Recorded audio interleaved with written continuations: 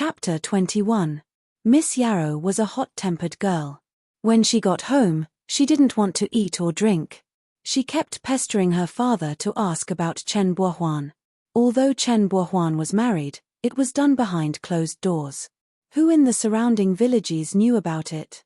Even the engagement between the Luo family and the Chen family was not clear about it. So Miss Yarrow learned that child Chen was not married yet. After a few rounds of observation, the county magistrate felt that Xiao Chen was capable, had a gentle temperament, and had a good family background. Thus, he sent someone to talk to the Chen couple about the marriage. Lord Chen regretted it so much. They told the county magistrate that they needed to think about it first. After closing the door, the two old men started to quarrel. Lord Chen said, "Why are you so anxious? That poor scholar died early. His daughter was supposed to mourn for him for 3 years. If you didn't let them get married first, it's not too late for our son to regret it now. Look at what happened." Mrs. Chen was also anxious. "Blame me?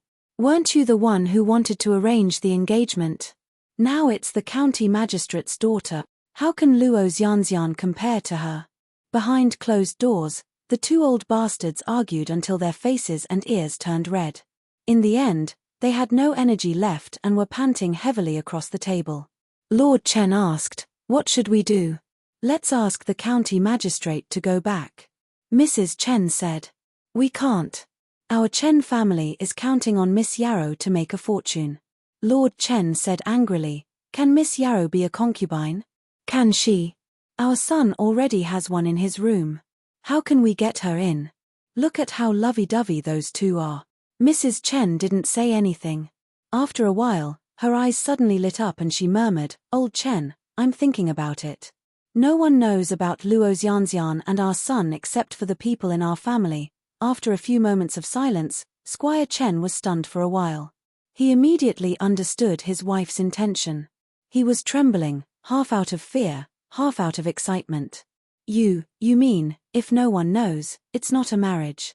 Mrs. Chen said, "Let's find a way to drive her away. If the soft approach doesn't work, we'll use the hard approach.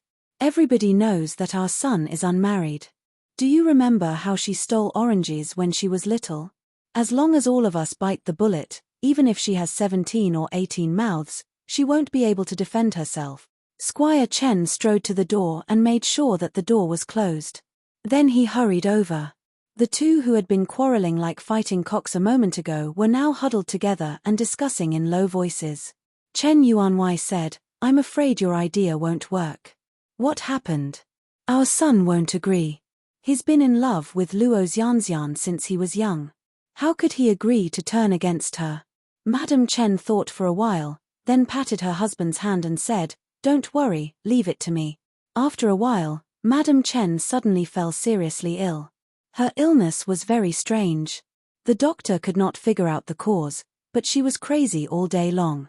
Her mouth was full of nonsense, and she kept saying that she was possessed by a ghost. Squire Chen was very anxious. He invited a Taoist priest, who carried a horsetail whisk. He calculated with his fingers and said that the Chen family had something against Madam Chen. If it was not solved, Madam Chen would not live to see the end of the year. Chen Bohuan was very filial. He was very anxious and asked, "What is against my mother?"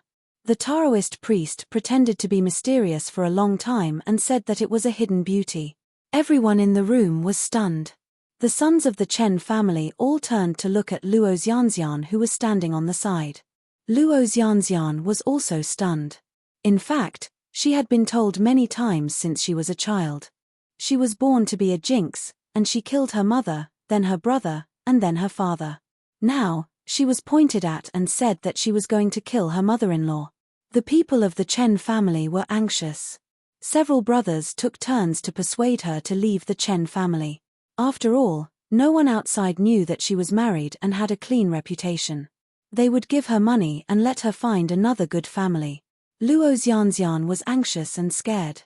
She was really worried that she was the jinx of Madam Chen. She cried all day long.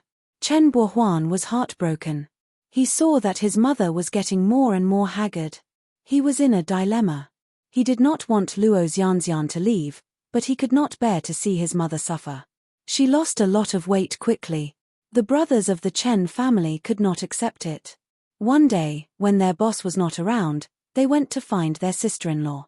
Luo Xianxian was mixing the 100 butterfly powder in the greenhouse. They rushed up and knocked over her utensils. The powder fell all over her. The strong smell seemed to have seeped into her bones and couldn't be washed away. The brothers surrounded her and said a lot of principles, such as wife's virtue and wife and daughter are inferior, parents are superior. But Luo Xianxian was very tough. Although she was timid, she was very stubborn. She cried and said that she did not want to leave. She begged them to think of another way. The second son of the Chen family was anxious. He went to her and slapped her. He said to her, "Our mother is going to die because of you. If there is another way, will your father die? Will your mother die? Will your brother's life be uncertain?" As soon as he slapped her, the others rushed to her.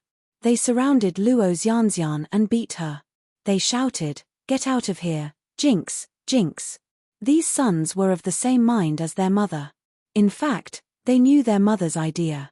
At this time, when their boss was not around, they drove Luo Xianxian out of the house. They threatened her that if she dared to come back, they would beat her every day. Anyway, she did not have a family. Even if she was beaten to death, no one would speak for her. It was a big snowy night. Luo Xianxian was thrown into the snow with bruises all over her body. One of her embroidered shoes fell off. She crawled forward slowly. Her mouth made unclear sobs, like the low howl of a cub before its death. It was late at night. On such a snowy day, few people would go out.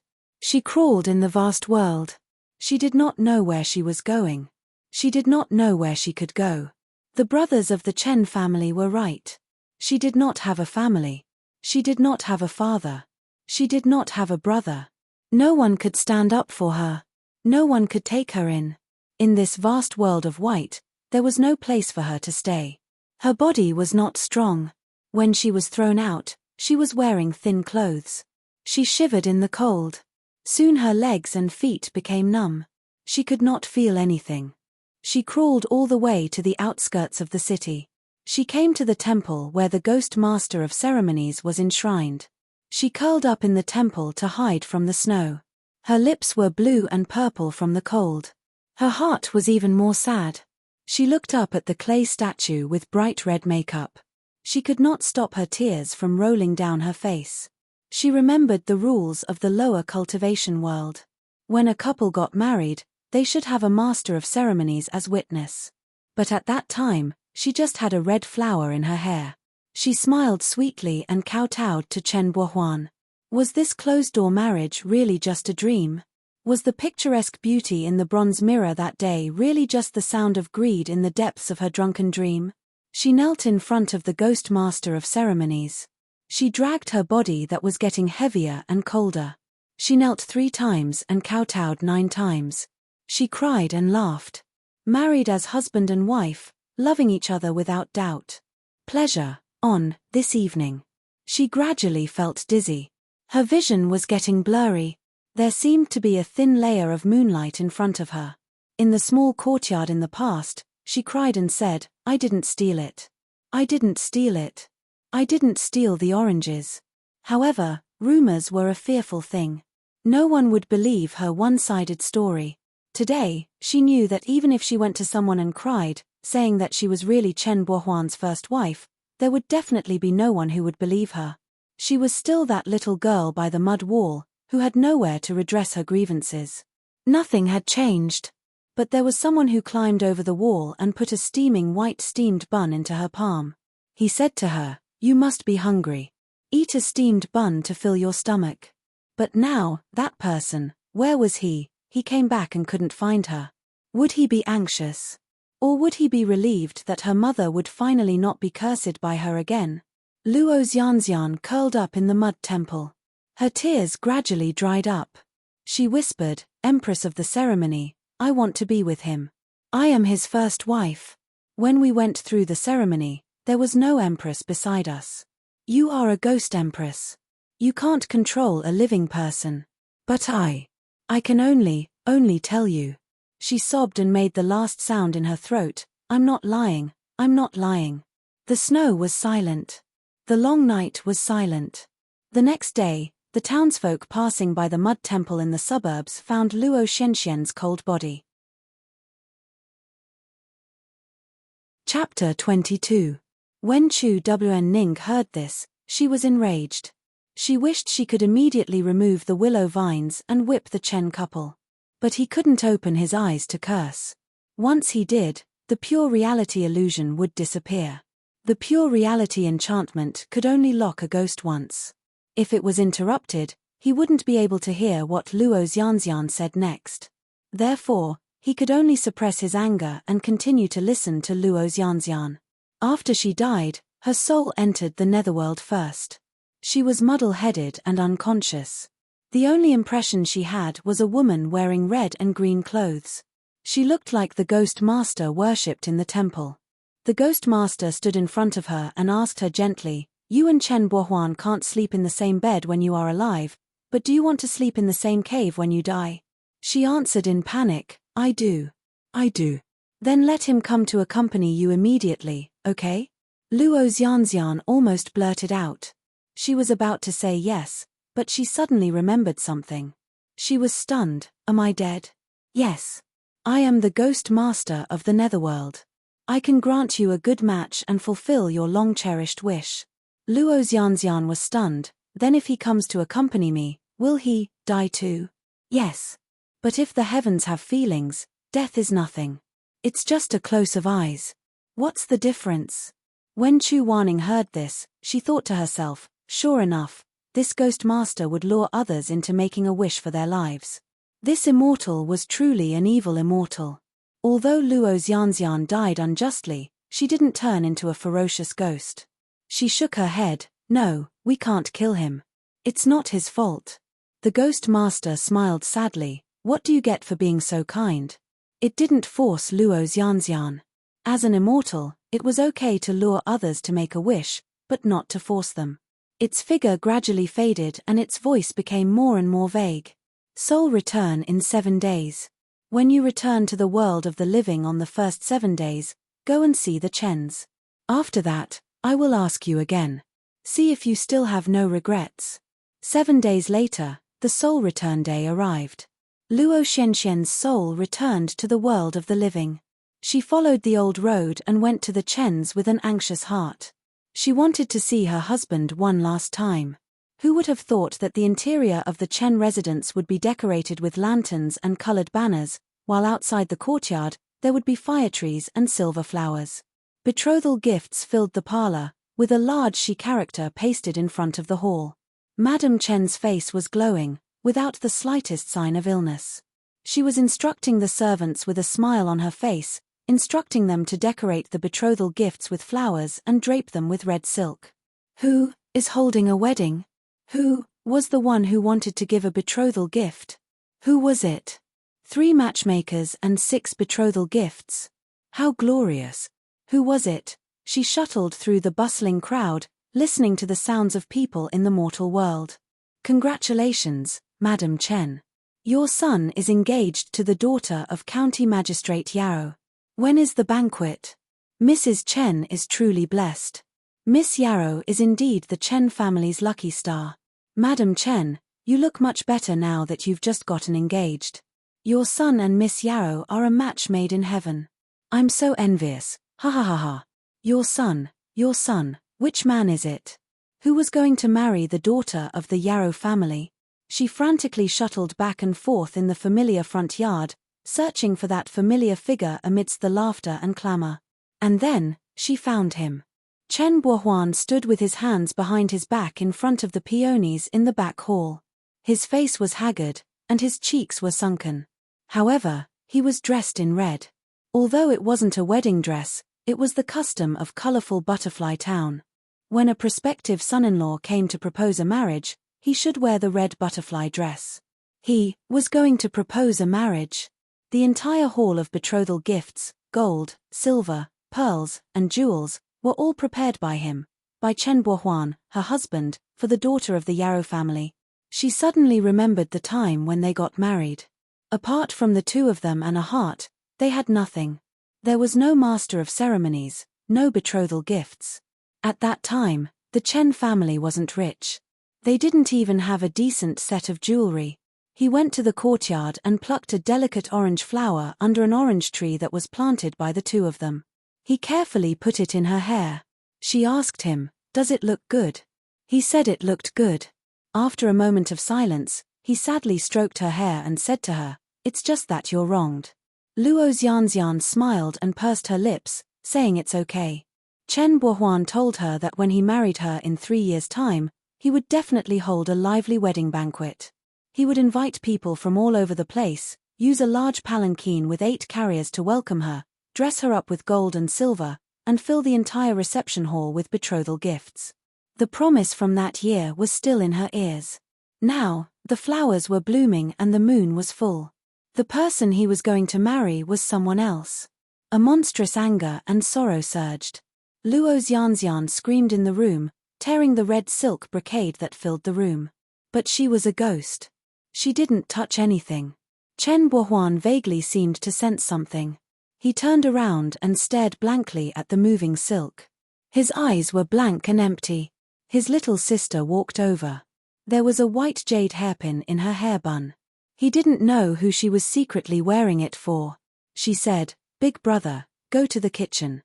Go to the kitchen and eat something. You haven't had a proper meal in days. We have to hurry to the county magistrate's house to propose a marriage. Your body can't take it like this." Chen Bohuan suddenly asked without thinking, "Little sister, did you hear someone crying?" "What?" "No, big brother, I think you're too." She gritted her teeth and didn't say anything. Chen Bohuan still stared at the place where the silk curtain fluttered. "How is mother now? Are you happy? Is she better?" "Big brother. She's better, she's better." Chen Bohuan stood there for a while and muttered to himself, "I don't have Xianxian anymore. I can't lose mother too. Big brother, let's go eat."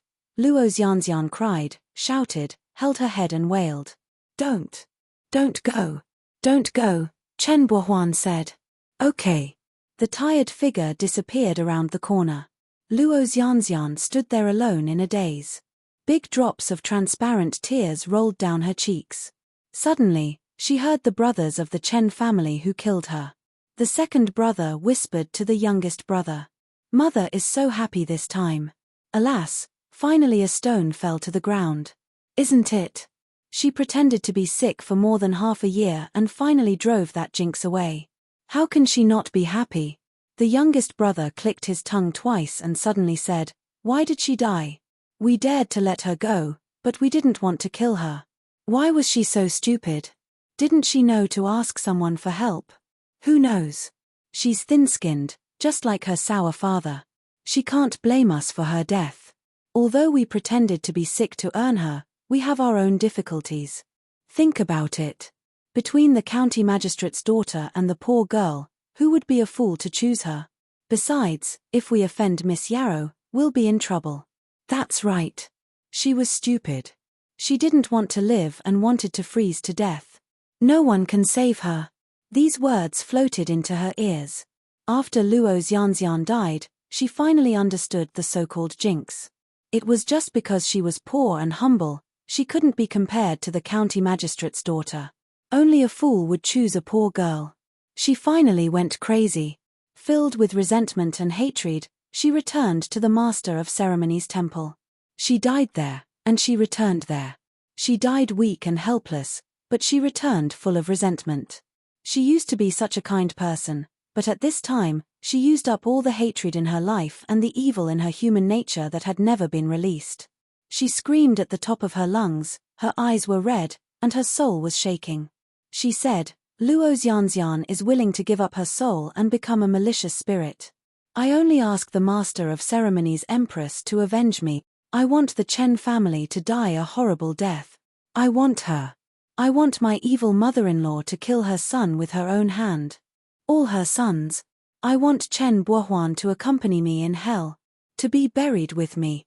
I'm not satisfied. I hate. The eyes of the clay statue on the altar closed, and the corners of its mouth slowly raised. An empty voice echoed in the temple. I accept you as my believer.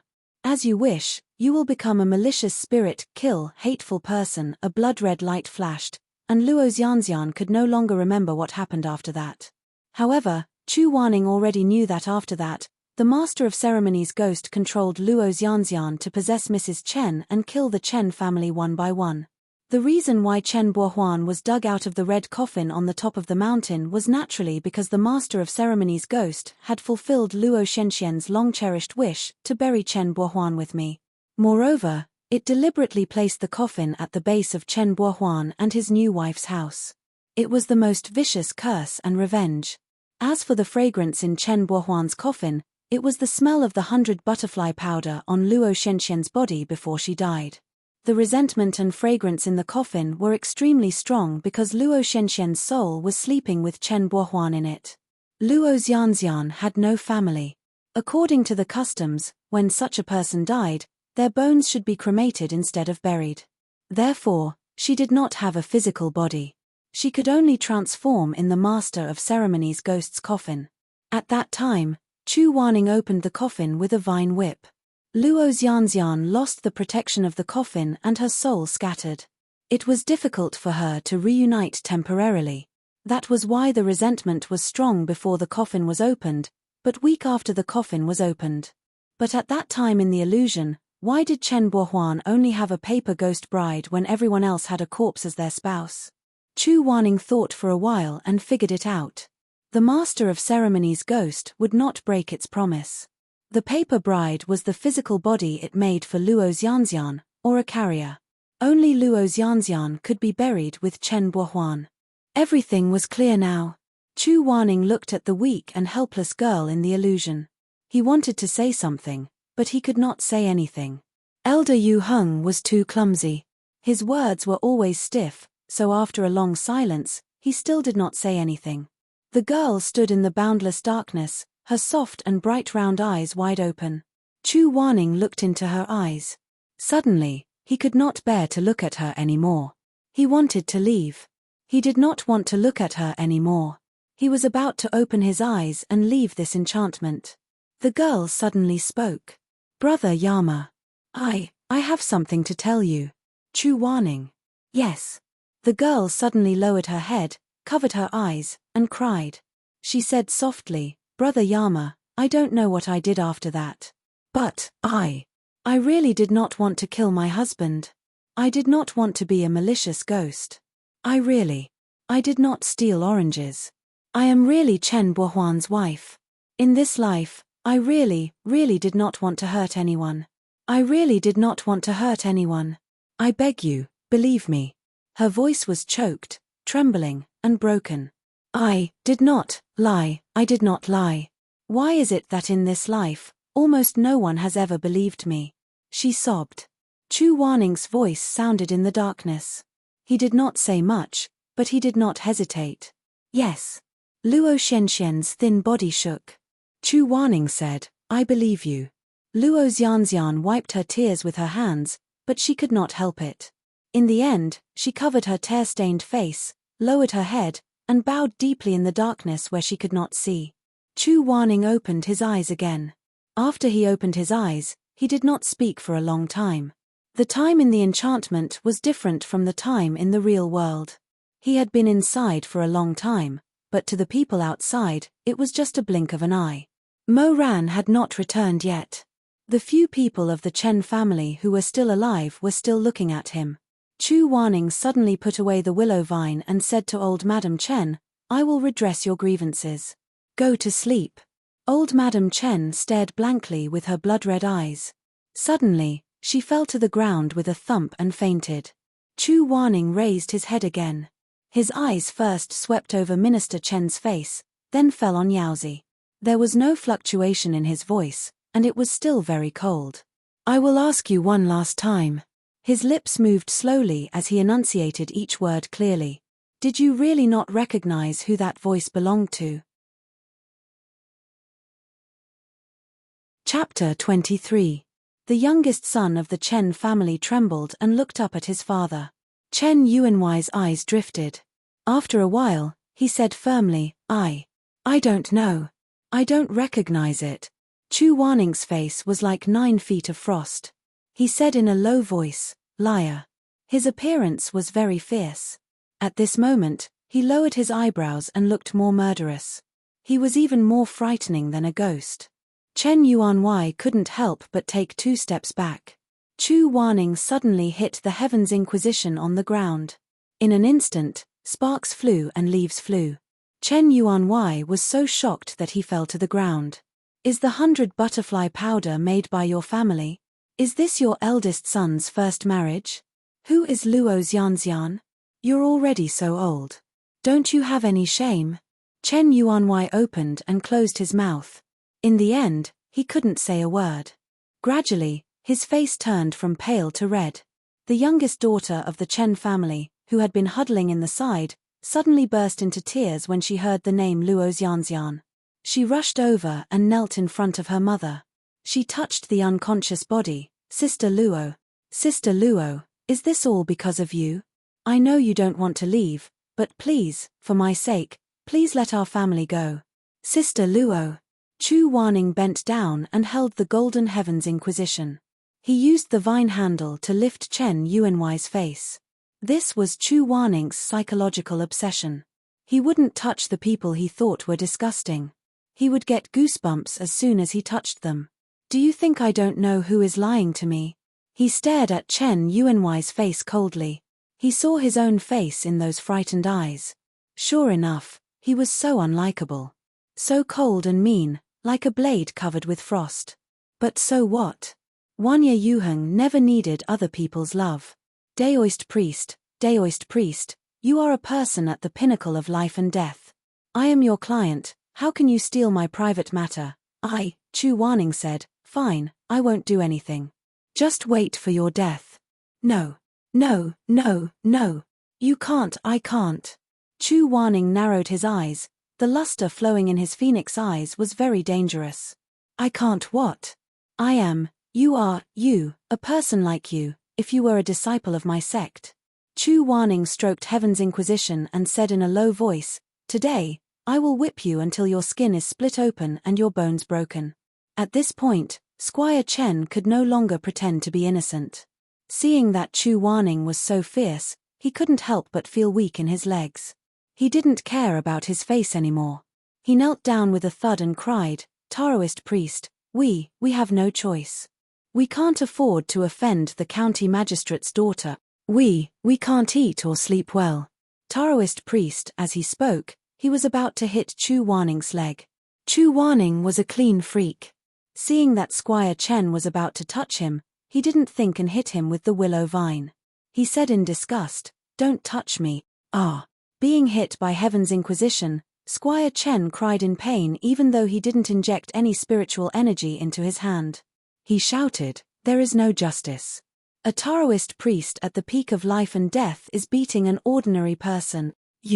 When Mo Ran helped the 2 injured people into the house, he saw Squire Chen kneeling on the ground with tears and snot.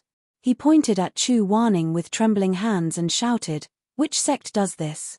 You people at the peak of life and death took the commission and didn't protect the client. You even beat him. This is really, really shameless. I want to tell the world. I want to publicize it. I want to let everyone know your attitude.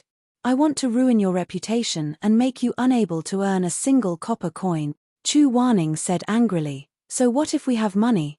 Can we turn black and white upside down? Can we repay kindness with ingratitude? Can we do whatever we want with money? Can we break our promise? The youngest son of the Chen family said timidly, we didn't kill Luo Xianxian. We just hit her lightly and kicked her out of the house. She didn't want to live. She didn't even find a place to hide in the snow. How can we be blamed for that? We didn't kill anyone. Even if you're an immortal, you can't just blame us like that. His words were extremely sharp. According to the law, the Chen family had not done anything that was out of line. Even if Chu Waning sent them to the court, the Yamen would at most blame the Chen family for being fickle and untrustworthy, but they would not be able to convict any of them. I didn't kill Bo Ren, but Bo Ren died because of me. You guys are really innocent. Chu Waning's hand that was holding onto Liu Ting was trembling slightly because of her anger. Chen Yuanwei was old and cunning. He had recovered from the initial panic. He was worried that Chu Waning would leave them alone before the evil ghosts were completely eliminated. But on second thought, this fierce Taoist was sent by the Peak of Life and Death. The Peak of Life and Death was the biggest sect in the lower cultivation world. Since they had accepted the commission, the Taoist must complete the task. This was a well-known fact in the world. After thinking this through, he was not so scared anymore. He held his hoof, which had a small cut, and cried until his nose was full of snot and tears, "Clean it? Our Chen family has never done anything evil. We didn't kill anyone or set a fire. Luo Xianxian didn't want to live. How can you blame us for it? If you don't get rid of this evil ghost today, I'll report you to the Peak of Life and Death. How can you be like this? You take people's money and you have to eliminate them. You don't even understand this, and you." Before he finished, Chu Waning took his money bag and threw it in front of Chen Yuanwei without blinking. "The sect took your money, and I'll return it to you today.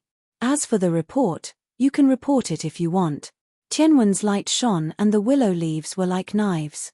Chen Yuanwei was caught off guard. He screamed and ran away with his hands covering his head. In a panic, he even pulled his little daughter to block the willow vines for him. Fortunately, Chu Waning was used to slapping people and Tianwen was one with his mind. He immediately stopped and avoided the little daughter of the Chen family. Then he turned around and slashed horizontally at Chen Yuanwei's face. In an instant, blood splashed everywhere and screams shook the sky. Chen Yuanwei didn't expect that Chu Waning didn't fall for his trick at all. His previous aggressive manner turned into a pile of mud. He ran away in fear and shouted, "Stop! Stop fighting! Taoist! What I said was all nonsense. It was nonsense. Ah, Taoist, please spare my life. Oh, please, I'm old, I can't stand it anymore. Taoist, please be merciful. It's our Chen family's fault. It's our Chen family's fault." How could Chu Waning listen to him? He choked on his anger. His phoenix eyes flashed fiercely as he danced with the heaven's will, leaving after images everywhere. He beat Lord Chen until he was rolling on the ground in pain. His tears and snot flowed freely. Mo Ran, who was standing at the door, was stunned. This was the first time he had seen Chu Wenning use Heaven's Inquisition to beat ordinary people. Moreover, she did not hold back at all. Her posture was as if she was beating livestock. She swung the vine so hard that it almost turned into a shadow.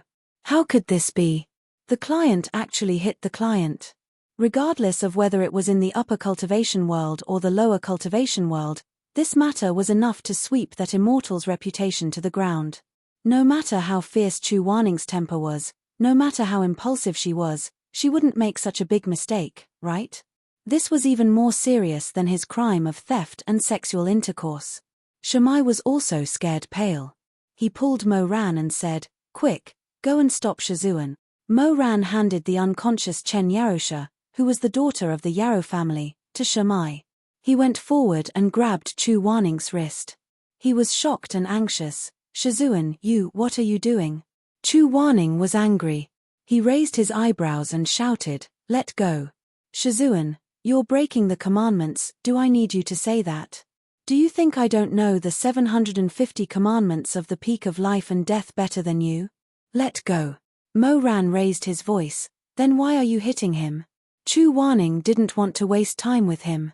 He suddenly swung his sleeve and whipped Chen Yuanwei with another vine. "Shizun!" Chu Waning shouted angrily in a low voice, "Get lost." Seeing this, Chen Yuanwei felt that Mo Ran was handsome and amiable. He must be a good person. He quickly crawled over and hid behind Mo Ran. He grabbed Mo Ran's sleeve and said, "Taoist priest, please talk to your Shizun. I'm an old man. Even if I did something wrong, I can't take this kind of beating." Who would have thought that when Mo Ran turned his head, he would see his face full of tears and snot. This guy did not pity him at all. Instead, he felt disgusted. He quickly moved away and said with disdain, "Don't touch me." Seeing that this person was unreliable, Lord Chen's gaze shifted to Shamai, who was helping Chen Yarosha sit down on the armchair. He held on to his last ray of hope and crawled over to Shamai. As he crawled, he cried loudly, Taoist priest, please have mercy. I know I did something wrong. It's my fault. I beg you, please help me talk to your Shizun. I know I did something wrong. I'll do whatever you want me to do. Just don't hit me anymore. I'm old, my body can't take it anymore. I can't take it anymore, he cried sadly. He wanted to live, so naturally, he was very sincere. He crawled over to Shamai and reached out to grab Shamai's sleeve. Shamai saw how pitiful he was and looked up at Chu Warning, Shizun, since the old man knows he did something wrong, please be merciful and let him go. Chu Warning said, get out of my way. Shamai, Chu Warning said sternly, you still won't move. Shamai was so scared that he trembled and moved out of the way. With a whoosh, the heaven's wrath cut through the air and went straight for Chen Yuanhui's head. Chen Yuanhui covered his head with his hands and screamed at the top of his lungs. His scream was so shrill that Shamai, who was standing beside him, couldn't help but move back and block the heaven's wrath for Chen Yuanhui. Swoosh! Shamai dodged too quickly. Chu Warning wanted to stop, but it was too late. Blood splattered everywhere. Shamai's body was very weak. After being hit by the heaven's wrath, he suddenly knelt on the ground and covered his fair and tender cheek. The blood couldn't stop flowing and flowed through the gaps between his fingers. Chapter 24. For a moment, no one in the hall spoke. Only the sound of Minister Chen's sobbing could be heard. Shamai lowered his head and covered his cheek. When he looked up at Chu Warning, his eyes were full of sincerity. Shizun, please don't hit me anymore. If you continue to hit me like this, I will be the one to bear the responsibility. Mo Ran was scared out of his wits. Although he was a bastard, he was stubborn and infatuated with Shamai. In this life, he swore to himself that he would cherish and protect Shamai. But in just a few days, Shamai was seriously injured and injured by the willow vines. What the hell was going on? He didn't have time to settle accounts with Chu Warning. He hurried to Shamai's side and checked the wound on his face. Shamai said softly, I'm fine, let me see. I'm really fine. Even though he resisted, Mo Ran pulled down his hand that was covering the wound. His pupils suddenly shrank. There was a deep and hideous wound. His skin and flesh were exposed. Blood kept flowing out until it reached his neck. Mo Ran's eyes couldn't help but turn red. He bit his lip and stared for a long time. Suddenly, he turned to Chu Warning and shouted angrily, Are you done? Chu Warning's face was gloomy. He didn't say anything. He didn't apologize and didn't come forward. He stood straight in the same place, still holding Heaven's Inquisition in his hand. Mo Ran seemed to have countless demons and monsters crazily gathering in his heart. Who could bear to see his sweetheart who died once in his previous life being wronged again and again? He and Chu Warning just stared at each other like that. Neither of them gave in, neither of them gave in. Mo Ran's eyes gradually became bloodshot. He hated Chu Warning for so many years, so why did this man in front of him always go against him? When he first entered the sect, Chu Warning beat him to death when he did something wrong. Later on, when Shamai was injured, Chu Warning, who only had 3 apprentices in his life, stood aside and refused to help. Later on, Shamai died and the Life-Death Summit was destroyed. Mo Weiyu became the unparalleled overlord of the cultivation world. Who in the mortal world would not submit to him? Chu Warning was the only one who stood against him, destroying his great cause and stabbing his conscience. Chu Warning constantly reminded him that no matter how powerful the Emperor Ta was, he was just a lunatic who had been betrayed by his friends and family. Chu Warning, in life and in death, it had always been him. The two of them were still wearing matching auspicious clothes. Red clothes against red clothes, standing far away. There seemed to be a deep ravine between them that could not be filled. In the end, Chu Warning withdrew his Heaven's Inquisition. Chen Yuanhui was greatly relieved. He knelt in front of Shamai and kept kowtowing. Bodhisattva, immortal, you are a living bodhisattva who saves people. Thank you, immortal, for saving my family. Thank you, immortal, Thank you. It was always like this. He was the one who put down the evil spirit, but he was also the one who whipped the poisonous chili willow vine. Chu Wanning did his job and broke the strict rules. In the end, the Bodhisattva was someone else, and he was the bad guy. It was always like this. He had a bad temper, and he admitted it. He did not regret it. It was just that he missed the vine whip and whipped his apprentice. He was still upset, but he was shy and did not want to say anything gently. He walked on his own and came to the little girl of the Chen family. When the little girl saw him, she couldn't help but take 2 steps back in fright, trembling. She was the only one in the Chen family who was kind. Chu Wanning said softly, "Your mother was possessed by an evil spirit and lost more than 20 years of her life. If she still does not repent and has evil thoughts, she will be haunted by Yin Qi in the future. I am afraid that she will die even earlier. When she wakes up, ask her to use mahogany to make a memorial tablet for Miss Luo. The tablet must acknowledge Miss Luo's identity. Luo Xianxian is Chen Bohuan's legal wife.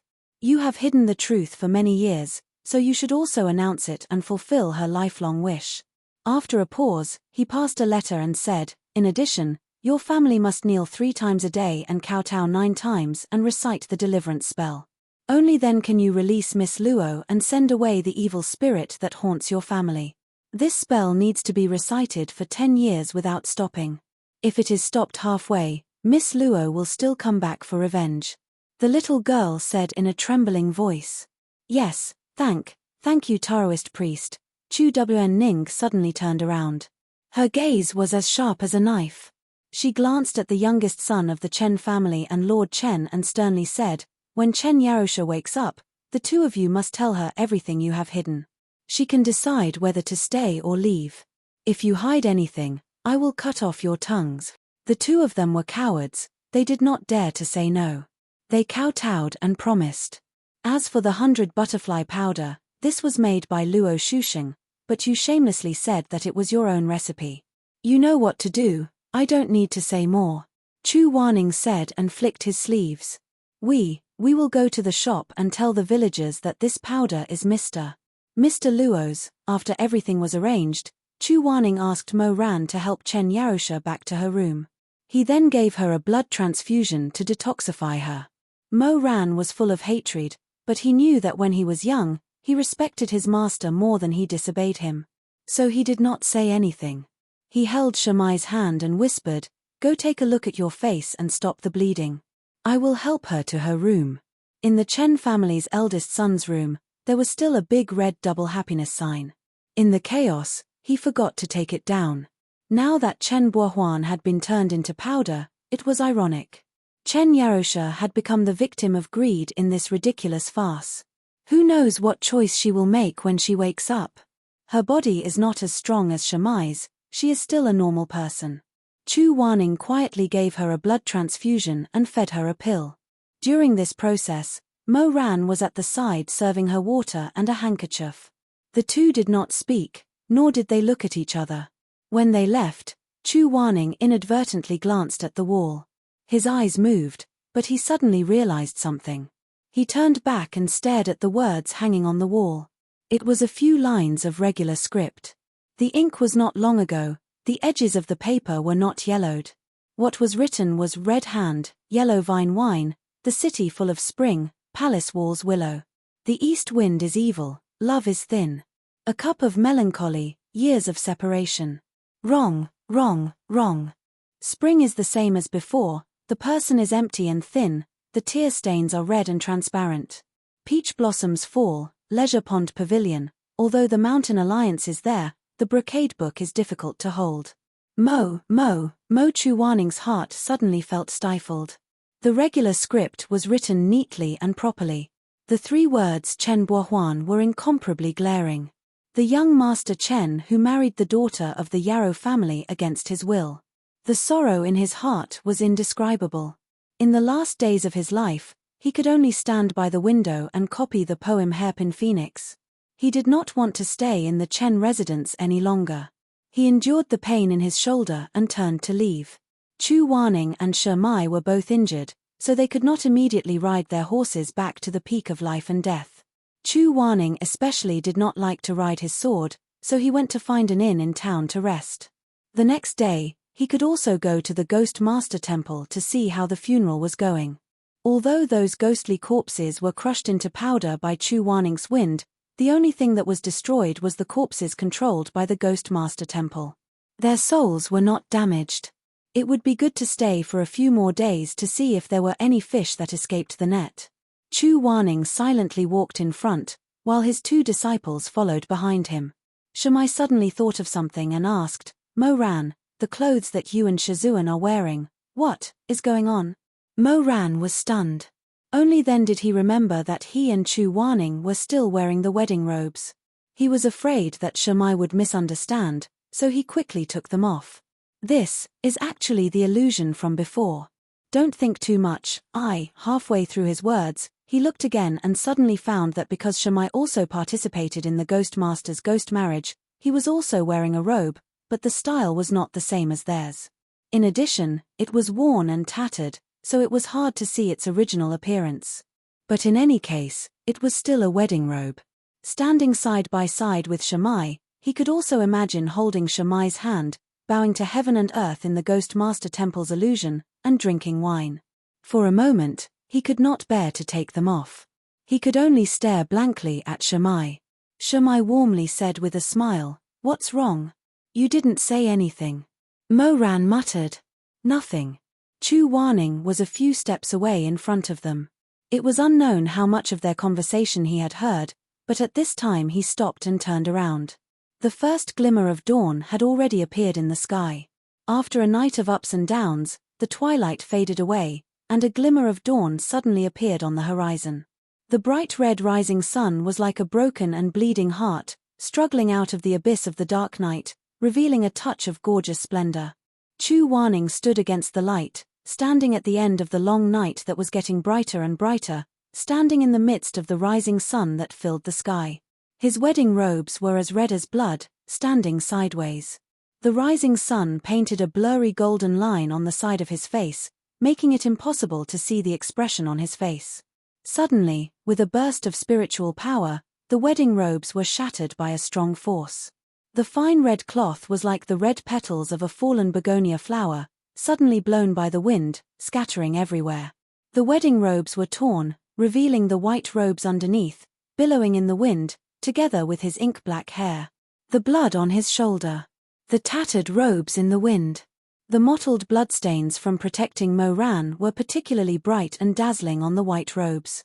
After a long time, Chu Wanning laughed coldly, rather mockingly, "Mo Weiyu, between you and me, what is there to be misunderstood?"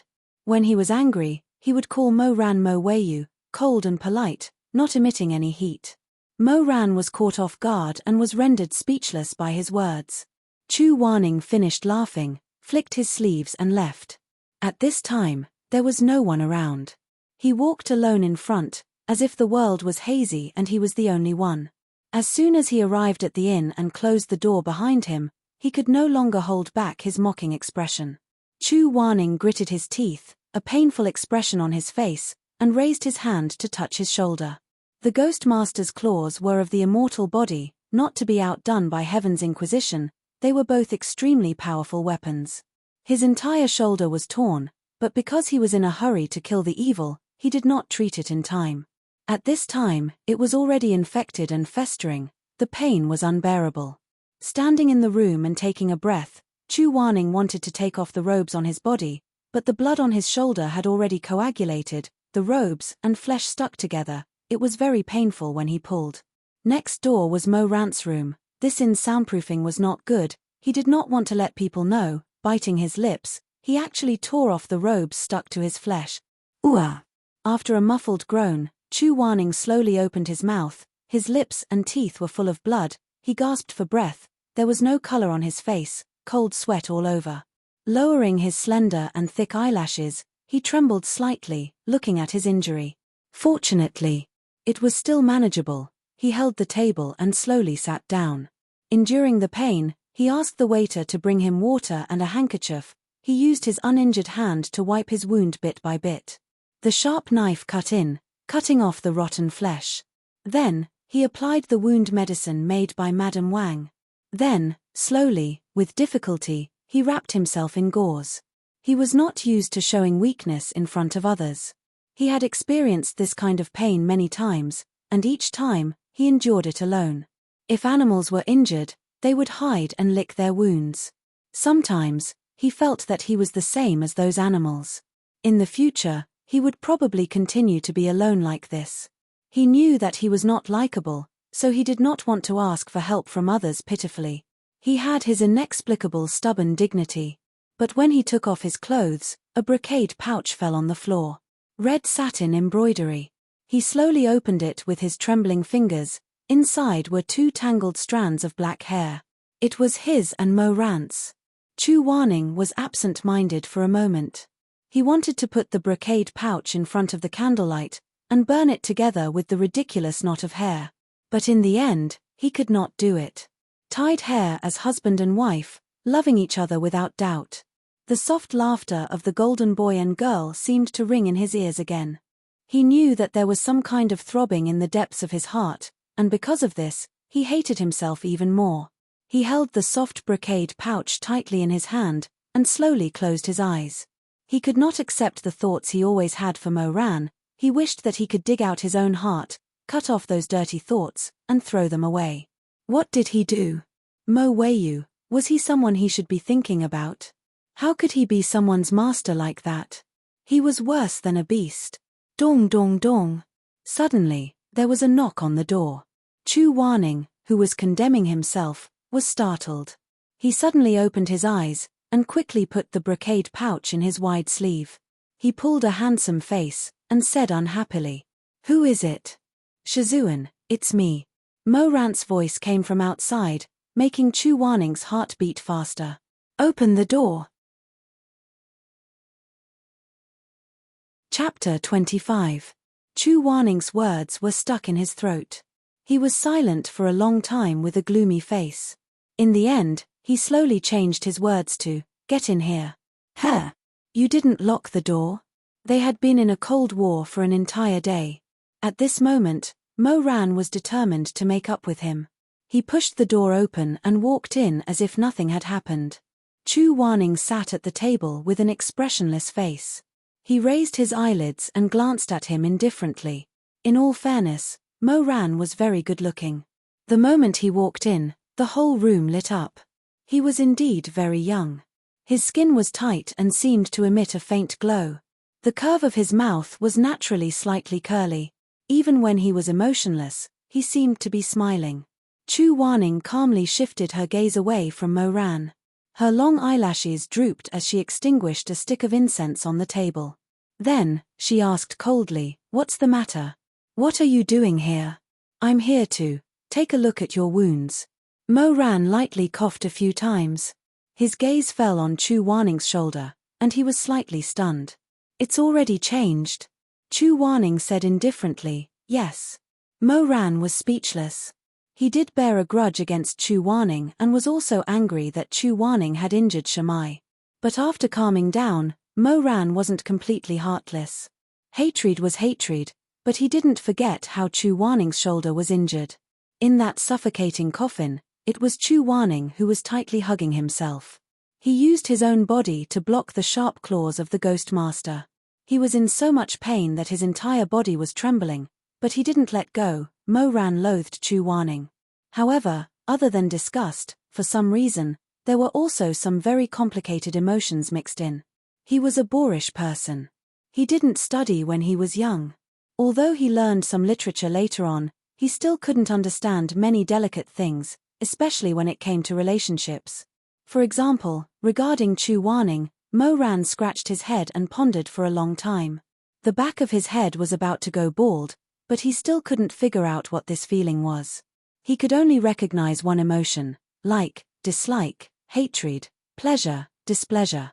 If he mixed all these emotions together, the wise and mighty Emperor Ta would see stars and become completely dizzy. "I don't understand, I don't understand, I don't know. Help, my head hurts."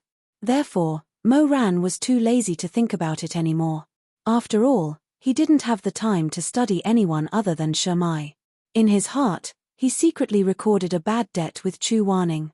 On the one hand, He secretly planned that if there was a chance in the future, he would definitely pay back double. On the other hand, he felt guilty and conflicted. In the end, he still knocked on Chu Waning's door. He didn't want to owe Chu Waning anything. But this person, Chu Waning, was even more stubborn and ruthless than he thought. Mo Ran stared at the pile of blood-stained cotton gauze on the table, the basin full of hot water dyed red with blood, and the sharp knife carelessly thrown to the side. There was still flesh hanging from the tip of the knife. His head grew big. How did this person manage to heal himself? Was he really able to cut open the wound without batting an eyelid? Just imagining that scene made his scalp go numb. Was this guy still human? When he thought about how he had just cleaned up Shamai's wounds, Shamai was in so much pain that he softly groaned and had tears in the corners of his eyes. Even if Mo Ran didn't like Chu Waning, he couldn't help but to repeatedly bow to him in his heart. Elder Yu Heng really was a domineering and pure man. He was convinced. After standing in place for a while, Mo Ran broke the silence. He lightly coughed twice and rubbed the tips of his feet on the floor. He said awkwardly, "Just now at the Chen residence. Shizun, I'm sorry." Chu Waning didn't say anything. Mo Ran secretly glanced at him. "I shouldn't have yelled at you." Chu Waning still didn't pay attention to him. This person's face was indifferent and expressionless as usual, but he felt wronged in his heart, so he didn't say anything. Mo Ran walked over. When he got closer, he saw that Chu Waning had wrapped his shoulders in cotton gauze and tied himself up like a crab. Well, a person who didn't even know how to wash clothes, how could he expect him to tie himself up nicely? Mo Ran sighed and said, "Shizun, don't be angry." "Which eye of yours saw that I was angry?" Chu Waning said angrily. Mo Ran, after a while.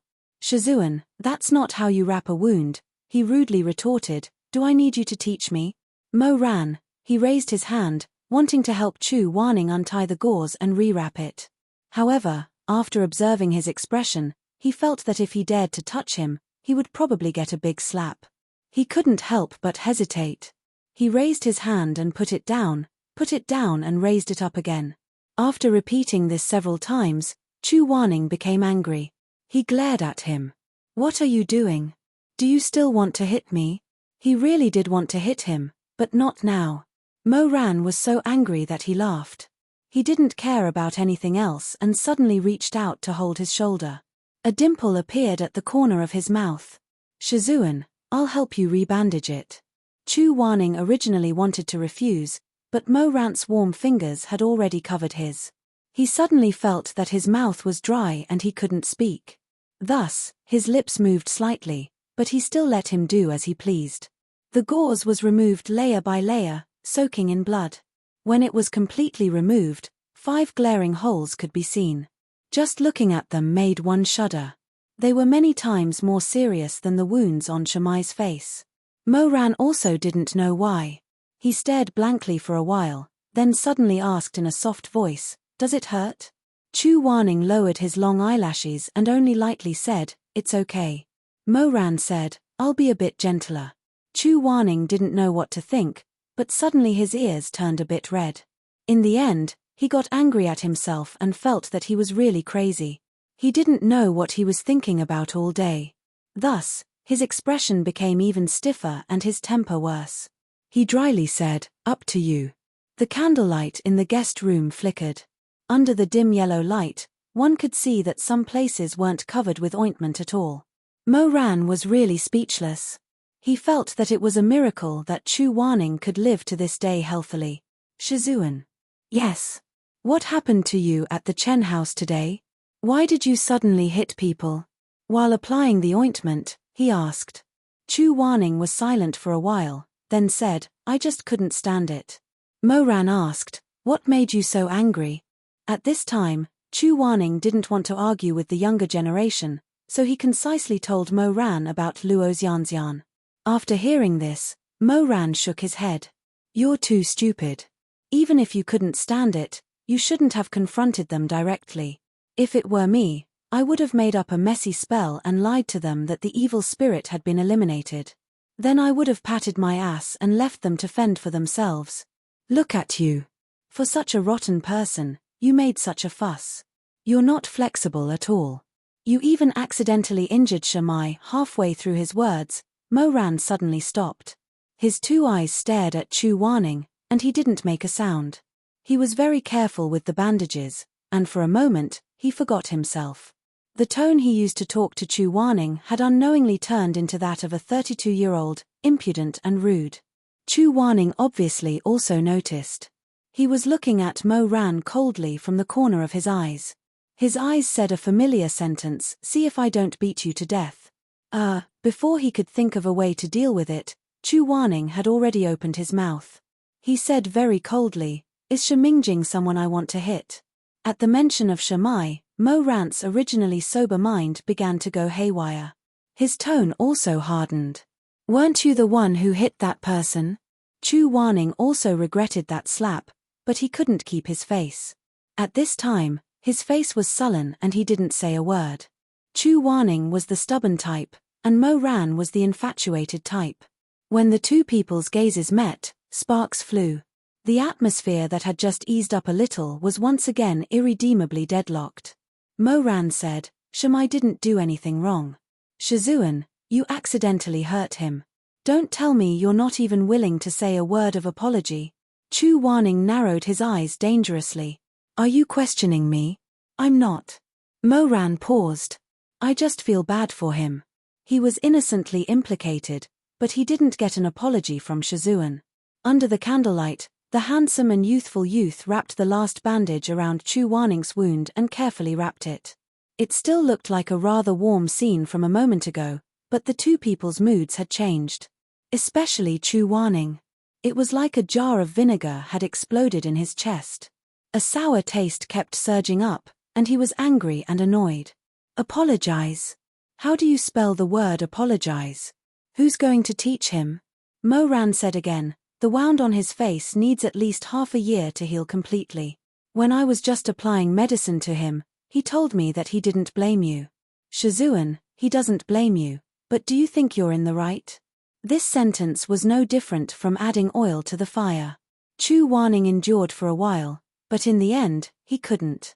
He suppressed his voice and said in a low voice, "Get out." "Mo Ran," Chu Warning said angrily, "get out." Mo Ran was thrown out. The door slammed in his face, almost crushing his fingers. Mo Ran was also angry. Look.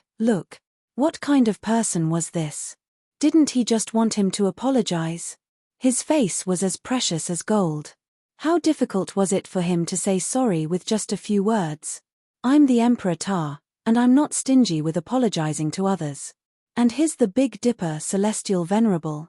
Why did he suddenly throw a tantrum? It was as if he had swallowed gunpowder. No wonder no one cared about him even though he had such a handsome face. Serves him right to be single for life. Since Chu Warning didn't care about him and gave him the cold shoulder, the high and mighty Emperor Ta wouldn't shamelessly roll on the floor and sleep at the door. Although he was tenacious and stuck to Shamai like sticky candy, he stuck to Shamai, not Shizun. He left without a care and went to accompany Shami. "Why are you back?" Shamai, who was already lying down to rest, was stunned when she saw Mo Ran come in. She sat up, her long black hair hanging down. "How is Shizun?" "Very good. His temper is as bad as usual." "Shamai," Mo Ran brought a chair over and sat in the opposite direction. He rested his hand on the back of the chair and smiled lazily. He sized up Shamai's long hair. Shamai said, "Why don't I go and see him?" "Wow, don't do anything stupid." Mo Ran rolled his eyes. He's fierce. "Did you make him angry again? Does he need to be provoked?" "He can get angry with himself. I think he's made of wood. He'll burn with anger at the slightest provocation." Shamai shook his head and didn't know whether to laugh or cry. Mo Ran said, "You should rest early. I'll go downstairs and borrow the kitchen to make you some food." Shamai said, "What are you doing? You haven't slept all night. Why don't you sleep?" "Haha, I'm in good spirits." Mo Ran laughed. "But if you can't bear to leave me, I can stay with you until you fall asleep." Shamai hurriedly waved his hand and said gently, "No, I can't sleep if you keep looking at me like this. You should go to bed early too. Don't tire yourself out." The smile on Mo Ran's face stiffened. He was a little sad. Although Shami was gentle to him, he always maintained an ambiguous attitude, sometimes far, sometimes close. Although he was clearly close to him, he was like the moon in the mirror, a flower in the water, he could only look at it but could not obtain it. Okay. In the end, he just tried to cheer up and smile. Mo Ran's smile was very bright. When this person wasn't evil, he was actually cute. Call me if you need anything. I'll be next door or downstairs. Okay. Mo Ran raised his hand and wanted to touch his hair, but in the end, he restrained himself. He turned his hand in the air and scratched his head. I'm leaving. After leaving the room, Mo Ran couldn't help but sneeze. He sniffed his nose. Because colorful Butterfly Town produced incense, the price of all kinds of incense was not expensive. Therefore, the inn was not stingy. Every room was lit with a long special incense. First, it could ward off evil, second, it could get rid of humidity, and third, it could make the room fragrant. But Mo Ran felt uncomfortable when he smelled the incense. But since Shami liked it, he endured it. Downstairs, Mo Ran waddled in front of the innkeeper and gave him a silver ingot. He narrowed his eyes and said with a smile, "Innkeeper, do me a favor." The innkeeper looked at the silver ingot and smiled more politely than Mo Ran. "Immortal sage, what orders do you have?" Mo Ran said, "I see that there aren't many people here for breakfast, so I've talked to you. The kitchen will be used by me this morning. I'll have to trouble you to bring the other guests back." How much money could he earn earlier? In half a month, he might not even be able to earn back a single silver ingot. The shopkeeper immediately beamed with joy as he agreed, leading the swaggering Mo Weiyu to the inn's kitchen. "Immortal sage, you want to cook? Why don't you let our chef do it? He's very good at cooking." "No need." Mo Ran smiled. "Innkeeper, have you heard of Xiong Tan's Drunken Jade restaurant?" "Ah. Isn't that the music and dance pavilion that collapsed a year ago?" Mo Ran said, "Yes." The innkeeper peeked outside and confirmed that his wife was busy and not eavesdropping. He snickered and said, "Why haven't I heard of it? It's the most famous restaurant by Xiong River. There was a famous musician there. Her name shook the world. It's a pity that it's far away. Otherwise, I'd like to hear her play a song." Mo Ran smiled. "Thank you for the compliment. I'll thank you on her behalf." "On her behalf? On her behalf?" The innkeeper scratched his head. "Do you know her?" Mo Ran said, "More than that." "Wow. Immortal sage, I can't tell." "Hey. But you cultivators can also." Mo Ran interrupted him with a smile. "Apart from music, do you know anything else?" It's said that her food is also very good." The corners of Mo Ran's mouth curled up and his smile became even brighter. He skillfully picked up the kitchen knife and said, "Before I started cultivating, I worked in the kitchen of Drunken Jade Pavilion for several years. Tell me, is your chef's food better than mine?" The innkeeper was even more shocked. He said incoherently, "Immortal sage, you're really." He really didn't know what to say for a long time. Mo Ran glanced at him from the corner of his eyes, his lips curled into a calm and proud smile. He said lazily, "Go out, I'm going to cook." The innkeeper didn't know that he was talking to the former master of darkness. He pulled a long face and said, "I've heard that Drunken Jade restaurant's desserts are exquisite. I wonder if Immortal Sage can give me some face and let me try some when you're done." He thought that Mo Ran would definitely agree since his request wasn't high.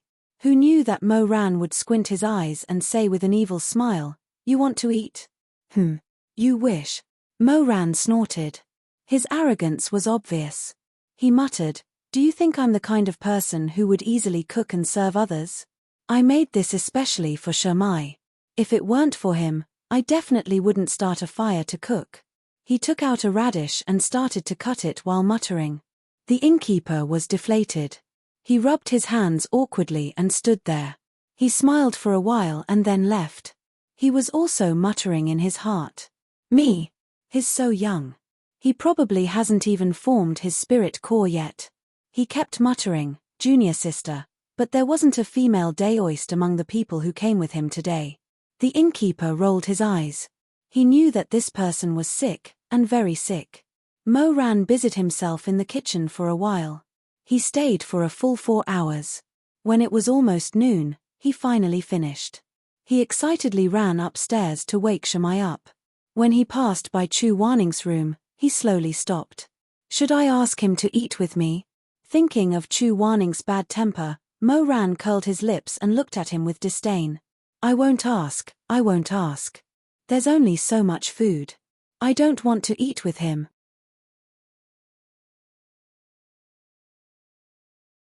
Chapter 26. As the sun rose, more and more people came to the inn to have a meal. Mo Ran felt that it was too noisy downstairs, so he asked the waiter to send the dishes to his room. In the end, he invited Chu Waning. After all, his teacher was the most senior. He was not the emperor of the human realm, so he still had to follow the rules. There were 3 bowls of steaming hot noodle soup on the square beach table. The noodles were made by himself and were different from the ones bought outside. They were chewy and smooth. On top of the noodles were thick slices of beef, oily fat intestines, fresh and tender pea sprouts, plump green vegetables, and golden shredded eggs. The color was bright and attractive. However, the most outstanding part of the 3 bowls of noodles was not the water leaves, the big pieces of meat, or the luxurious ingredients. Instead, it was the bone broth that had been simmered for 4 hours. It was poured into the bowls of noodles. The milky white broth had sesame red oil floating on it. Mo Ran took a stone bowl and ground a spicy and fresh seasoning. He boiled it in the broth, which was fragrant and full of flavor. He thought that Shimai liked to eat spicy food, so he put a lot of red oil and chili oil in the bowl. Seeing that Shimai was engrossed in eating, Mo Ran's smile became more and more relaxed. He stole a few glances and could not help but ask, "Is it delicious?" Shimai said, "It's very delicious." Chu Waning did not speak. He still had a gloomy expression as if God owed him 100 mountains of gold and silver. Mo Ran showed a proud expression. "Then when you want to eat, tell me and I'll make it." Shimai's eyes were covered with a thin layer of mist because of the spiciness. He looked up at Mo Ran with a smile. There was gentleness between his eyebrows. In front of a beauty, Mo Ran was not sure whether he should eat Shimai or eat the noodles in the bowl if it was not for Chu Waning sitting next to him. Shimai did not eat much of the pea sprouts and intestines, but he soon finished the beef and vegetables. Mo Ran, who had been quietly observing from the side, reached out with his chopsticks and put the bean sprouts and pig intestines into his bowl. He also picked up a few pieces of beef from his bowl to fill the empty space. The disciples of Life and Death Summit all ate at the Mengpo lobby and would often swap dishes with each other. Thus, Shimai did not find it strange. He smiled and said, "Mo Ran doesn't eat beef." "Yes, I love eating pea sprouts." After saying that, he buried his head and started snoring. The tips of her ears were slightly red. Chu Waning expressionlessly picked up the bean sprouts in his bowl with his chopsticks and threw them all into Mo Ran's bowl. "I don't eat bean sprouts." Then, he threw all the beef in his bowl to Shimai. "I don't eat beef either." Then, he frowned and stared at the remaining things in the bowl. He pursed his lips and remained silent. Shimai asked cautiously, "Master, is it not to your liking?" Chu Waning. He did not answer. Instead, he lowered his head and silently picked up a piece of vegetable. After taking a small bite, his expression became even uglier. With a pah sound, he put down his chopsticks. "Mo Weiyu, did you spill the jar of chili sauce in the soup?" Mo Ran did not expect that the breakfast he had painstakingly made would be reprimanded like this. He was stunned and raised his head. There was still a strand of noodles hanging from the corner of his mouth. He blinked innocently at Chu Waning. He could not believe his ears. Thus, he slurped down the noodles and said, "What?" Chu Waning did not give him any face this time. "Is this something that humans eat? How can humans eat this?" Mo Ran blinked a few more times. He was finally sure that this guy Chu Waning was scolding him. He said indignantly, "How is it not for humans to eat?" Chu Waning's eyebrows twitched. He said sternly, "It's really hard to swallow." Mo Ran choked. In any case, he had secretly learned this skill from the Drunken Jade Pavilion. "Master, you're too picky." Shimai also said, "Master, you haven't eaten for a day. Even if you don't like it, you should at least eat some." Chu Wanning stood up and said coldly, "I don't eat spicy food." He turned and left. The two people left at the table fell into an awkward silence. Shamai was a little surprised. "Master doesn't eat spicy food? How come I didn't know?" Mo Ran, you didn't know either? Mo Ran looked at the noodles Chu Wanning left on the table. He did not eat a single bite. After a while, he nodded. I don't know." This was a lie. Mo Ran knew that Chu Wanning did not eat spicy food. But he had forgotten. After all, he had been entangled with this person for most of his life. He knew what Chu Wanning liked to eat and what he did not. But he did not care, so he did not remember. Returning to his room alone, Chu Wanning lay down with his clothes on. He faced the wall. His eyes were open, but he could not sleep. He had lost a lot of blood and used a lot of spiritual power. He had not eaten a single grain of rice in the morning. In fact, his stomach had been empty for a long time. It was very uncomfortable. This person did not know how to take care of himself. When he was in a bad mood, he simply did not eat. It was as if he thought that being angry would fill his stomach. He did not know what he was angry about. Or rather, he did not want to know. But in the silence, a face appeared vaguely in front of him. It was smiling brightly. The corners of the mouth were slightly curled. A pair of eyes were black and shining. They were a somewhat gentle deep purple. It looked warm and a little lazy. Chu Wanning clutched the mattress tightly because she was using too much force. His knuckles were slightly white. He was not willing to fall into this. He closed his eyes, wanting to get rid of this smiling face. But after he closed his eyes, the past became more and more turbulent. Like a tide, it surged into his heart. The first time he saw Mo Ran was in front of the Tongqian Tower at the peak of life and death. That day, the sun was shining brightly. All 20 elders were gathered together and were whispering to each other. Elder Yu Heng was naturally an exception. He was not so stupid as to be willing to stand there and bask in the sun. Instead, he had long hidden under a flowering tree.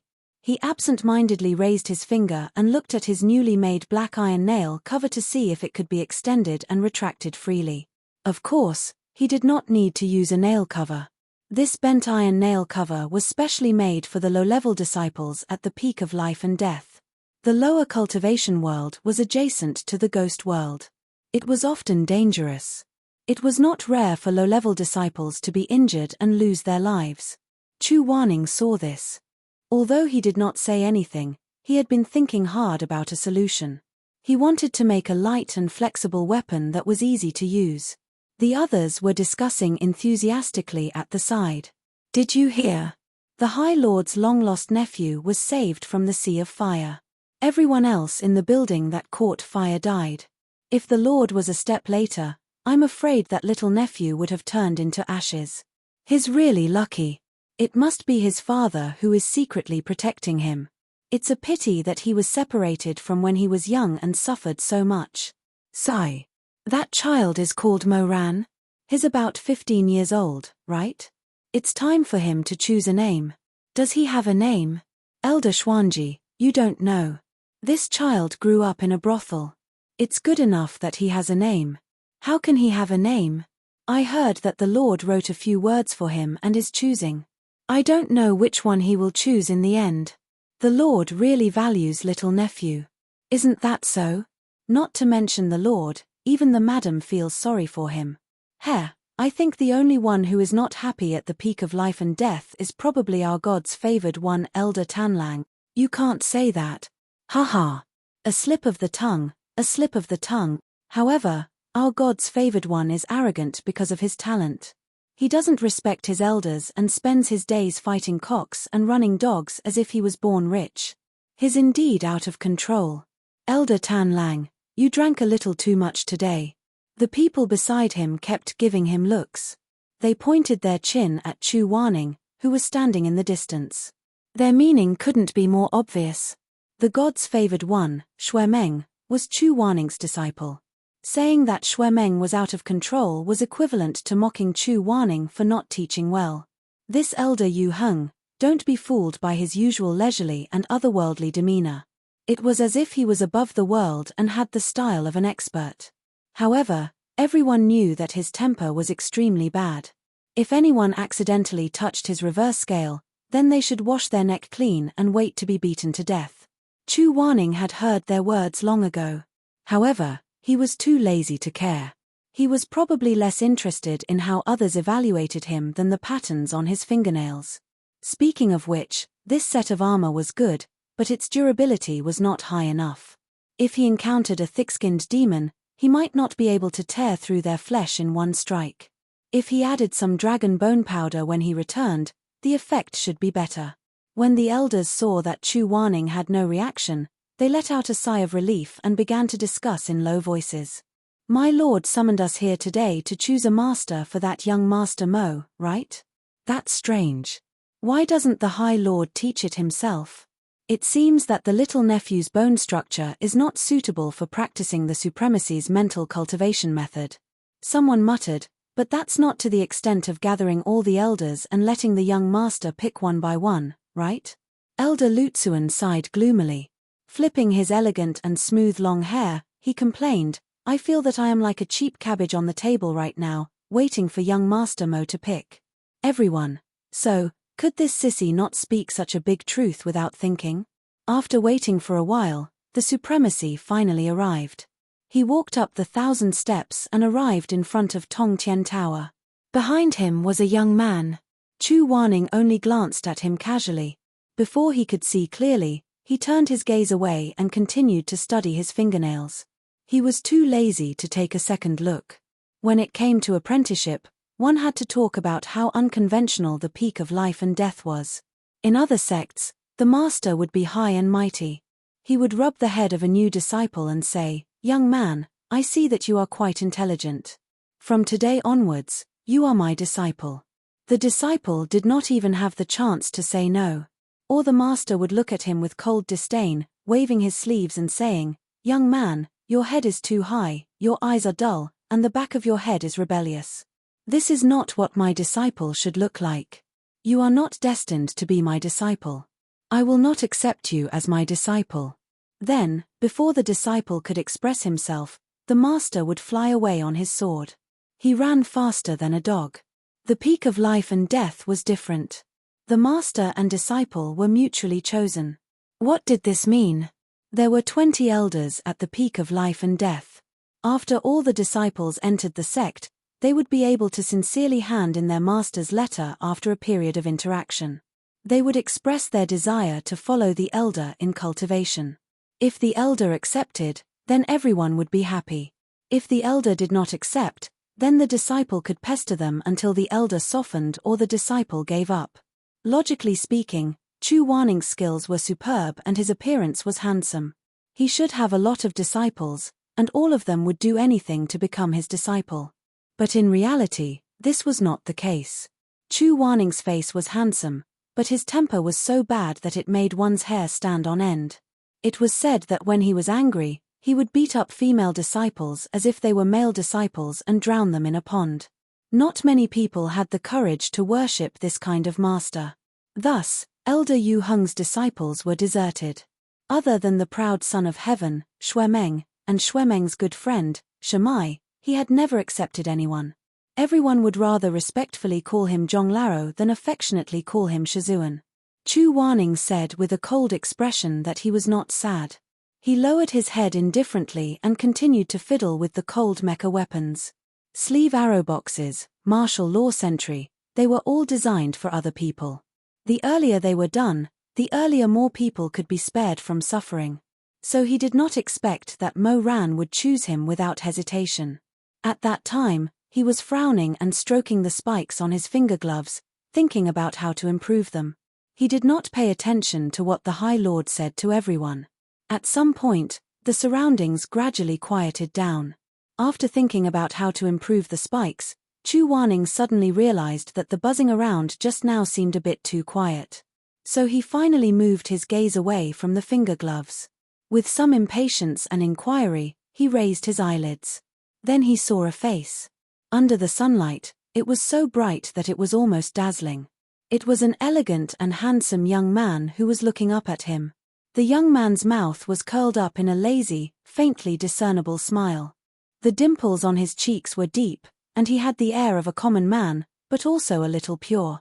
A pair of black eyes with hints of purple were staring at him without blinking.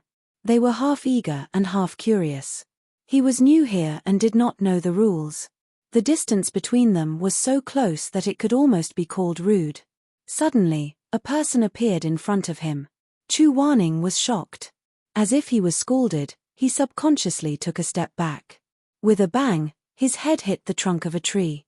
The young man widened his eyes slightly. "Ah, Chu Wanning," the young man, "Chu Wanning, what are you doing?" The young man laughed. Immortal Master, I've been looking at you for a long time. Why are you ignoring me?"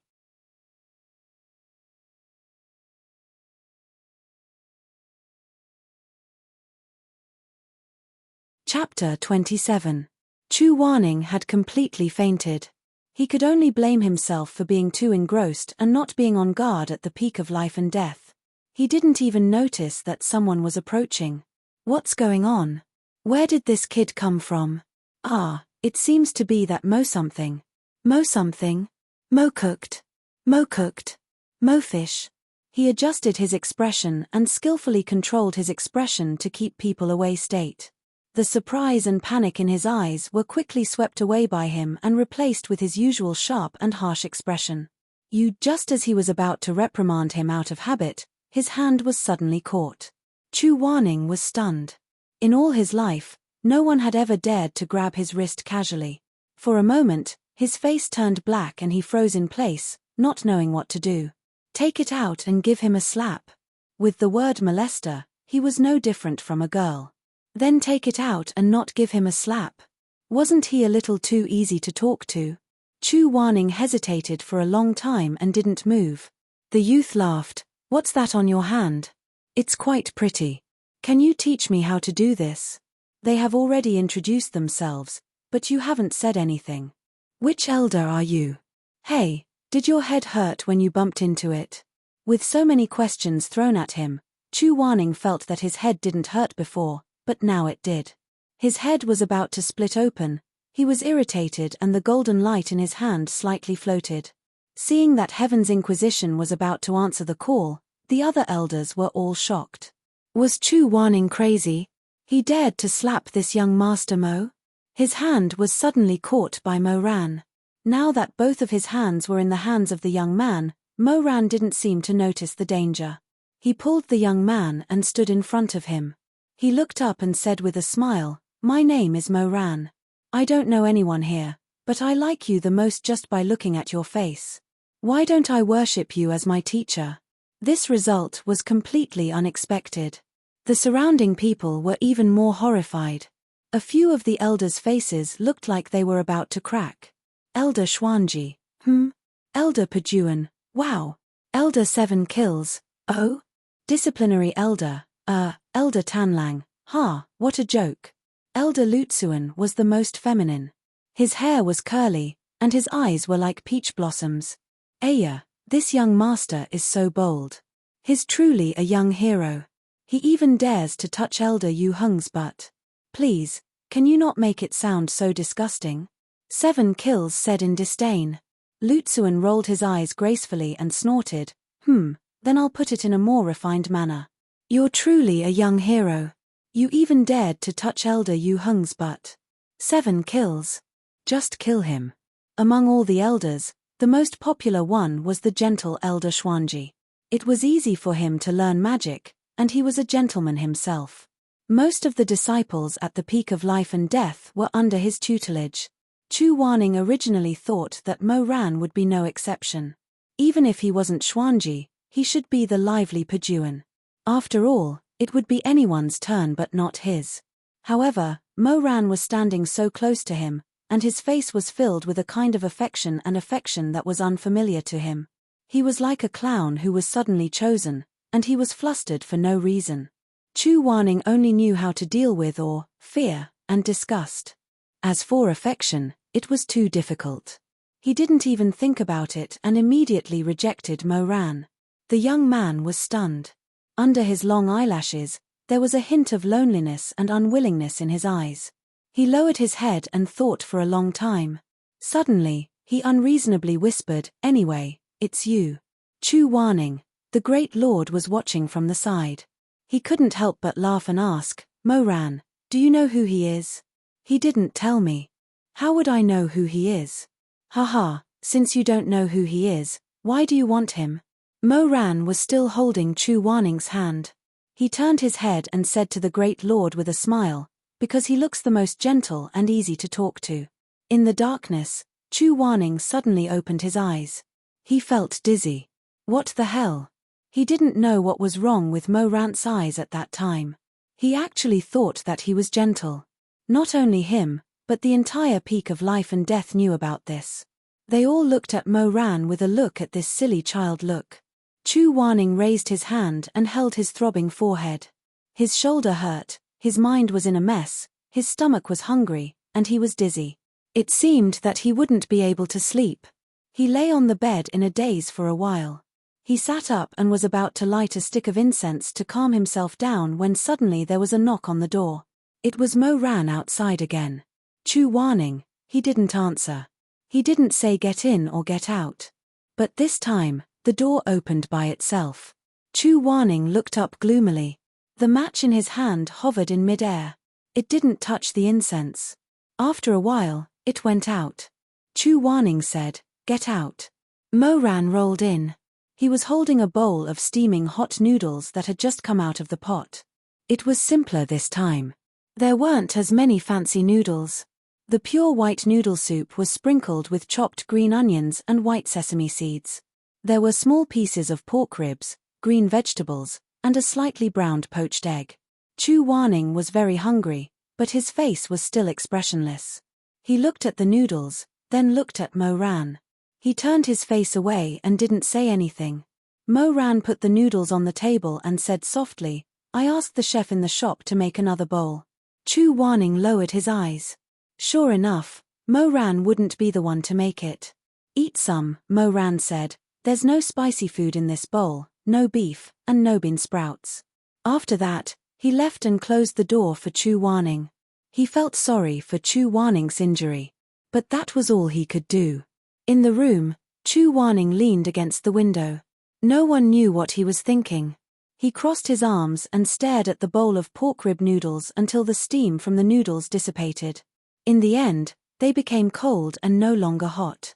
He finally walked over and sat down. He picked up his chopsticks, picked up the cold noodles, and ate slowly. The Chen House evil case was closed. The next day, they picked up the black horse from the post house and returned to the sect along the road they had come from. On the streets, in the restaurants, the people of Rainbow Butterfly Town were all talking about the Chen family. In such a small town, such a scandal broke out. It was enough for the townspeople to talk about for a year. "I didn't expect that young Master Chen would marry Miss Luo behind closed doors. Ah, Miss Luo is so pitiful. If you ask me, if the Chen family didn't suddenly become rich, then this wouldn't have happened. Sure enough, men can't have money.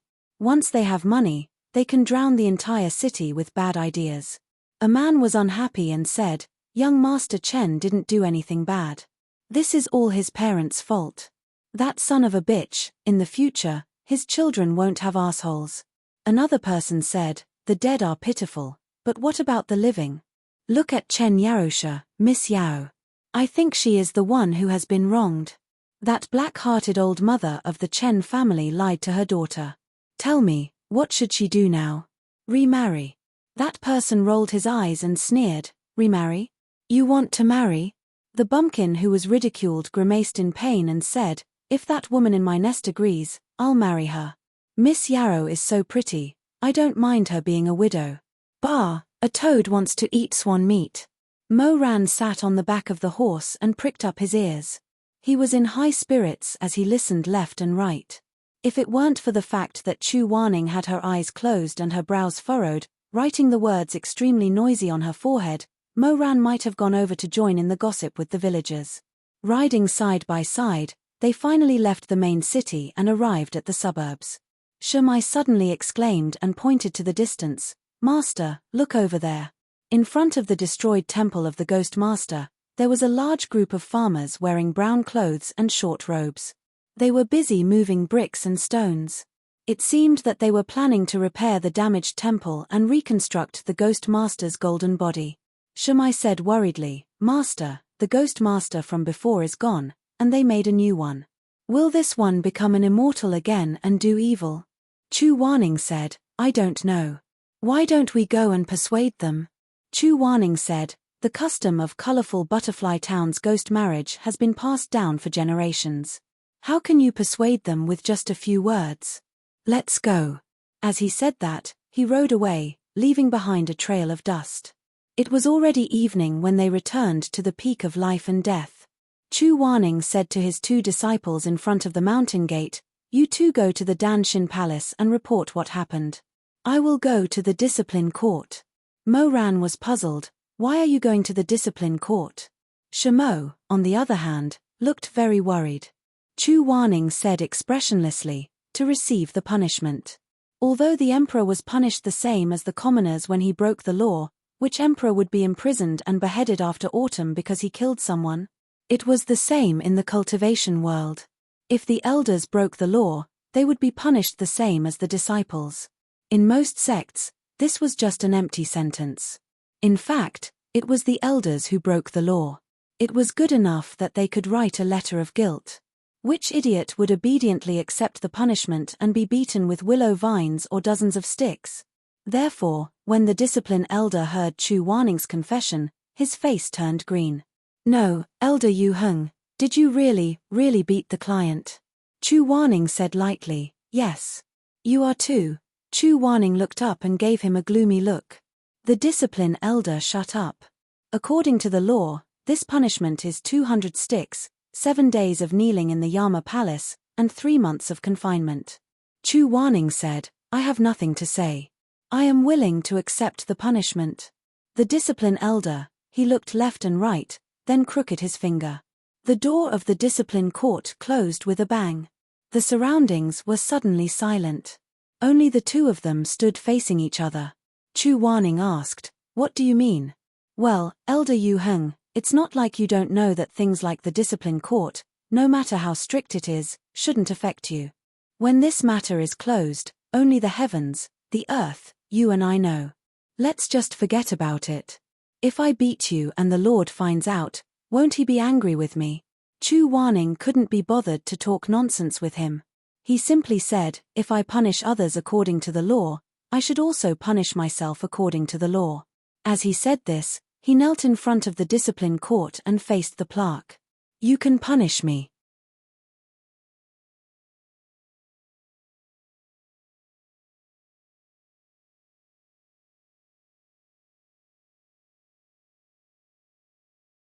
Chapter 28. Elder Yu Heng's punishment for breaking the precepts spread like wildfire. There was no need to wait until the next morning. Almost everyone in the sect knew about it that very night. If a normal person were to receive 200 beatings, they would most likely be beaten to death. Even if they were cultivators, it would be enough to make them suffer. When Xuemeng heard this, he jumped up. "What? Master went to the discipline court? Young master, you should go and talk to the sect leader. Master was already injured. How could he withstand 200 beatings?" Xuemeng was about to go crazy. "My father. No, my father is still in the treading in Snow Palace. Even if he sent a messenger pigeon, it would take at least the next day to arrive. Why didn't you stop master?" Mo Ran and Shumai glanced at each other. Stop Chu Wanning? Who in this world could stop him? No, I'll go find him now. Xuemeng anxiously ran toward the discipline court.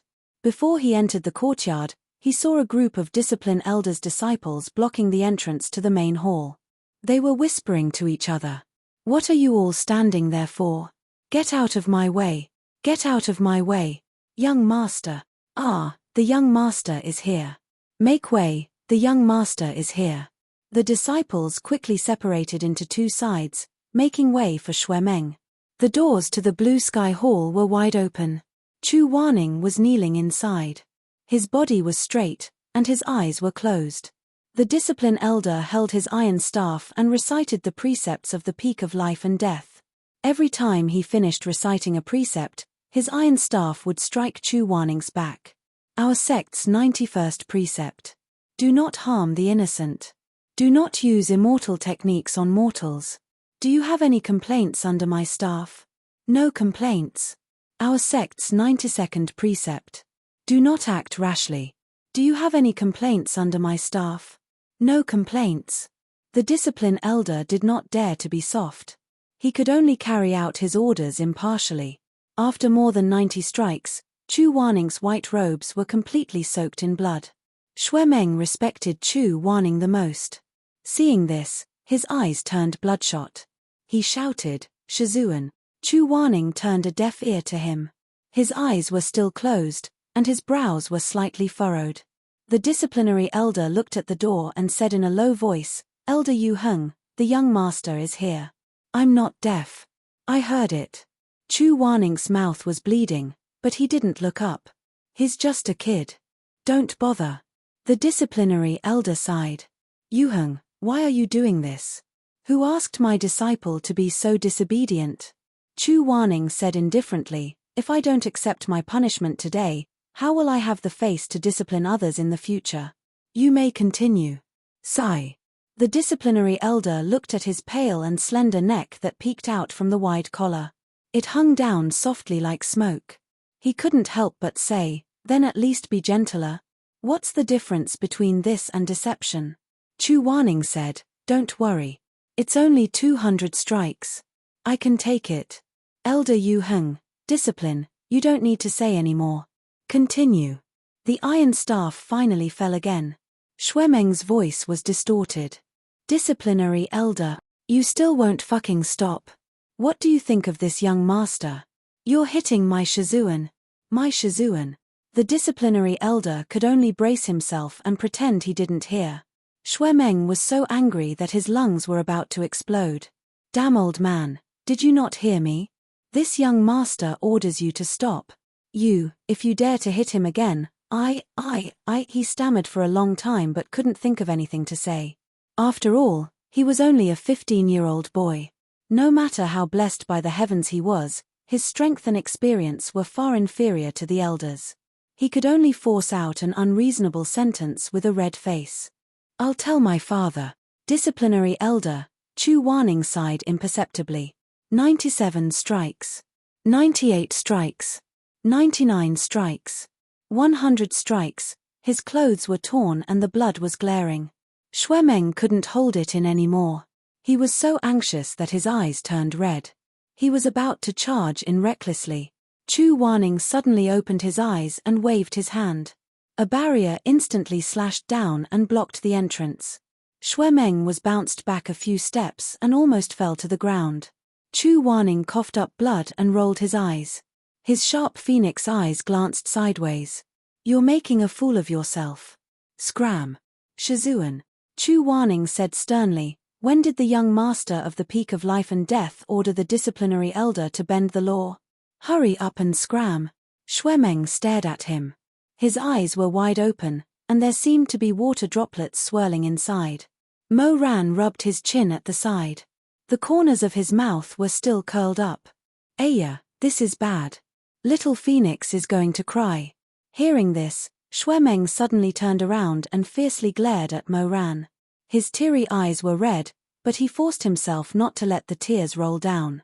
He didn't complain and didn't talk back. He got up from the ground and lowered his head. He gritted his teeth and brushed the dust off his body. Then, he knelt down in front of the azure sky hall. "Shizun, this disciple knows his mistake." Chu Waning was still being tortured by the iron staff. His back was not bent, but his face was pale and his forehead was covered with fine cold sweat. Xue Meng stubbornly said, "But I won't go. I will accompany Shizun." After saying this, he knelt down and didn't get up.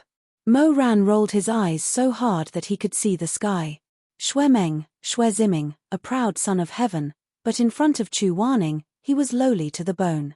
He was a phoenix in front of others, but in front of Shizun, he could become a quail. If he wasn't sure that Xue Meng didn't like men, Mo Ran would have suspected that this guy had taken a fancy to Chu Waning. That was why he was so dead set on following him. When Shizun hit him on the left side of his face, This little quail would also shamelessly put his right face forward. I give up, I give up. He was really good at being a lackey. Although he despised him in his heart, his cheeks were sore for some reason. Mo Ran stared at Xue Meng for a while. The more he stared, the more upset he felt. He felt that he couldn't let him express his loyalty all by himself. Chu Wanning didn't like him to begin with.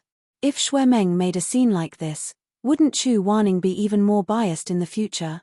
Thus, he simply knelt down beside Xue Meng. I will also accompany Shizun. Shumai naturally followed suit and knelt down.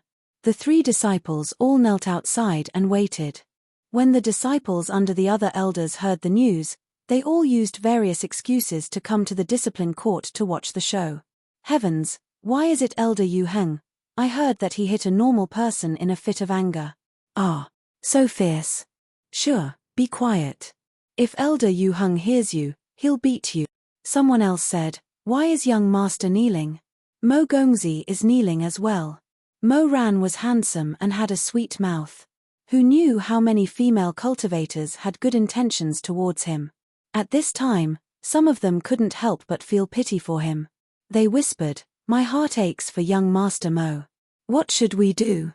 Should we go and plead for him? Let's not meddle in their affairs. If you dare to go, then go. I'm a coward. Do you still remember that senior sister who was whipped a few hundred times by Elder Yu Heng? After 200 strikes, the barrier was finally removed. Xue Meng hurriedly got up from the ground and scrambled towards the Azure Heaven Hall. When he got close enough to see Chu Wanning's appearance, he was so angry that he let out an "ah."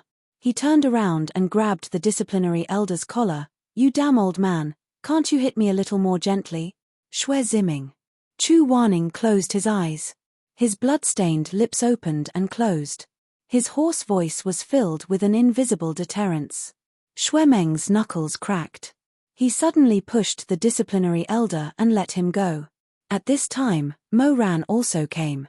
He was originally smiling, thinking that the disciplinary elder would definitely take Chu Wanning's identity into consideration and wouldn't hit him too hard.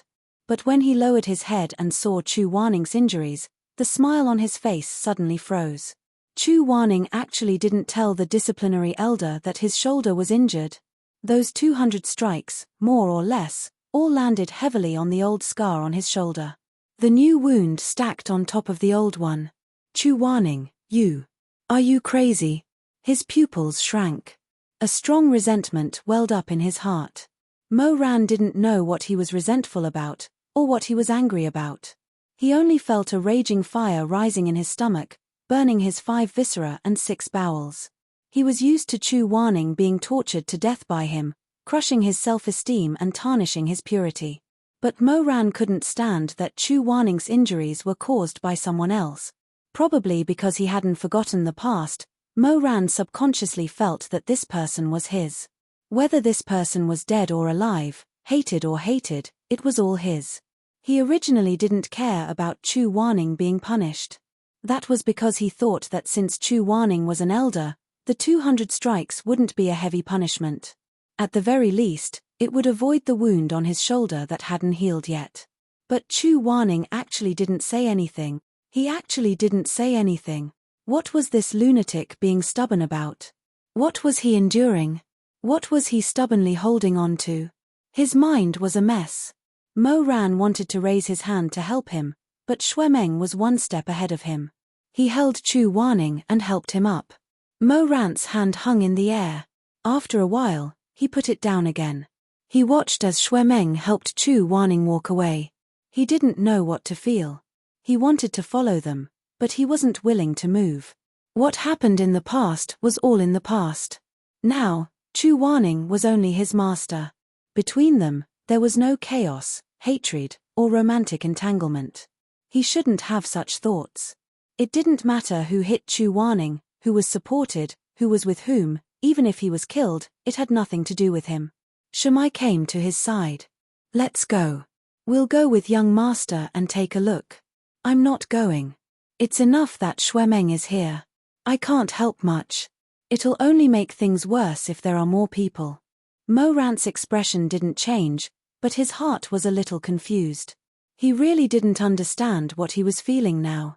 Was it hatred?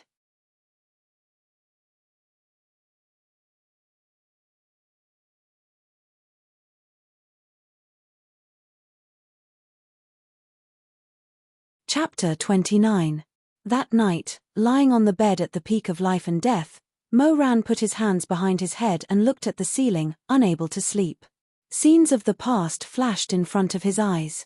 In the end, bit by bit, fragments, they were all Chu Waning's handsome and somewhat cold face. Actually, Mo Ran never knew what he thought of this person. The first time he saw him, it was under the flowering tree in front of Tong Tien Tower. He was wearing a wide robe with wide sleeves. Of the more than 20 elders, he was the only one who did not wear the extremely coquettish silver-blue profound armor at the peak of life and death. That day, he lowered his head, absent-mindedly thinking about the armor on his hand. Half of his face looked focused and gentle, like a white cat in the golden sun. Mo Ran looked from afar, unable to move his gaze away. He felt that his first impression of Chu Waning was very good. But he could not endure the coldness, punishment, and harshness that followed. That white cat had sharp teeth and claws, biting him until his body was full of wounds. He was saved by his uncle from the sea of fire, on the verge of death, his life hanging by a thread. Originally, he thought that after coming to the peak of life and death, there would be a master who would treat him with tolerance, who would truly cherish him. However, Chu Waning did not seem to see his fawning, his efforts.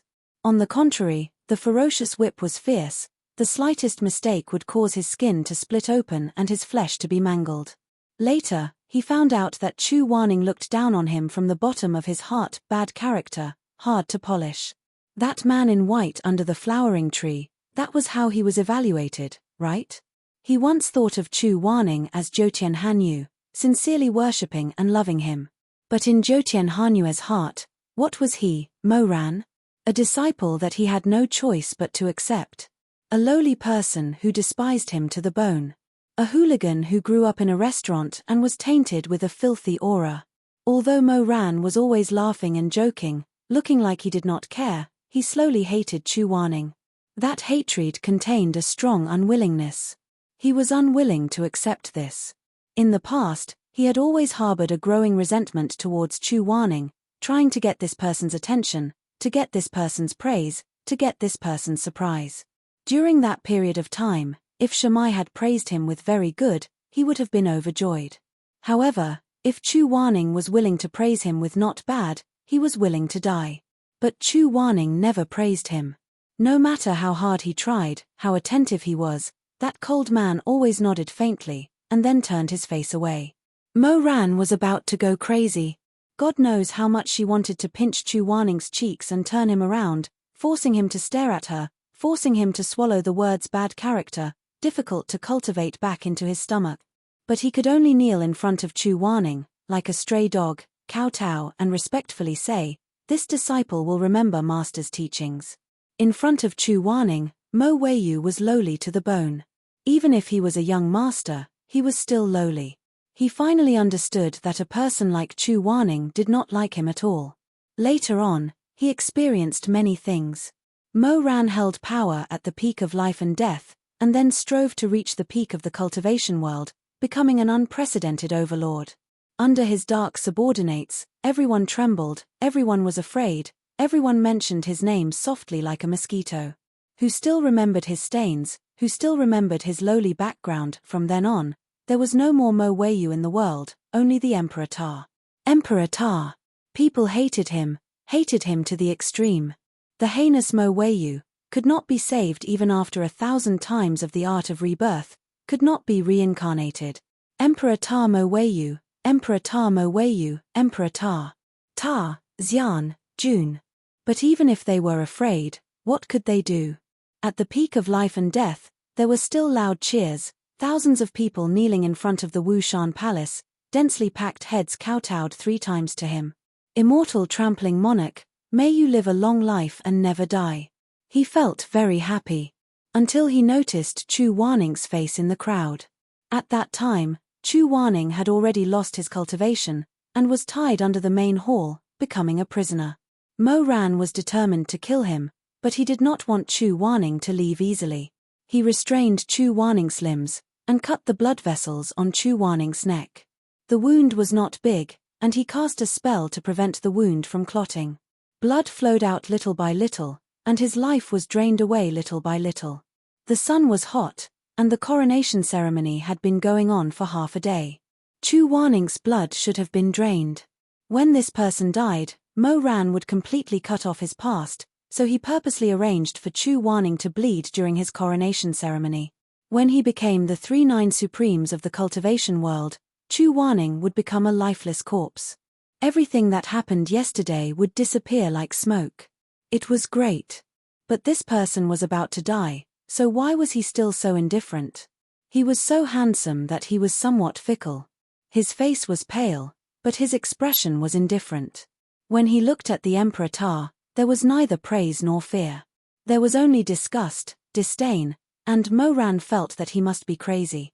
Either that, or Chu Wanning had gone mad. There was also a trace of pity. Chu Wanning pitied himself, a person who was about to die, a defeated opponent. He actually pitied a person who had reached the pinnacle of the human realm, an overlord who could call the wind and summon the rain. He actually dared. The anger that had accumulated for more than 10 years made Mo Ran crazy. He was in the Dan Shin Palace, of course, at that time, it was called the Wu Mountain Palace. He suddenly stood up in front of several thousand people, and amidst those people's flattery and praises, his black robe billowed as he walked down the stairs.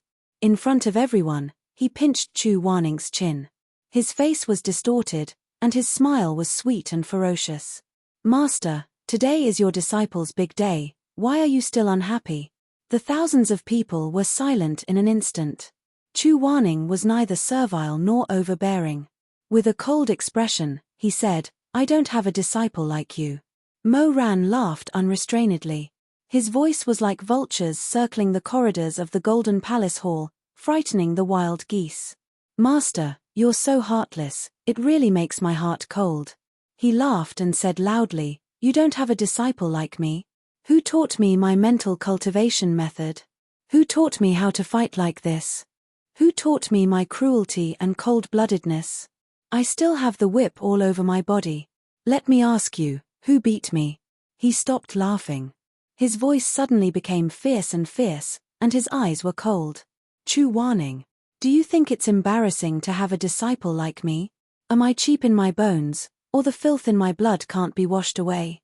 Let me ask you, Chu Wanning, let me ask you, what do you mean by bad character, hard to cultivate?" In the end, he was also a little crazy. He shouted with a distorted voice.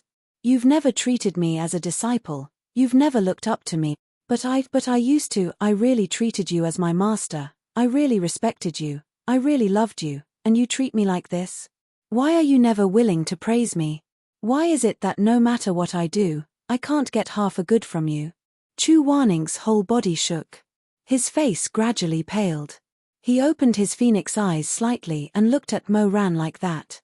His lips moved as if he wanted to say something, but in the end, he didn't say anything. At the peak of life and death, the only two people who were still in the same place faced each other like that. In this awkward silence, Mo Ran seemed to have finally calmed down. He closed his eyes. When he opened them again, there was that disgusting smile again. He was smiling, laughing, and making people tremble. He said gently and kindly, "Shizun, didn't you look down on me? Didn't you think I was lowly?" Pausing for a moment, his gaze swept over the heads of the thousands of people. Those people were all kneeling in front of his palace like dogs. They all acknowledged that he was the lord of the cultivation world, above the rolling world of mortals. Mo Ran smiled and said, "And now? Before you die, I'll ask you one more time. In this world, who is the lowly one, and who is the superior one? Who is the one who stepped on who, and who is the one who is the king? And who is the one who is the loser?" Chu Wanning lowered his eyes. He seemed to still be immersed in Mo Ran's confession and didn't come back to his senses. In the end, Mo Ran pinched his chin and forced him to raise his face. But when he forced him to look at himself, Mo Ran suddenly froze.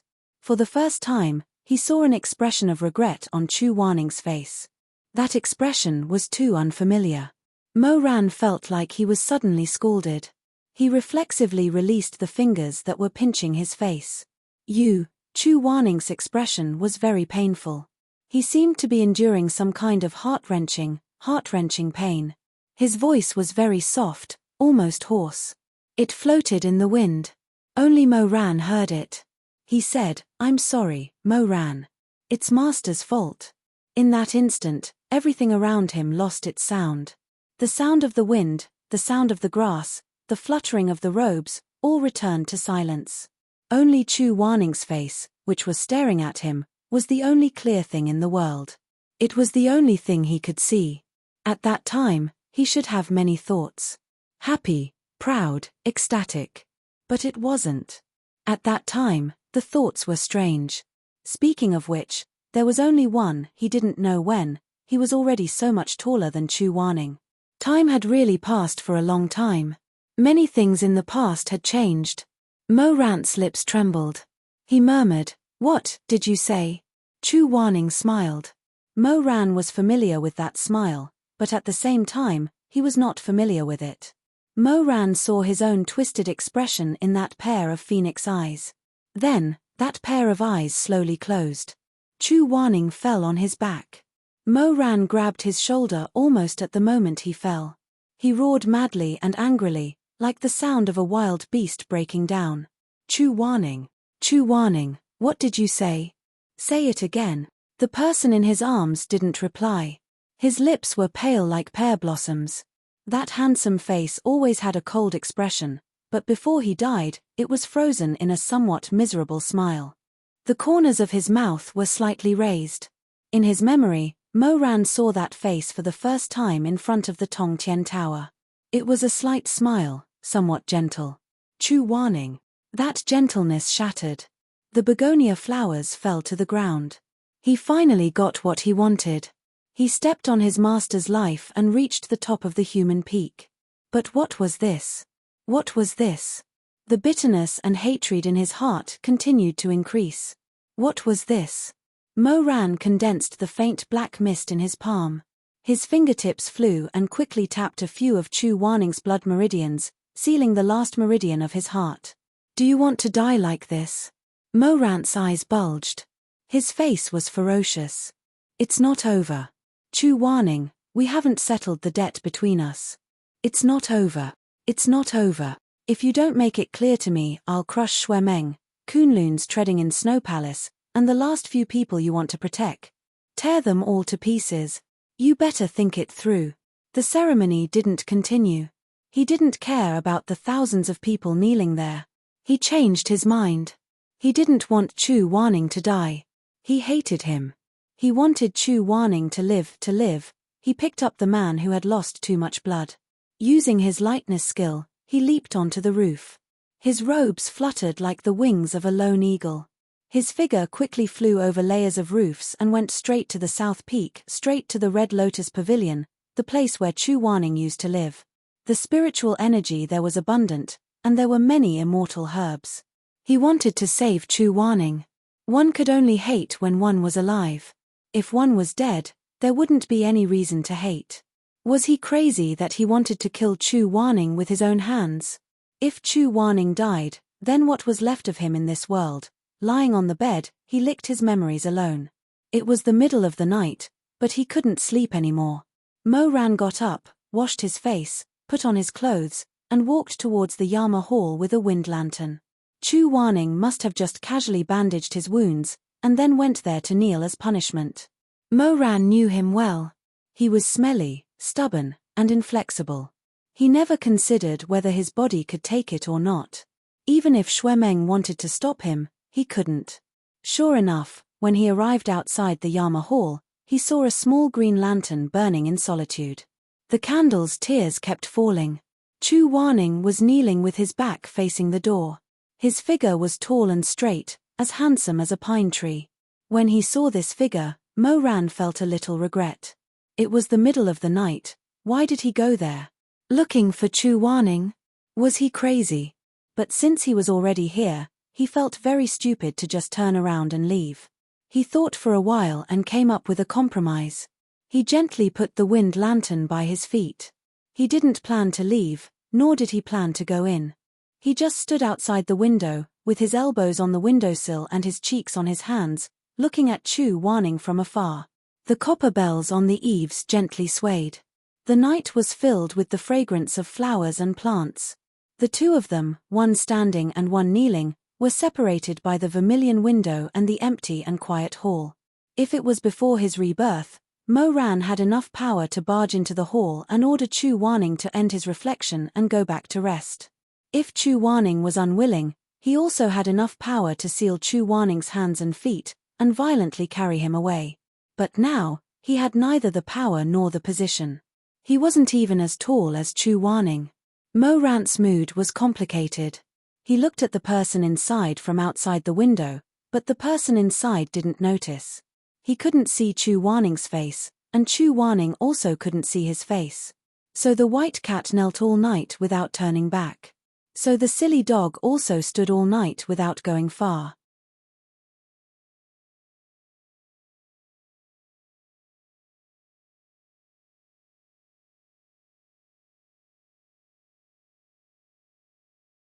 Chapter 30. Hey, did you guys hear? Elder Yuheng broke the rules and will be punished to kneel in the Yama Hall for the next 3 days. The next morning, all the disciples gathered at the good and evil platform to cultivate and meditate. After all, they were all young people in their teens and 20s. They couldn't be as calm as still water. When their master wasn't paying attention, they would start whispering to each other. The news of Chu Wanning being punished quickly spread. The disciples who witnessed the punishment yesterday were not stingy with sharing the gossip with others.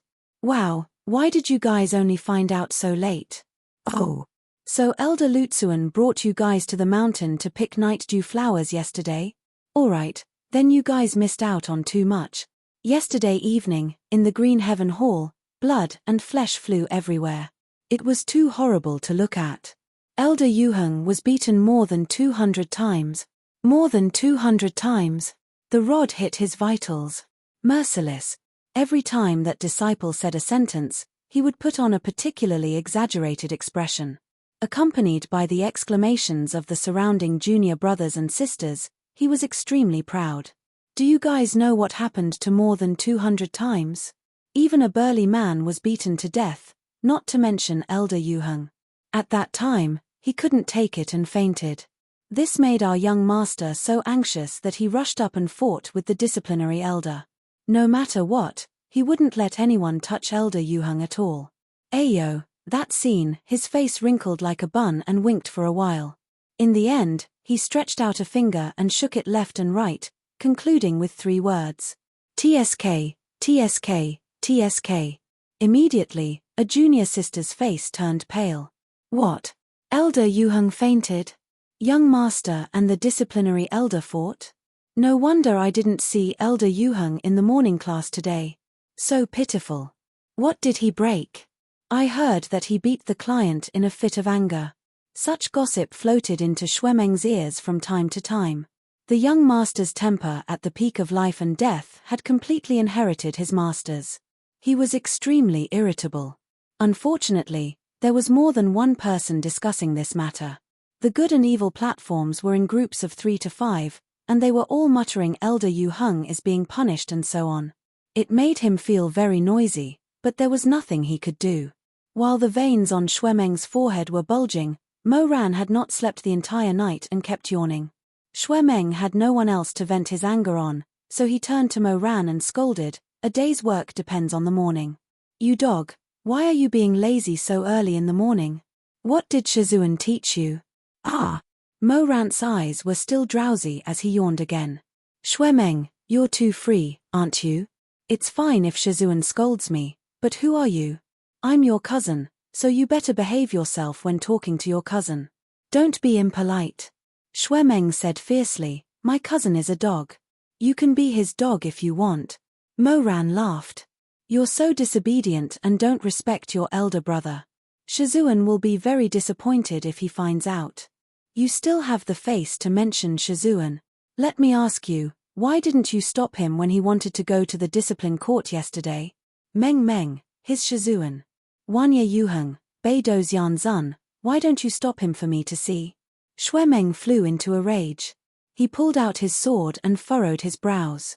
What the F***ck did you just call me? Mo Ran rested his chin on his hand and laughed. Be good, Meng Meng. Sit down. Shuemeng flew into a rage. Mo Weiyu, I'll kill you. Shamai was sandwiched between the two, listening to their daily bickering. He couldn't help but sigh. He silently held his forehead and tried to concentrate on reading his book. When the sun and moon pot is filled, when the spiritual core is first formed. The Tao of heaven cannot see through it, and life and death participate in the business.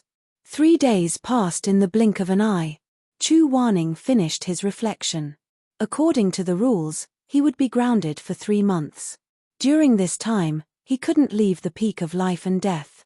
He also had to go to the Mengpo lobby to do odd jobs, clean the pillars of the Bridge of Helplessness, clean the steps in front of the mountain gate, and so on.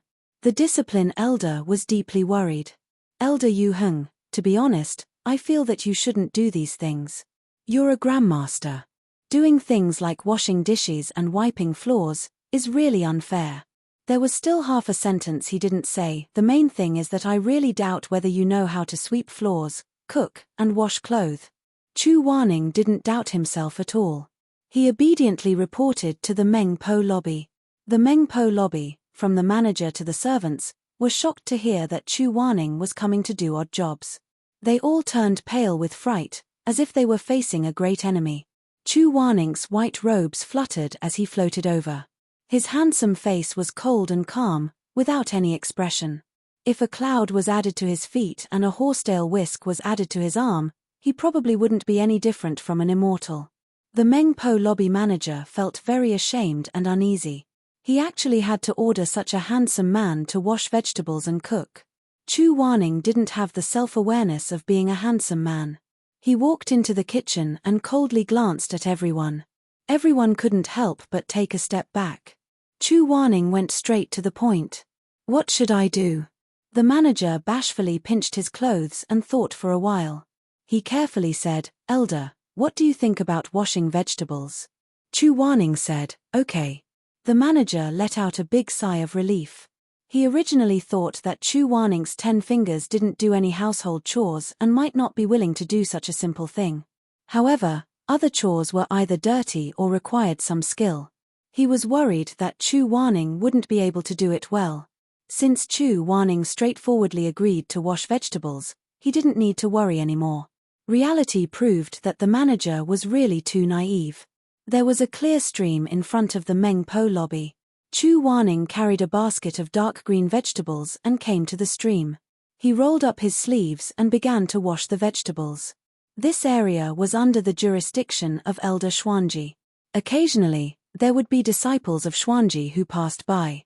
When they saw that Chu Wanning was actually washing vegetables, they were so scared that they couldn't speak a complete sentence.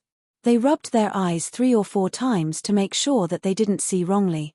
Only then did they say in shock, Elder Xuanji, morning, morning. Chu Wanning looked up. Morning. Elder Xuanji's disciple trembled in fear as he fled. Chu Wanning was too lazy to be long-winded with them. He continued to peel the vegetables, wash them, and throw them back into the basket. He washed them very seriously. He peeled every single vegetable leaf and brushed them back and forth repeatedly. The result of this was that it was already noon, but he still hadn't finished washing the basket of vegetables. The waiter in the kitchen was anxious from waiting. He kept walking back and forth in circles. What should we do? Why isn't the elder back yet? If he doesn't come back, then the vegetables won't come back. How should we cook beef with vegetables? The head steward looked at the sun and said, forget it, let's not wait anymore. Let's change it to braised beef. Thus, when Chu Wanning returned, the beef from the Mengpo lobby was already out of the pot. It was stewed until it was tender and tender. There was no need for vegetables at all. Chu Wanning frowned. He hugged his vegetables and was rather unhappy. He said coldly, why don't you want the vegetables and make me wash them? The head steward's hair stood on end.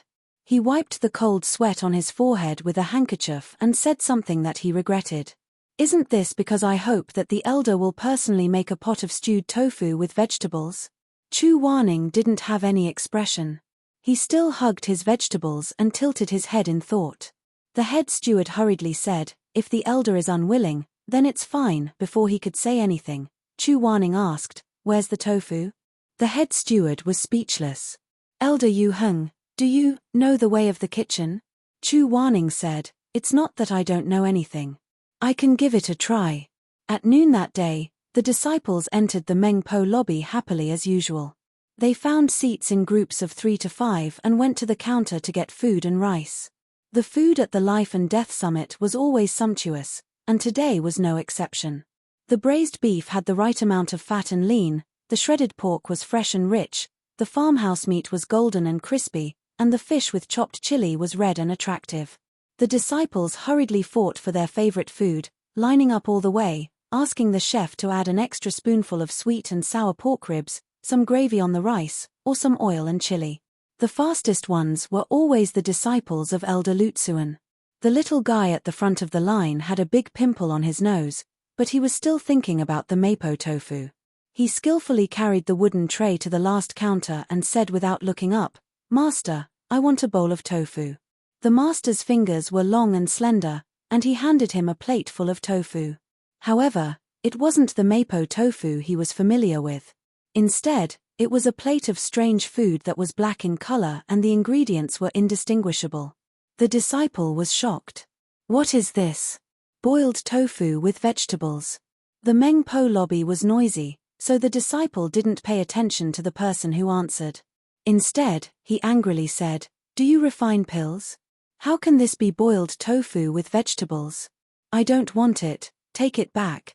As he scolded, he glared at the chef. In the end, when he saw the person standing behind the counter, the disciple was so frightened that he screamed and almost knocked over the tray. Elder Yu Heng, yes."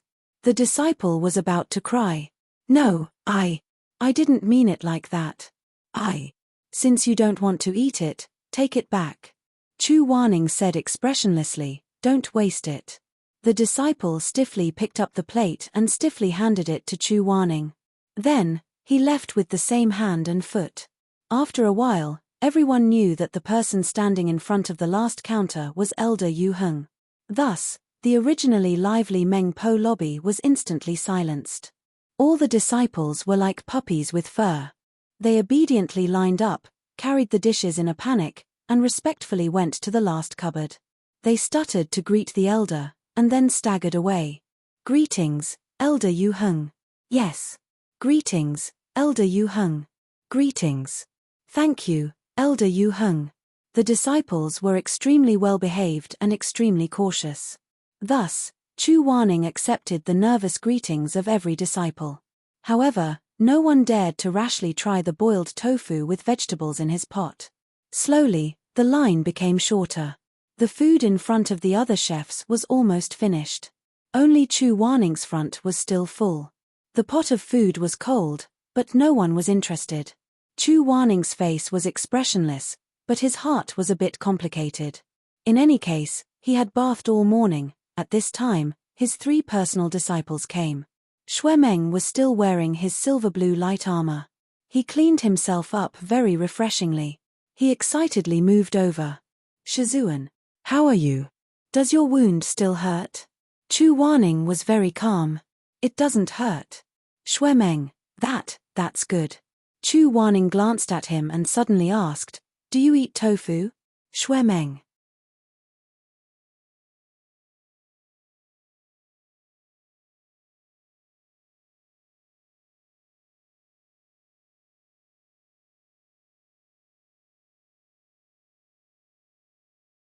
Chapter 31.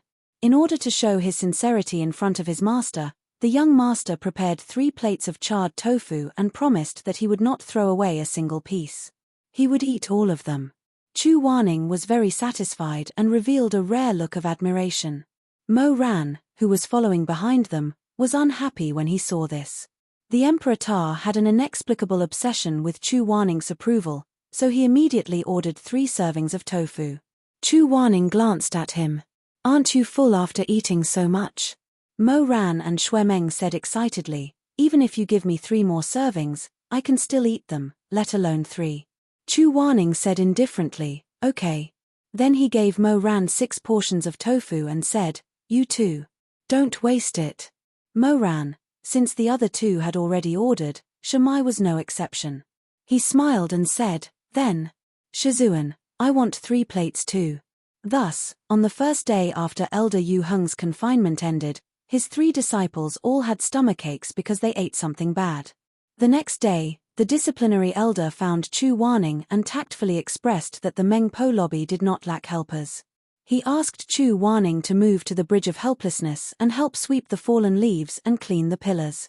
The Bridge of Helplessness was a bridge that connected the main area of the Bridge of Life and Death to the disciples' resting area. It could allow 5 horse carriages to pass side by side. The pillars of the bridge had 9 white jade beasts, each representing the 9 sons of the dragon. There were also 360 short pillars with lion heads. Chu Wanning silently swept the floor. After he was done, he carefully wiped the jade beast. After working for most of the day, when the sky gradually darkened, it began to rain.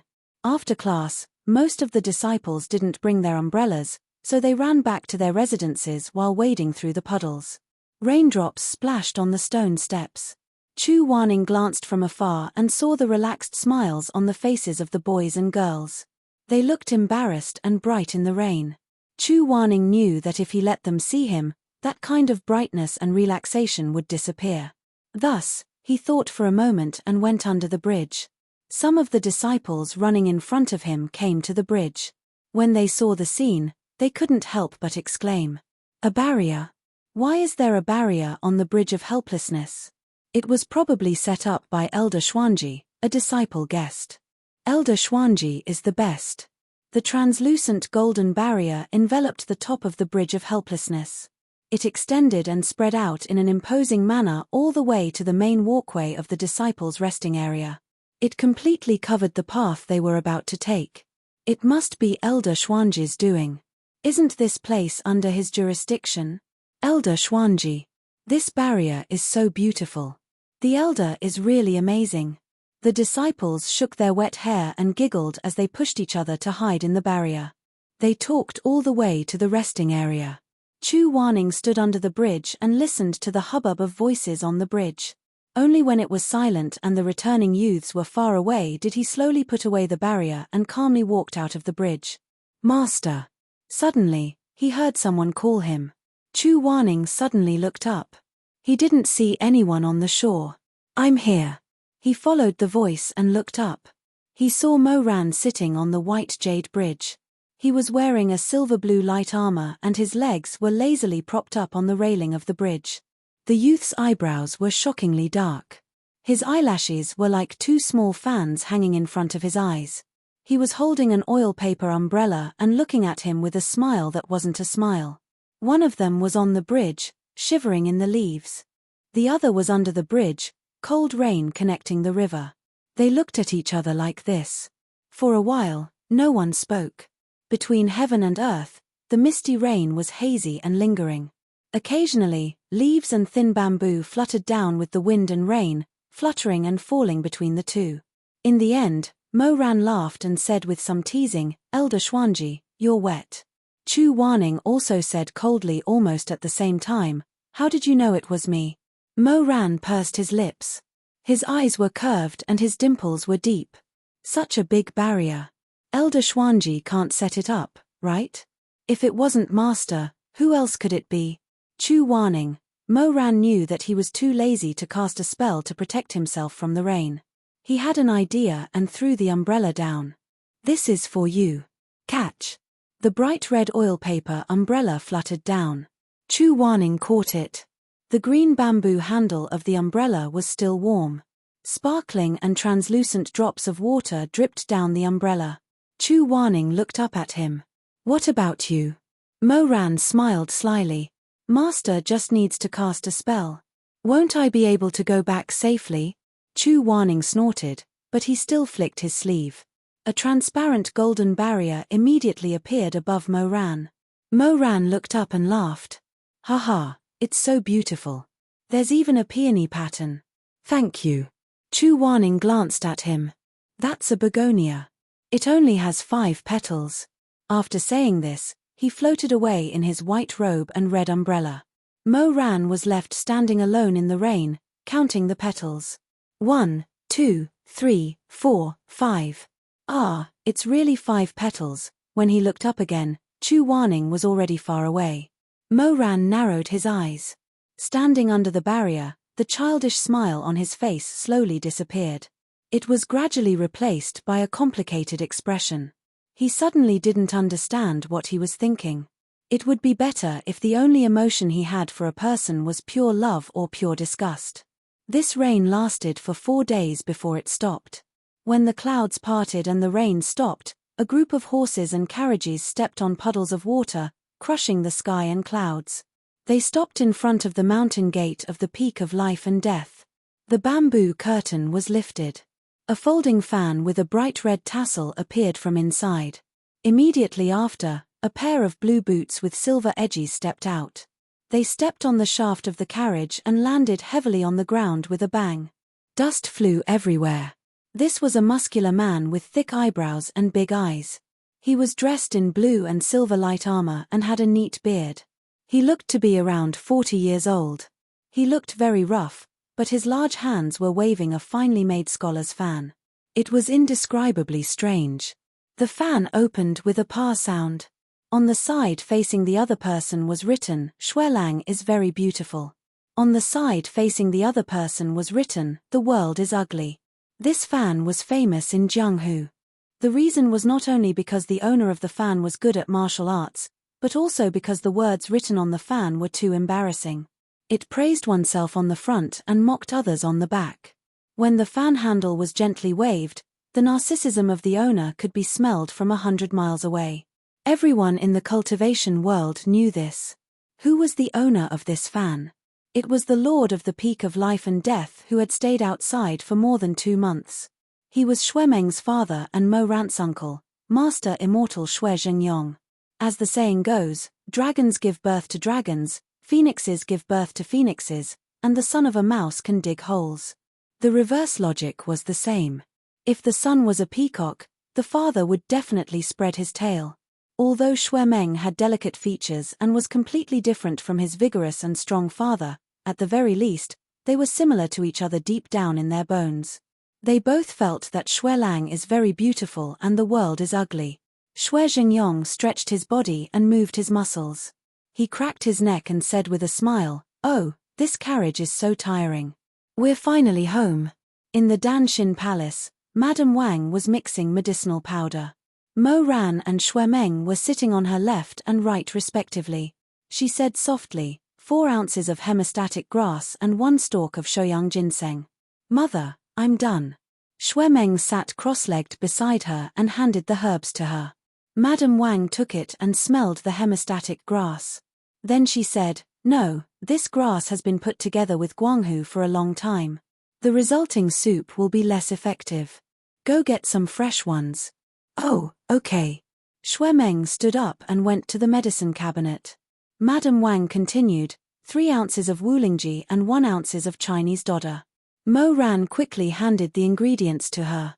"Auntie, how long do you need to brew this medicine?" "You don't need to brew it.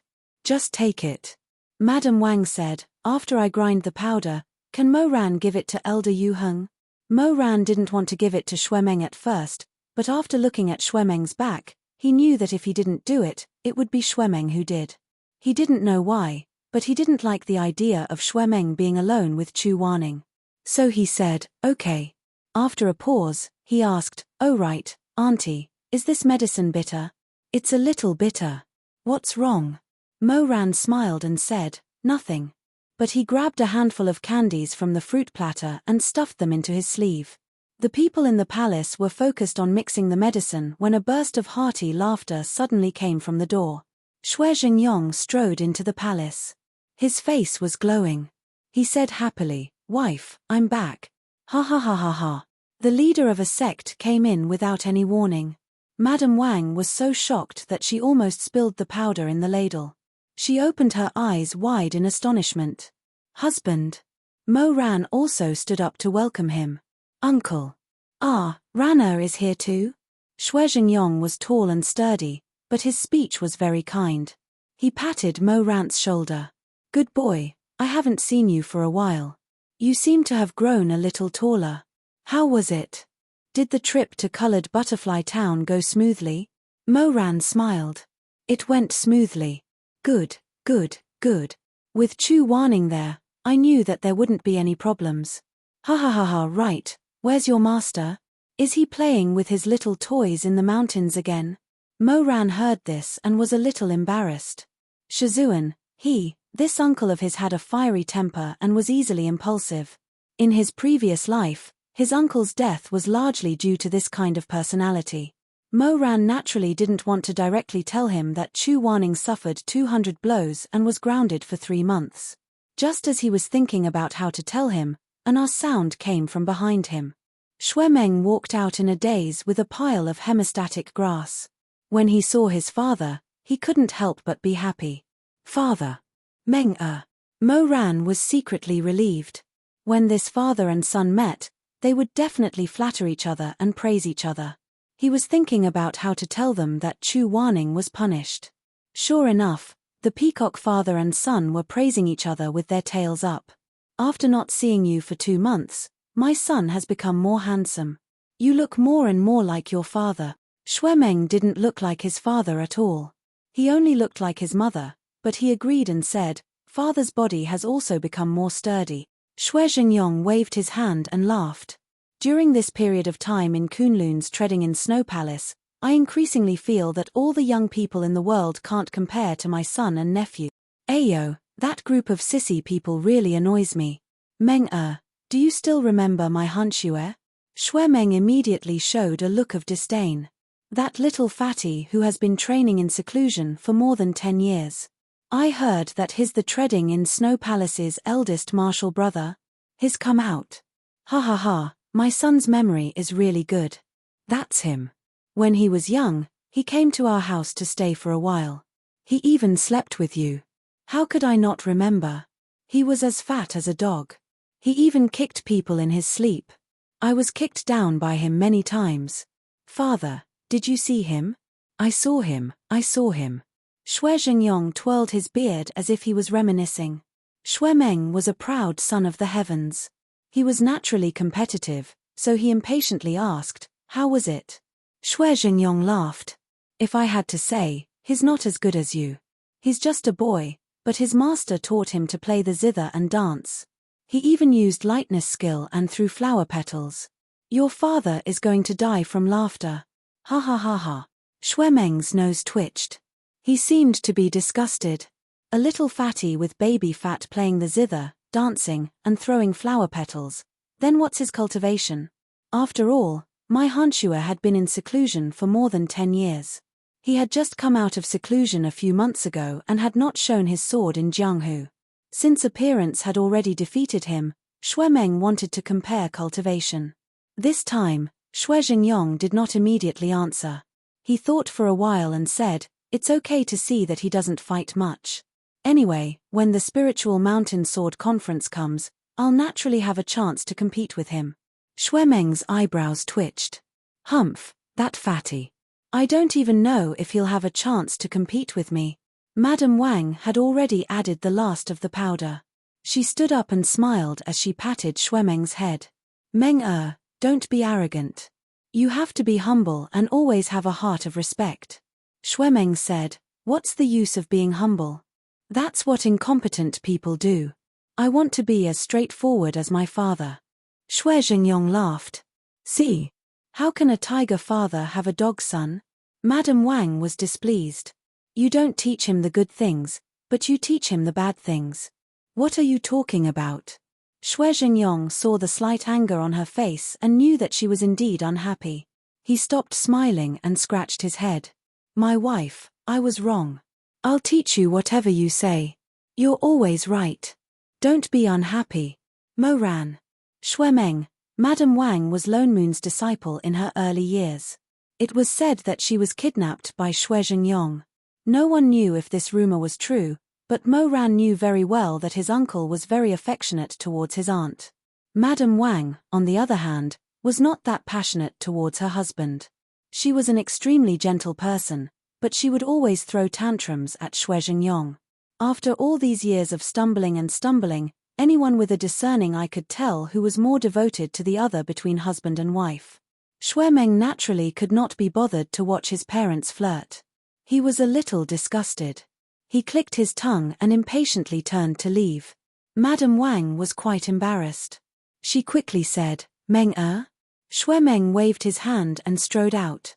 Mo Ran did not want to disturb the couple's reunion. He could also avoid his uncle's questioning. It was better to leave Chu Waning's punishment to Madame Wang. He would not be able to handle it himself. Thus, he tidied up the medicine on the table and left with a smile.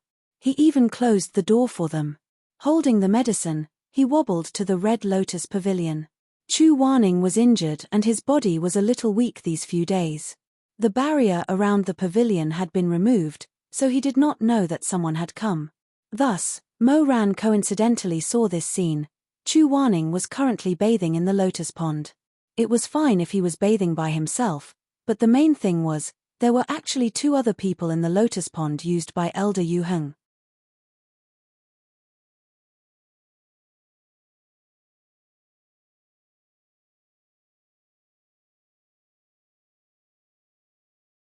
Chapter 32.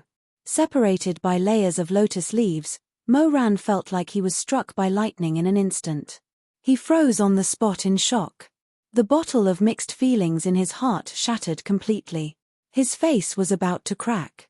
Astonishment, anger, jealousy, and irritation exploded like fireworks. He moved his lips, but he was so angry that he couldn't say a word. He didn't realize what he was angry about. There was only one thought in his mind: how can you touch the person I've slept with? Chu Waning, you extravagant and lascivious man. You actually, he didn't react at all. In this life, Chu Waning didn't have the slightest emotional entanglement with him. In just an instant, the string in his head snapped. After all, more than 10 years, a lifetime, from birth to death. When he was awake, he could still do it with ease and pretend to be calm. However, in the midst of the turmoil and chaos, his true colors were revealed. He still subconsciously believed that Chu Waning was his. At this time, he clearly realized that he even remembered the taste of Chu Waning's lips kissing so clearly. Not to mention those ecstasy entanglement of love and passion. That was something he didn't dare to think about after his rebirth. Until he saw Chu Waning's naked back, saw that familiar figure, broad shoulders, long legs, tight muscles, thin and strong waist, immersed in the clear water. Those lingering feelings that he deliberately avoided and tried to forget instantly split open the seal and swept over. Mo Ran's scalp went numb. He had a reaction to this body. And it was a strong reaction that couldn't be controlled at all. Just looking at it made his lower abdomen burn. When he came back to his senses, he was already angrily shouting, "Chu Waning!" Chu Waning actually ignored him. Those 2 people were holding his shoulders, one on the left and one on the right. The mist in the lotus pond was rising, so he couldn't see the specific appearance of the 2 people. But they were very close, and the distance between them was very ambiguous. Mo Ran cursed inwardly. He actually jumped into the lotus pond with a splash and waded over to Chu Waning. When he got closer, he discovered that those were actually 2 mechas made of metal and nanmu. What was worse was that they seemed to be using the immortal qi of the lotus pond to transfer spiritual energy to Chu Waning. Mo Ran's brainless jump had completely broken the spiritual energy field. It was unknown what kind of formation Chu Waning had used, but he was in an unconscious state. He was supported by the golden light coming from the 2 mechas' metal palms. The golden light kept surging upwards and converging on the wound on his shoulder and back. It was obvious that he was being treated. Mo Ran's intrusion caused the golden light to dissipate rapidly. What was even more unexpected was that the array would actually backfire. As the golden light dissipated, Chu Waning's wounds began to rapidly erode away. He frowned, groaned, and coughed out a mouthful of blood. Then, the scars all over his body began to tear apart. His blood was like a mist, instantly soaking the flower pond. Mo Ran was stunned. This was Chu Waning's flower soul sacrifice technique. He realized that he might have gotten himself into trouble. Chu Waning's spiritual energy was dual element metal and wood. The metal spiritual energy was like heaven's inquisition, focusing on attack and defense. The wood spiritual energy was used for healing. The flower soul sacrifice technique was one of them. Chu Waning could mobilize the spirits of 100 flowers to heal his wounds. However, during the process, no one could enter the array. Otherwise, the spirits of the plants would disperse. Not only would it not have any healing effect, it would also worsen the injury. In the worst case, Chu Waning's spiritual energy core could be completely devoured by the spirits of the 100 flowers. Fortunately, Mo Ran had dabbled in the flower soul sacrifice technique in his previous life. He immediately cut off the spiritual energy flow. Chu Waning, who had lost the support of the array, immediately collapsed. Mo Ran firmly supported him. The unconscious Shizun's face was pale, his lips were blue, and his body was as cold as ice. Mo Ran carried him to the shore. He didn't have time to look at him. He half carried and half dragged Chu Waning back to the bedroom and placed him on the bed. Shizun. Shizun. He called out a few times, but Chu Waning's eyelashes didn't even flutter. Other than the slight rise and fall of his chest, he looked no different from a dead person. This Chu Waning made Mo Ran think of his previous life. He inexplicably felt his throat dry up, and his heart panicked. In his previous life, 2 people had died in Mo Ran's arms. Shamai. Chu Waning. Of the 2 of them, one was the lover of his dreams, and the other was the enemy of his life. After Shamai left, there was no more Mo Weiyu in this world. What about Chu Waning? Mo Ran didn't know. He only remembered that day. He held the person in his arms, bit by bit, cold. He didn't cry, nor did he laugh. Both joy and sorrow became distant and unreachable. After Chu Waning left, Mo Weiyu didn't know what was in this world anymore. The candles were bright, illuminating Chu Waning's naked upper body. Wanya Yuheng usually wore very tight clothes. His collar was folded tight and high, and his waist was wrapped in 3 bands. He was upright and restrained. Because of this, no one had ever seen the extent of his injuries after 200 beatings. Although Mo Ran had personally seen Chu Waning's back when he was punished at the discipline court that day, he only knew that it was bloody and extremely tragic. But later on, he saw Chu Waning wandering around as if nothing had happened. He thought that he probably didn't hurt his muscles or bones. Only now did he realize that Chu Waning's injuries were much more serious than he had imagined.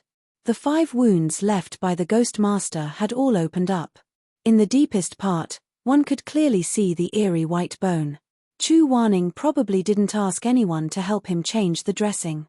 He did it himself. The ointment was not evenly applied. Some places that couldn't be reached had already become inflamed and festered. Not to mention the blue and purple marks from the beatings. It covered the entire back. There was almost no intact skin or flesh. In addition to the backlash from the formation just now, Chu Waning's wounds were all torn open. Blood gurgled and quickly dyed the blanket under his body mottled. If he hadn't seen it with his own eyes, Mo Ran wouldn't have believed that the person who insisted on wiping the pillars of the bridge and opening the huge rain-blocking barrier for the disciples was the person in front of him, the person who could be classified as old, disabled, sick, and weak. If it weren't for the fact that Chu Waning was unconscious, Mo Ran would have grabbed him by the collar and questioned him. Chu Waning, do you have an ego problem? Just lower your head and give in. Who will stop you? Why do you have to be so stubborn? You're an adult. Why don't you know how to take care of yourself and treat yourself better? Why don't you ask others to help you apply the ointment? Why would you rather let 2 mechas help you cast the healing formation than ask others for help? Chu Waning, are you stupid? Are you stubborn to death? He cursed in his heart as he quickly pressed the acupoints to stop the bleeding. Then, he fetched some hot water and helped Chu Waning wipe the blood on his back.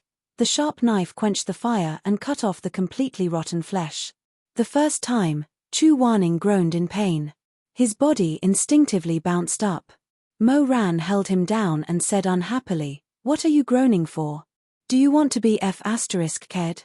If you groan again, I'll stab you in the chest. Once you're dead, it won't hurt anymore." It was only at times like this that Mo Ran could reveal his ferocious nature and shout at him like he did in his previous life. However, there were too many white and rotten wounds. Chu Wanning kept gasping for breath as the wounds were cleaned up bit by bit.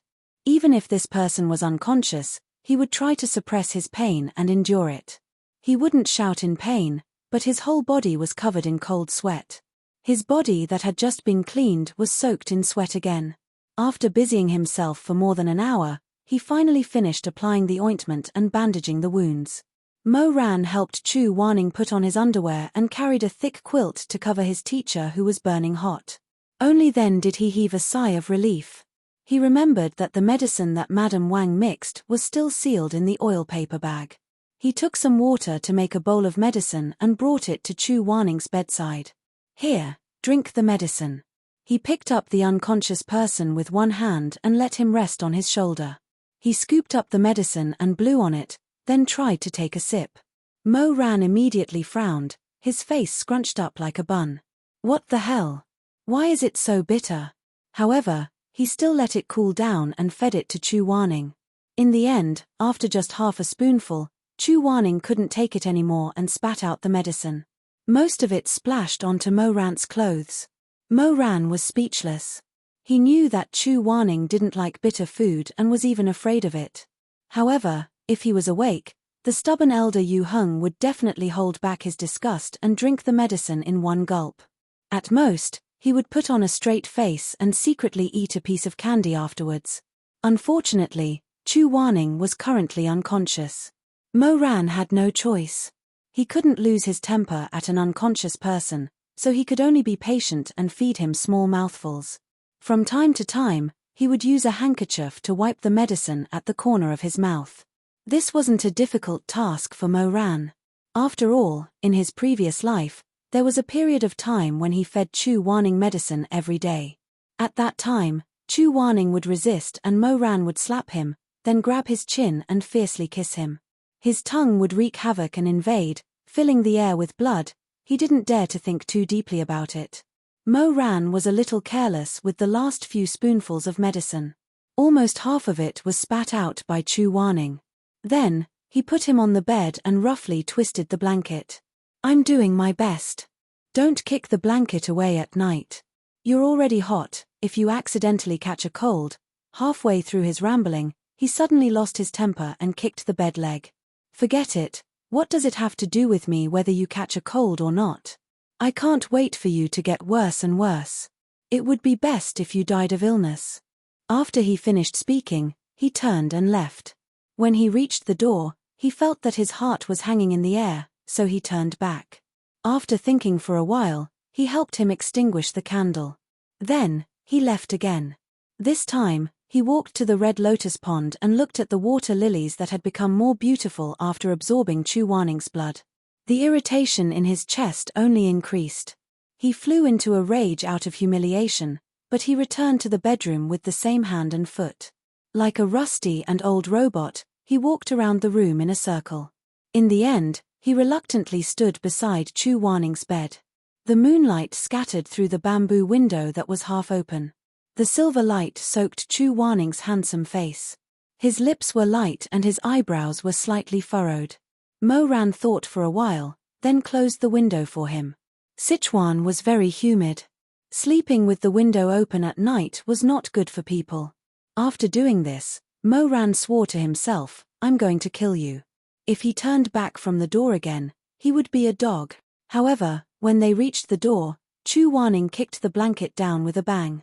Mo Ran, so how could he change this person's habit of kicking the blanket when he sleeps? In order not to be a dog, the 16-year-old celestial trampling emperor had a backbone and endured it before leaving. He was a man of his word. He would never turn back from the door again. Therefore, after a while, the wise and mighty emperor opened the window and came in through it. Picking up the blanket on the floor, he covered Chu Wanning with it. Mo Ran listened to Chu Wanning's painful groans and his back twitching. Seeing him curled up in the corner of the bed, he no longer looked as fierce as he usually did. While he scolded, "Serves him right," he also felt compassion for him. He sat beside Chu Wanning's bed and watched over him. He didn't let her kick the blanket down again. It was late at night. After a tiring day, Mo-Ran finally couldn't take it anymore. He slowly tilted his head and fell asleep. He didn't sleep well. Chu Wanning kept tossing and turning. Mo-Ran seemed to hear him groaning in a daze. Mo-Ran was in a daze. He couldn't tell what time it was. He didn't know when, but he naturally lay beside Chu Wanning and hugged the person who was convulsing and trembling. He closed his sleepy eyes and subconsciously stroked his back. He held him in his arms and whispered, "Okay, it doesn't hurt anymore, it doesn't hurt anymore," Mo-Ran murmured in his sleep. It was as if he had returned to the peak of life and death in his previous life, back to the desolate and empty Wu Mountain Palace. Since Chu Wanning's death, no one slept with him in his arms. Even if it was because of hatred, in the cold day after day, it made his heart ache. He missed it so much that thousands of ants gnawed at his heart. But no matter how much he missed it, Chu Wanning couldn't come back. He lost the last flame in his life. That night, Mo-Ran hugged Chu Wanning. Half asleep, half dreaming. Sometimes he knew that he had regained his life, and sometimes he knew that he was still in his past life. He suddenly didn't dare to open his eyes. He was afraid that when he woke up tomorrow, there would only be an empty pillow and a cold curtain. In a long life, he was the only one left. There was no doubt that he hated Chu Wanning. But when he hugged the person in his arms, the corners of his eyes were a little wet. That was the warmth that the 32-year-old Emperor Ta thought he would never find again. Wanning, it doesn't hurt anymore. His consciousness was hazy. Mo-Ran stroked the hair of the person in his arms like he did before his rebirth. He murmured softly. An extremely gentle sentence, just like that, came out of his mouth. He was so sleepy that he didn't even realize what he had said. He didn't even think when he said those words. They just slipped naturally. Mo-Ran's breathing became even and he fell deeper into his dream. Early the next morning, Chu Wanning's eyelashes fluttered and he slowly woke up. His cultivation level was high, and the fever he had last night had subsided. Chu Wanning sleepily opened his eyes. His consciousness was still a little hazy. When he was about to get up, he suddenly realized that someone was lying on the same bed as him. Mo Weiyu. This was a big shock. Chu Wanning's face instantly turned pale, but he couldn't remember what had happened last night. What was worse was that when he moved, he also woke up Mo-Ran. The young man yawned. His smooth and delicate face had a healthy flush that was unique to sleeping soundly. He opened his eyes in a daze and glanced at Chu Wanning casually. He said vaguely, "Let me sleep for a while more. Since you're awake, go and cook me a bowl of egg drop and lean meat porridge to eat." Chu Wanning was speechless. What nonsense was that? Sleep talk. Mo-Ran was still in a daze. Seeing that Chu Wanning didn't move, he didn't urge him to wake up and make porridge. Instead, he smiled lazily, stretched out his hand, and pulled Chu Wanning's face over, kissing him on the lips in a familiar manner. "It's fine if you don't wake up. I just had a nightmare. In the dream, sigh, let's not talk about it." He sighed and hugged the man who was completely stiff. He rubbed his chin against the top of the man's head and muttered, "Chu Wanning, let me hug you again."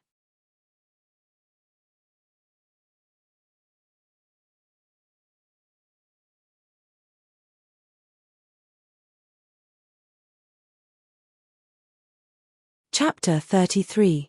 Chu Wanning's divine sense was shattered by the sudden kiss, so how could he still realize what Mo-Ran was mumbling? He only felt that every word was buzzing, and his ears felt like it was raining. Mo-Ran, on the other hand, was calm and collected. He mumbled a few words, then fell back into a deep sleep. Chu Wanning wanted to wake him up. However, the begonia tree outside the window of the bed was blooming just right. Just as Chu Wanning raised his hand, a pale pink begonia flower landed lightly on the tip of Mo-Ran's nose. Mo-Ran sniffled uncomfortably, but he was sleeping so soundly that he did not wake up. Thus, the hand that had reached out to push her changed direction. Chu Wanning plucked the begonia and pinched it between her fingers to examine it carefully. As he looked at the flower, he was lost in thought. Slowly, he more or less remembered.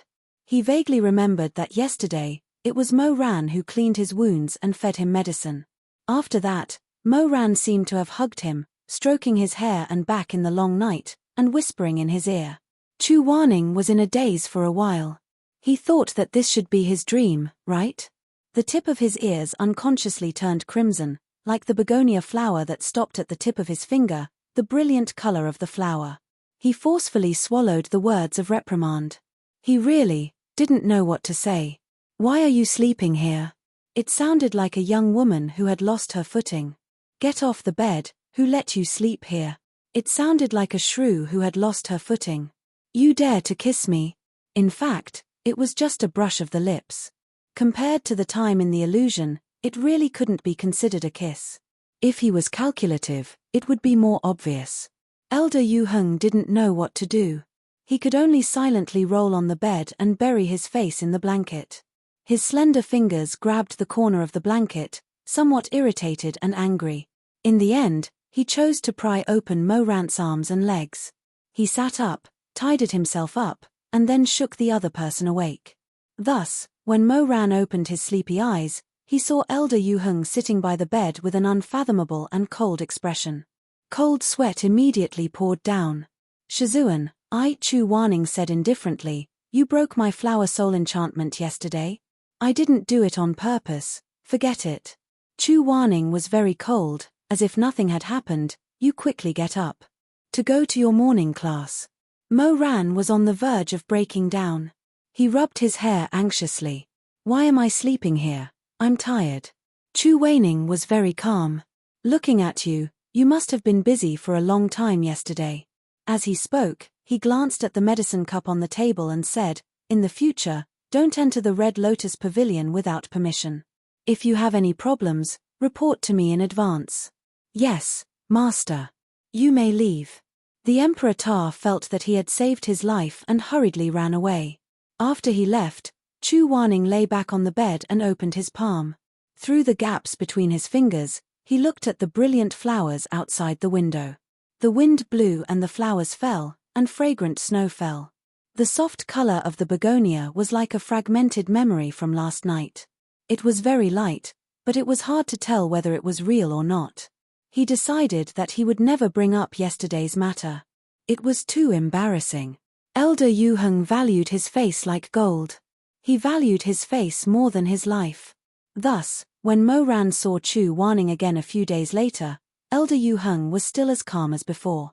His bearing was calm, noble, and elegant, and his white clothes fluttered in the wind.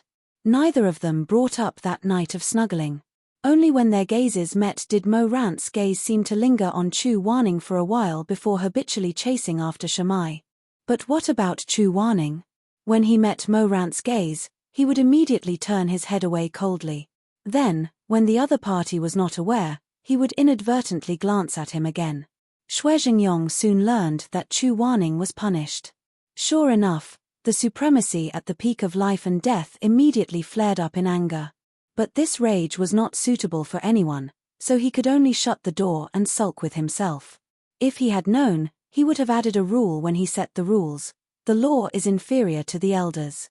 Madame Wang brewed a pot of tea and spoke to him in a soft voice for a long time. Only then did Xue Jingyong calm down, but he still said, Elder Yu Heng is stubborn. If he does this again in the future, you must help me persuade him. He's a grandmaster that the sects in the upper cultivation world can't even get, but he's suffering under me. How can my conscience be at ease? Madame Wang said, it's not that I don't want to persuade him, but you also know how stubborn Elder Yu Heng is. Xue Jingyong said, forget it, forget it. Wife, bring me some of those muscle revitalization and pain relievers. I'll go take a look at Yu Heng. The white ones should be taken orally, the red ones should be applied externally. Madame Wang handed 2 small porcelain bottles to Xue Jingyong and said, I heard Rana say that Elder Yu Heng has been cleaning lions at the Bridge of Helplessness for the past few days. You should be able to find him there. Xue Jingyong carried the porcelain bottles and sprinted to the vicinity of the Jade Bridge. Chu Wanning was there as expected. It was currently afternoon, and the disciples were all busy cultivating. Very few people passed by the Bridge of Helplessness. Chu Wanning was the only one standing alone on the winding Jade Bridge. His figure was tall and straight, and he had a natural strength of character. The leaves on both sides of the bridge rustled. His white robes were trimmed with bamboo, and he looked like a gentleman. Shui Jingyong walked over and laughed heartily. Elder Yu Heng, are you admiring the fish? Chu Wanning turned his face. My lord is joking. This river is connected to the yellow springs of the ghost world. How can there be fish here? Haha, I'm just joking with you. You're too elegant, but not humorous enough. If you continue like this, you won't be able to get a wife. Chu Wanning, here, medicine for injuries. My wife made it. The white ones should be taken orally, and the red ones should be applied externally. It's very useful. I'll give it to you. Chu Wanning did not want to accept it at first, but when he saw that Shui Jingyong was rather proud of himself and seemed to cherish the medicine made by his wife, he could not refuse. Thus, he accepted it and said lightly, thank you. Shui Jingyong was a rough man, but he was rather reserved in front of Chu Wanning. There were many things that he did not dare to casually talk about. After thinking for a while, he picked a topic. Yu Heng, the Spiritual Mountain Sword Conference will be held in 3 years. At that time, the young talents of various sects will gather and compete. What do you think Meng and Ran Er's chances of winning? Chu Wanning said, it's hard to say what will happen in 3 years. I only know that for now, Mo Ran does not seek to improve, and Shui Meng underestimates his opponent. Neither of them should be like this. His words were straightforward, harsh, and did not beat around the bush. Shui Jingyong's face was a little embarrassed. He muttered, they're just children. Chu Wanning said, they're already in their 20s. They're not young anymore. Shui Jingyong said, that's true, but they're not even 20 yet. As their father and uncle, I can't help but be biased. Haha. Chu Wanning said, it's the father's fault if the son doesn't teach. It's the teacher's fault if the son doesn't teach strictly. If these two go on the wrong path in the future, it's our responsibility. How can we be biased? Chu Wanning said again, my lord, do you still remember that Lini Confucian Wind sect also had 2 geniuses back then? When he mentioned this, Shui Jingyong's heart could not help but sink. More than 20 years ago, Lini Confucian Wind sect, the biggest sect in the upper cultivation world, had a pair of brothers. Both of them were young and talented. They could subdue a 100-year-old demon on their own at the age of 10. At the age of 15, they could already create their own spells and establish their own sect. However, 2 tigers could not live on one mountain. Because both of them were outstanding, in the end, the brothers fought against each other. During the Spirited Mountain Sword Conference, the younger brother was despised by all sects and elders because he spied on his elder brother's spells and tantric Buddhism. After the conference, the younger brother was immediately punished by his father. He was proud and arrogant and could not take setbacks. From then on, he harbored hatred in his heart and specialized in the Tao of deceit. In the end, he degenerated into a deranged devil. Chu Wanning mentioned this old incident at this time undoubtedly to tell Shui Jingyong that although Shui Meng and Mo Ran were outstanding, their temperament was more important than spells. Unfortunately, Shui Jingyong was strict with himself and serious with his disciples, but he was muddle-headed with his son and nephew to the point of spoiling them. Therefore, he did not listen to Chu Wanning's words. He only laughed and said, with Elder Yu Heng's guidance, they won't walk the same path as those 2 brothers. Chu Wanning shook his head. Human nature is stubborn. If you don't make up your mind, it won't be easy to change. When he said this, Shui Jingyong couldn't help but feel uneasy. He didn't know if Chu Wanning was implying something. After hesitating for a while, he couldn't help but say, Yu Heng, aren't you a little? I said, don't be angry. Are you looking down on my nephew? Chu Wanning did not mean this. He didn't think that Shui Jingyong would misunderstand so much. He choked for a moment. Shui Jingyong said worriedly, actually, I don't really care if they can make a name for themselves in 3 years. Especially Ran Er. He suffered a lot since he was young and his personality is unavoidably stubborn. I hope you don't dislike him because he grew up in a restaurant. He's the only flesh and blood my elder brother left in this world. I've always felt guilty towards him. Chu Wanning interrupted Shui Jingyong, saying, Lord misunderstands. I won't look down on him. If I cared about Mo Ran's background, I wouldn't be willing to take him as my disciple.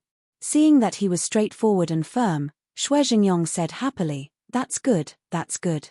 Chu Waning's gaze once again landed on the surging river under the bridge. He watched the surging waves, the clamoring of the waves, and didn't say anything else. Unfortunately, their conversation on the bridge and Chu Waning's confession were easily swallowed by the waves, just like in his previous life. In the end, no one else heard him saying that he didn't dislike Mo Ran. 3 months passed in the blink of an eye. On this day, Chu Waning summoned his 3 disciples to the Red Lotus Pavilion and said, "Your spiritual cores have stabilized. I called you here today to bring you to Shueying Peak and try to summon your weapons." Upon hearing this, Xue Meng and Shi Mai opened their eyes wide. They were overjoyed. Shueying Peak was the holy mountain of the upper cultivation world. It was 1,000 feet tall and 10,000 feet tall.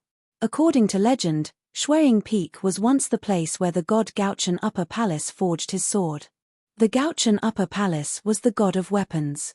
It was in charge of the north and south celestial poles and ruled all the weapons in the world.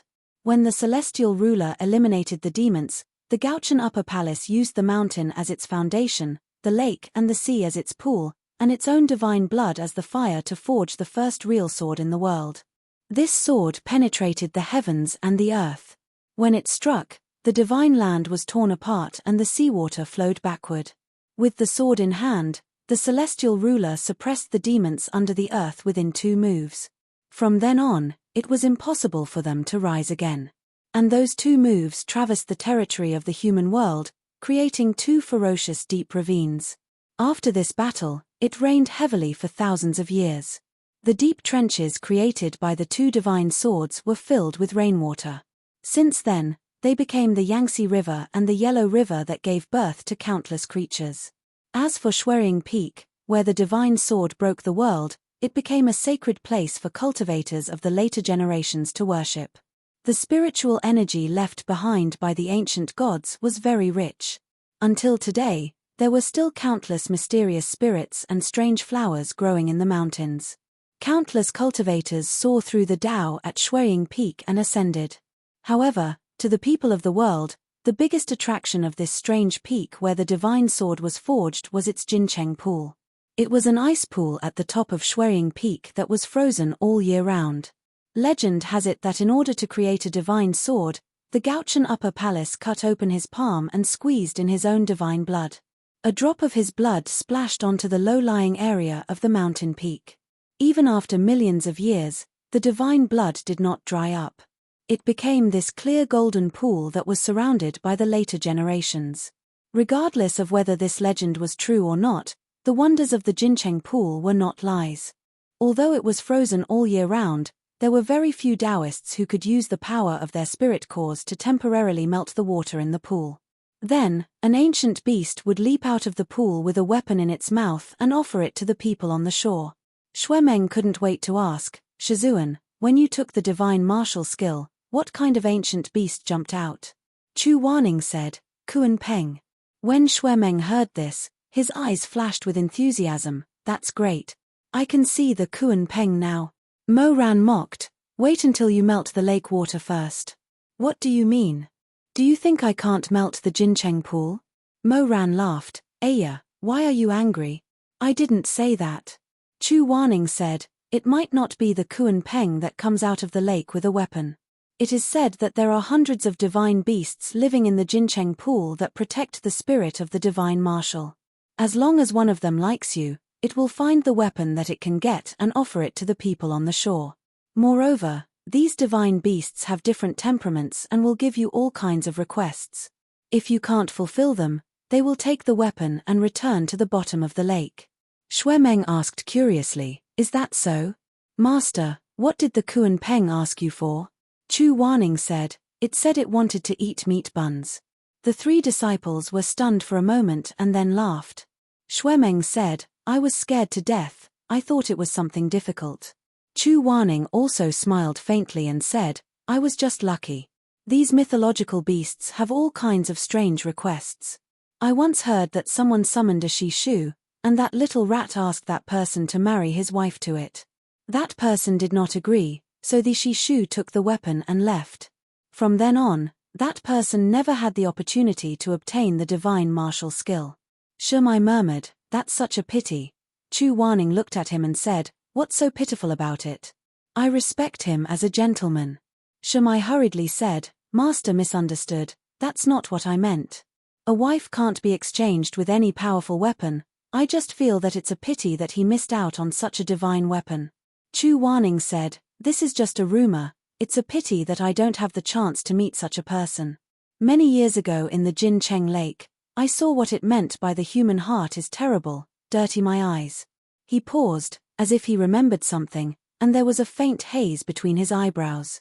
"Forget it, let's not talk about it. In these thousands of years, the Jincheng Lake has witnessed how many people's hearts haven't changed, and how many people's hearts have been exposed. In front of the divine marshal, how many people can give up the opportunity to become a celestial venerable and stick to their hearts without hesitation?" Hee. Chu Wanning sneered twice, as if something in his memory had touched his reverse scale. His expression gradually became indifferent, and his lips finally closed. He closed his mouth and didn't say anything. His sword-like eyebrows were slightly knitted. Looking at his expression, he seemed to be a little disgusted. "Master, it's said that the divine marshal of the Jincheng Lake each has its own temper. Did you use it well at the beginning?" Shuemeng saw that he was unhappy, so he changed the topic and asked. Chu Wanning raised his eyelids and said lightly, "I have 3 divine martial, which one do you think?"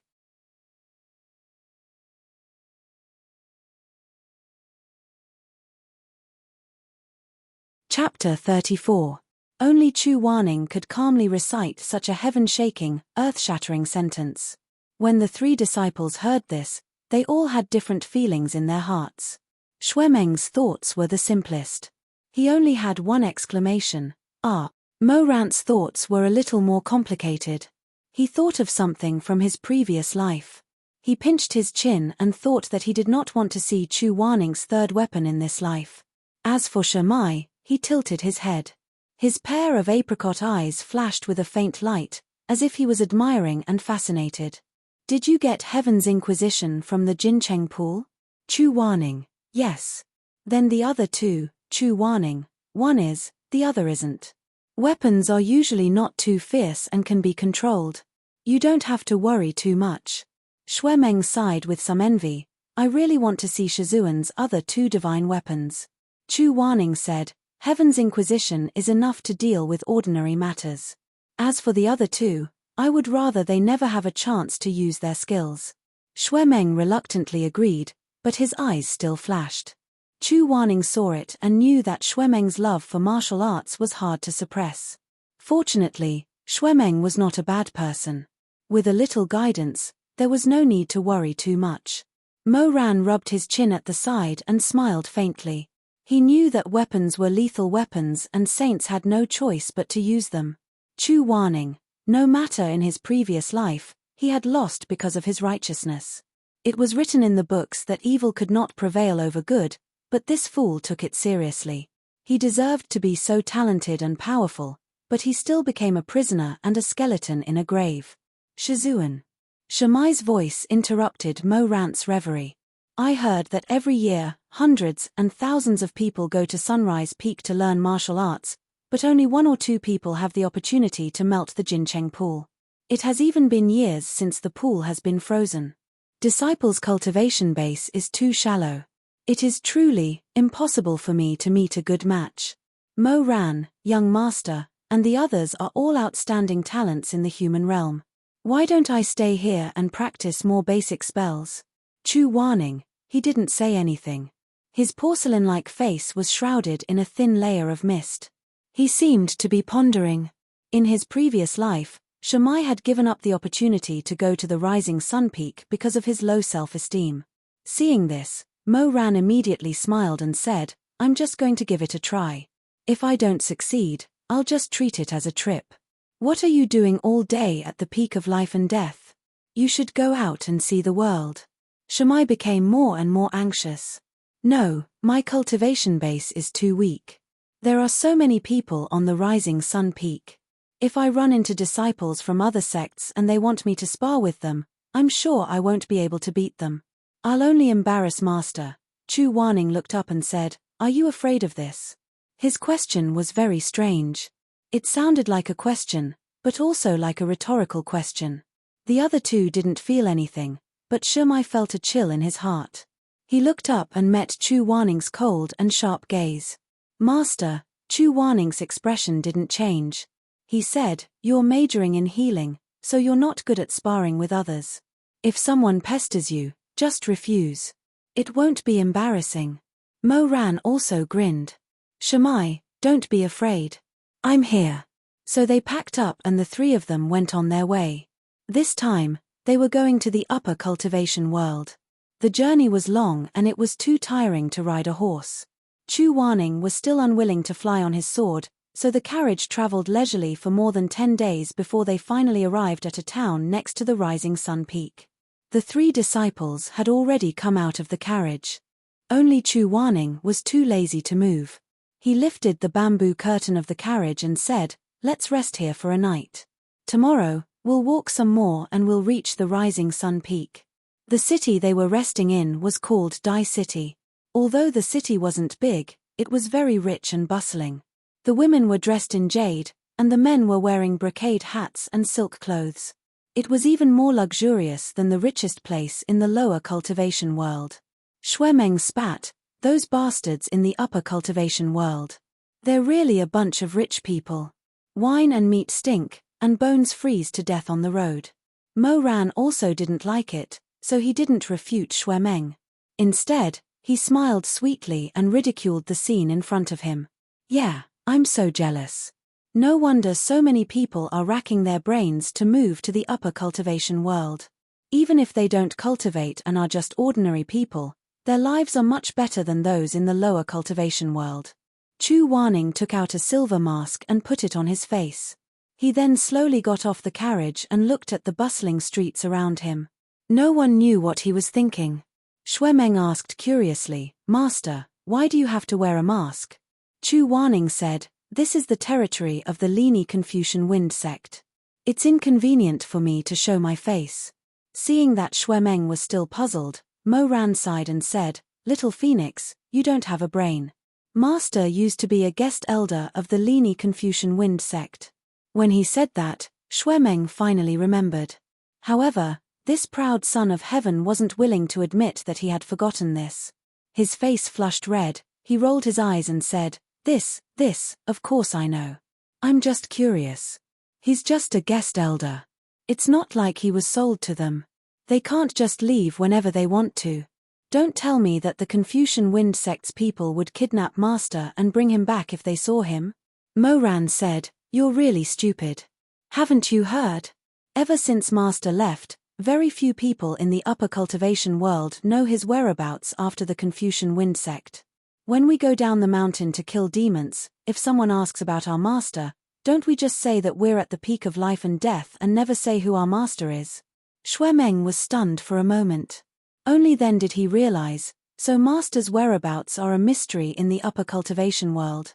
But if Master is so powerful, why would he hide his whereabouts? He didn't deliberately hide it, but he also didn't want to be disturbed. Chu Wanning said, "Let's go and check in." "Hey, the four immortals want to check in?" The inn's waiter ran over with an oily face. Shuemeng said, "We want 4 of the best rooms." The waiter rubbed his hands and said with a smile, "I'm really sorry, immortals. Dai City's guest rooms are a bit tight these days. We can't spare 4 rooms. How about we have to trouble the immortals to put together a room? How about 2 rooms?" There was no other way. They could only make do with a place to stay. However, there was a small problem when they were assigning rooms. "I want to share a room with Shamai." While Chu Wanning was paying the bill, the 3 disciples gathered together and Mo Ran firmly said. Shuemeng couldn't accept it. "Why should I?" Mo Ran said curiously, "Don't you like to stick to Master?" Then I don't want to." He respected Chu Wanning very much, but the word reverence couldn't do without the word fear. He couldn't tell whether he liked or feared Chu Wanning more. Seeing Shuemeng's face turn red, Mo Ran said with a sly smile, "Little brother, I think it's not that you don't want to sleep with Master, but that you don't dare to, right?" Shuemeng's eyes widened. "Master won't eat people, Why wouldn't I dare? Oh, Mo Ran said with a smile, but Master likes to hit people in his dreams, did you know that? Shuemeng. His face turned green and white. Shuemeng suddenly thought of something and asked angrily, how do you know what Master is like when he's asleep? Have you slept with him before? These words were a bit ambiguous. Even though Shuemeng himself didn't have any evil intentions, the speaker didn't mean anything, but the listener took it seriously. Mo Ran thought to himself, not only did I sleep with him, I even slept with him in my past life. But a real man doesn't mention his past achievements. He still smiled and said, if you don't believe me, you can feel it tonight. Remember to bring a bottle of Jinchuang ointment, it can be used to treat any injuries. Shuemeng was about to explode, but Chu Wanning had already paid the bill and walked over. He looked at them indifferently and said, let's go. The three youths followed behind Master like little tails. When they stood in front of the guest rooms, the three of them who were originally arguing happily all lowered their heads and waited for Chu Wanning to speak. In reality, their argument just now was useless. When it was time to arrange the rooms, they all shut up and waited for Master to speak. Chu Wanning paused and said, there are only 2 rooms left, which one of you? He hesitated inwardly and felt a bit awkward. What should he say, who's willing to stay with me? They all sounded a bit cautious and pitiful, which was really not Elder Yu Heng's style. Then what should he say? Mo Weiyu, you come with me. Like this. Forget it, with a spiked club and a tiger skin, there was no difference between him and the Black Wind Stronghold's chief who kidnapped a good young woman. In any case, he was a grandmaster, he still had his face. Moreover, ever since they slept in each other's arms at the Red Lotus Pavilion, the two of them felt very awkward and rarely spent time alone. Chu Wanning's expression was calm and indifferent, but countless thoughts ran through his mind. After a long time, he finally raised his chin slightly and nodded at Shuemeng. Shuemeng and I will stay in the same room. Shuemeng, Mo Ran was originally smiling, but now he couldn't help but be stunned. He really did hope that Shuemeng and Chu Wanning would stay together, and that he would stay with Shamai. But when this choice came out of Chu Wanning's mouth, he inexplicably felt a bit depressed. He didn't know that he looked very much like a little wild dog who didn't know the difference between heaven and earth. The little wild dog met a man. Although that man didn't treat him very well, he was still willing to throw him some bones to eat 3 meals a day. But the little wild dog didn't like this fierce man, so although he ate the bones every day, he licked his paws and barked at the man. He didn't treat this man as his master. But for some reason, one day, this man came out with a bowl, and what was inside was not the bones he was familiar with, but millet. A beautiful bird with bright feathers fluttered down and perched on the man's shoulder. It stared at him with round eyes, and its sparkling beak intimately rubbed against his face. The man glanced sideways, stroked the bird's luxurious wings, and carefully fed it grain. This wild dog couldn't help but be stunned. After all, he thought that Chu Wanning would choose him.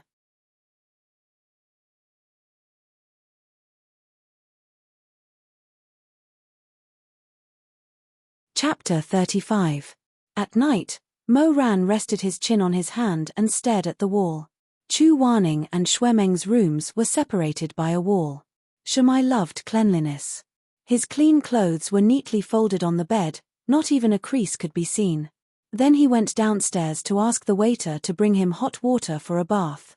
The soundproofing in this inn was not particularly good. When the room was quiet, one could hear the faint sounds of movement next to them. Chu Wanning seemed to say something, but it wasn't clear. But then Shuemeng's voice sounded, it seems to be a little tight. Mo Ran's ears pricked up and moved. Little Phoenix next door said, Shizun, does it hurt? It's okay. You can continue. I'll be gentler.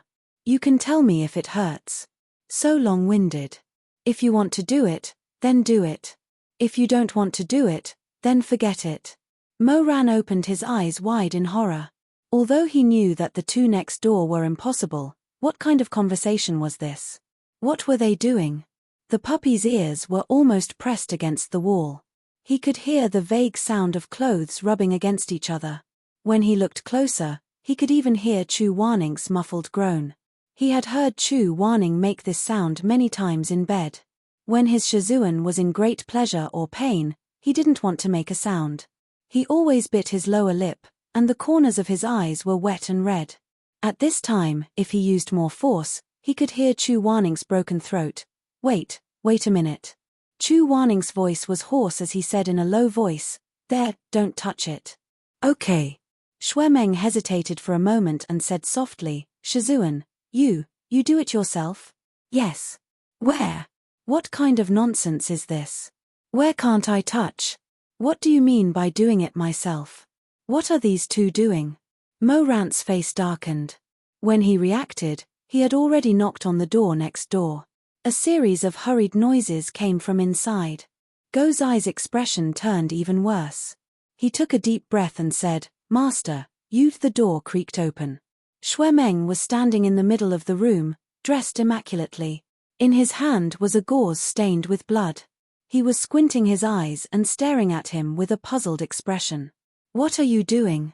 It was late at night. Did you run into a ghost?"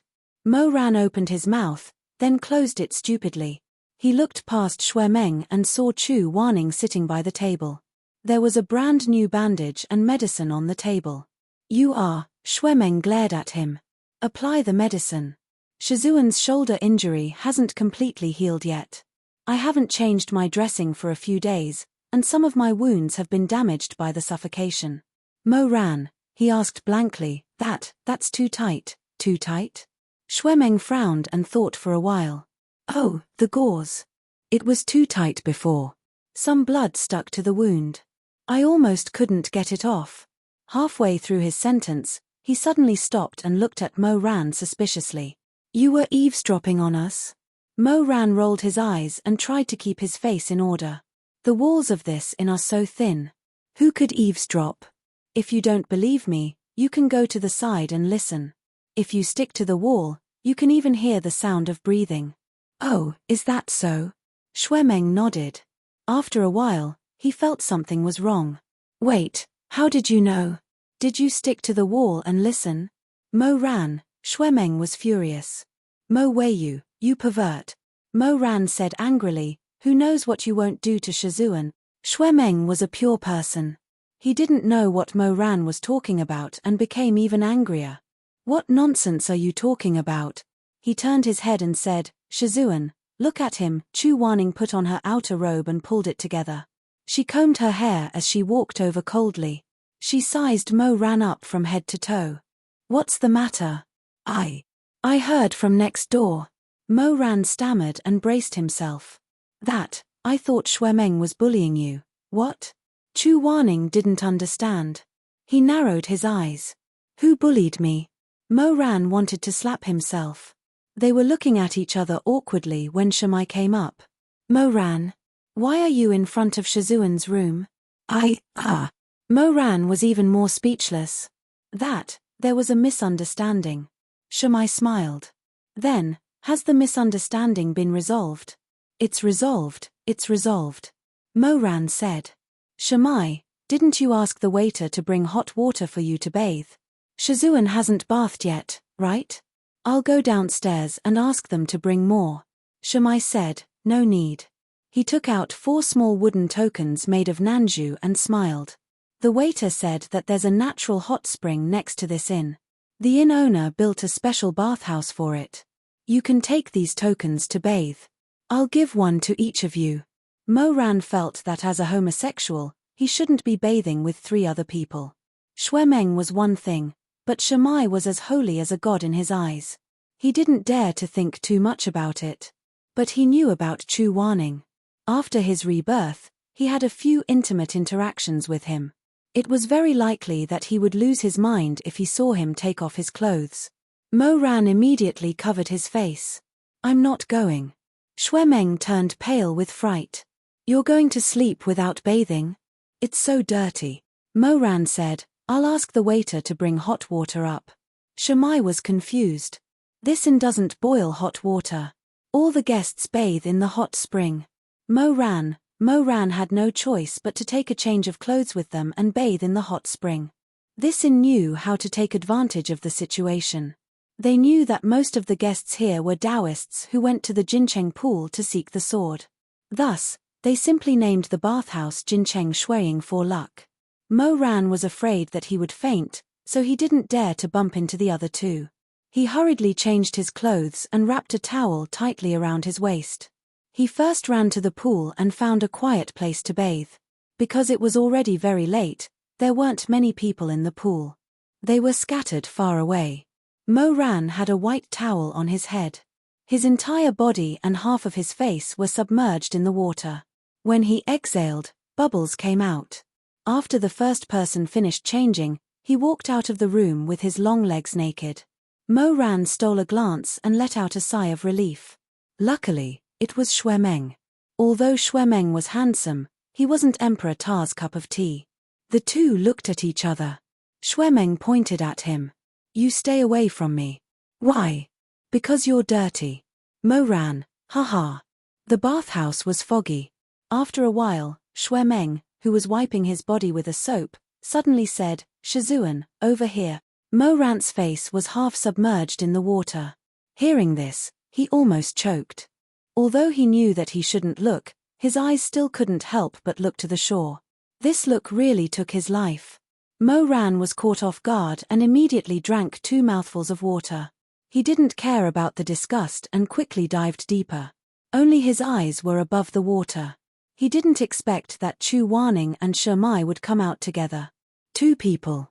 One was slender and beautiful, with long black hair and a towel wrapped around him. It was Shimai. Mo Ran originally wanted to sneak a peek at him, but in the end, he only took a quick glance. He really respected Shimai as much as the bright moon, so he didn't dare to stare at him in public. But the other one was tall and handsome, with wide shoulders and a narrow waist. His body was strong and his skin was tight. It was Chu Wanning. He had a high ponytail and was wearing a large white bathrobe. His whole body was covered, but the robe was too wide. The lapels of the robe were not pulled tight, revealing a large area of his smooth and tight chest. Mo Ran stared at him. He felt like he was going to be suffocated and cooked in the hot spring. He wanted to look away, but his eyes didn't listen. He couldn't move them away, and his ears slowly turned red. Separated by the dense fog, Chu Wanning seemed to be looking at him, but also didn't. He casually put up a waterproof barrier around himself and then stepped into the hot spring. His clothes floated, and when he moved, his legs could be seen. They were straight and slender. Mo Ran, he couldn't take it anymore. He closed his eyes and sank to the bottom of the water. Even with the protection of the towel around his waist, his reaction was too. Mo Ran felt very wronged. He really didn't like Chu Wanning. He hated Chu Wanning to the core. But his body remembered the clouds and rain in the past. He remembered those soulless entanglements that could erode iron bones into tenderness. He also remembered all the blushing and ridiculous things between them. His Adam's apple moved, and he was in a dilemma. In the end, Mo Ran was really anxious to the point of crying. He was afraid that for the first time, he would despise himself like this. Why was it like this? Shimai was still in front of him. What was the point of him being hysterical in front of Chu Wanning? Even if they were skin to skin in his previous life. It was all in the past. If he was so concerned about Chu Wanning's body, what would he do to his junior sister? How disrespectful, how bad. After suppressing his evil thoughts for a long time, Mo Ran finally suppressed the evil fire in his lower abdomen. Only then did he suddenly emerge from the water. He shook off the water droplets, wiped the water off his face with a towel, and opened a pair of misty eyes. He was looking right at Chu Wanning's face. And the water just now was splashed all over Chu Wanning's face. At this time, a drop of water was slowly dripping down. It suddenly seeped into his dark and sharp eyebrows, and then dripped down bit by bit, almost dripping into those beautiful phoenix eyes. Chu Wanning, Mo Ran, this was really too bad. He was holding his breath under the water just now and couldn't see the situation around him. Chu Wanning also didn't know that Mo Ran was hiding in this position. He came over on his own to get the incense box. In the end, before he could get the incense, his face was splashed with water by the person who suddenly emerged. This hot spring was very deep, and the buoyancy was not small. Mo Ran was dizzy and prepared to retreat. In the end, he slipped and fell into Chu Wanning's arms. Ah.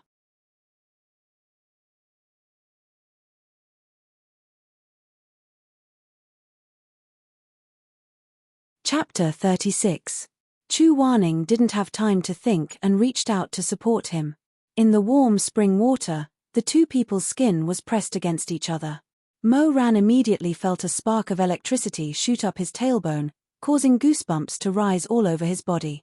Even though he had hugged a nearly naked Chu Wanning at the Red Lotus Pavilion, the situation at that time was critical and he didn't have the time to think about it, so he didn't have much of an impression of it. But at this time, one hand was pressed against Chu Wanning's chest, the other hand was still subconsciously supporting Shizun's waist. Under the water, their legs were rubbing together, and the other's skin was even more smooth and warm in the spring water. Mo Ran's head exploded with a boom. Towards Chu Wanning, he, just touching the other's waist like this, without doing anything else, was. The reaction was intense, like a surging river. Mars, Shizun, he struggled to stand up straight, his already burning lower body bumping into the other in this hurried struggle. Chu Wanning's eyes suddenly widened, shock flashing across his handsome face. He immediately retreated, but at the same time, the water droplets hanging above his eyelashes just now dripped into his eyes. Chu Wanning was provoked and hurriedly closed his eyes to rub them, but he didn't have a towel to wipe with. Shizun, use mine. Mo Ran was so embarrassed that he wanted to die. His face and ears were red, but he still wanted to cover it up and pretend that nothing was wrong. He took his own towel and helped Chu Wanning wipe the water droplets on his face. When Chu Wanning opened his phoenix eyes, there was confusion and astonishment in them, and a faint trace of panic. But these were all fleeting. He quickly tried to calm himself down, pretending that he didn't feel anything, and said in a hoarse voice, "Incense, give it to me." Oh, okay. Mo Ran walked to the side of the pool like a cooked crab and picked up the incense box on the shore. Shizun, what kind of scent do you want? Anything. Mo Ran was dizzy, and stared blankly at the box for a long time, then sincerely turned his head. There is no such thing as anything. Chu Wanning, he paused for a moment before sighing. Plum blossom, begonia. All right. Mo Ran picked up 2 incense sticks and handed them to Chu Wanning. When their fingertips touched, there was another rustle. No matter how unwilling he was, he still couldn't get rid of those memories. If it was in the past, he would have long been entangled with him by the pool. He even imagined the scene of Chu Wanning half kneeling on the ground, enduring his own burning passion. His master's eyes were half closed and she couldn't stop trembling, yet she was still ked to climax by him. Mo Ran couldn't take it anymore. That kind of instinctive male desire made his eyes turn red. He didn't dare to look at Chu Wanning again. He felt that even if he looked at Shimai now, it would be safer than looking at Chu Wanning. How could this be? How could this be? After hurriedly washing up, Mo Ran vaguely said that he was sleepy and went back to sleep while the other 3 were still soaking. He went back to his room and locked the door. Mo Ran couldn't take it anymore. He relieved his own desires. He didn't want to imagine Chu Wanning at this time. He'd rather imagine Shimai in front of a beautiful woman. This would also make his conflicted heart feel better. But his body and thoughts were out of his control. All that flashed in front of his eyes were the scenes of him and Chu Wanning making love. Those bone-deep passions seemed to have been opened tonight. They crazily rushed back to his brain, accompanied by waves of tremors of destruction.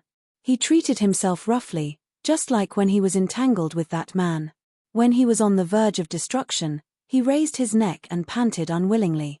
His throat unconsciously spat out a name.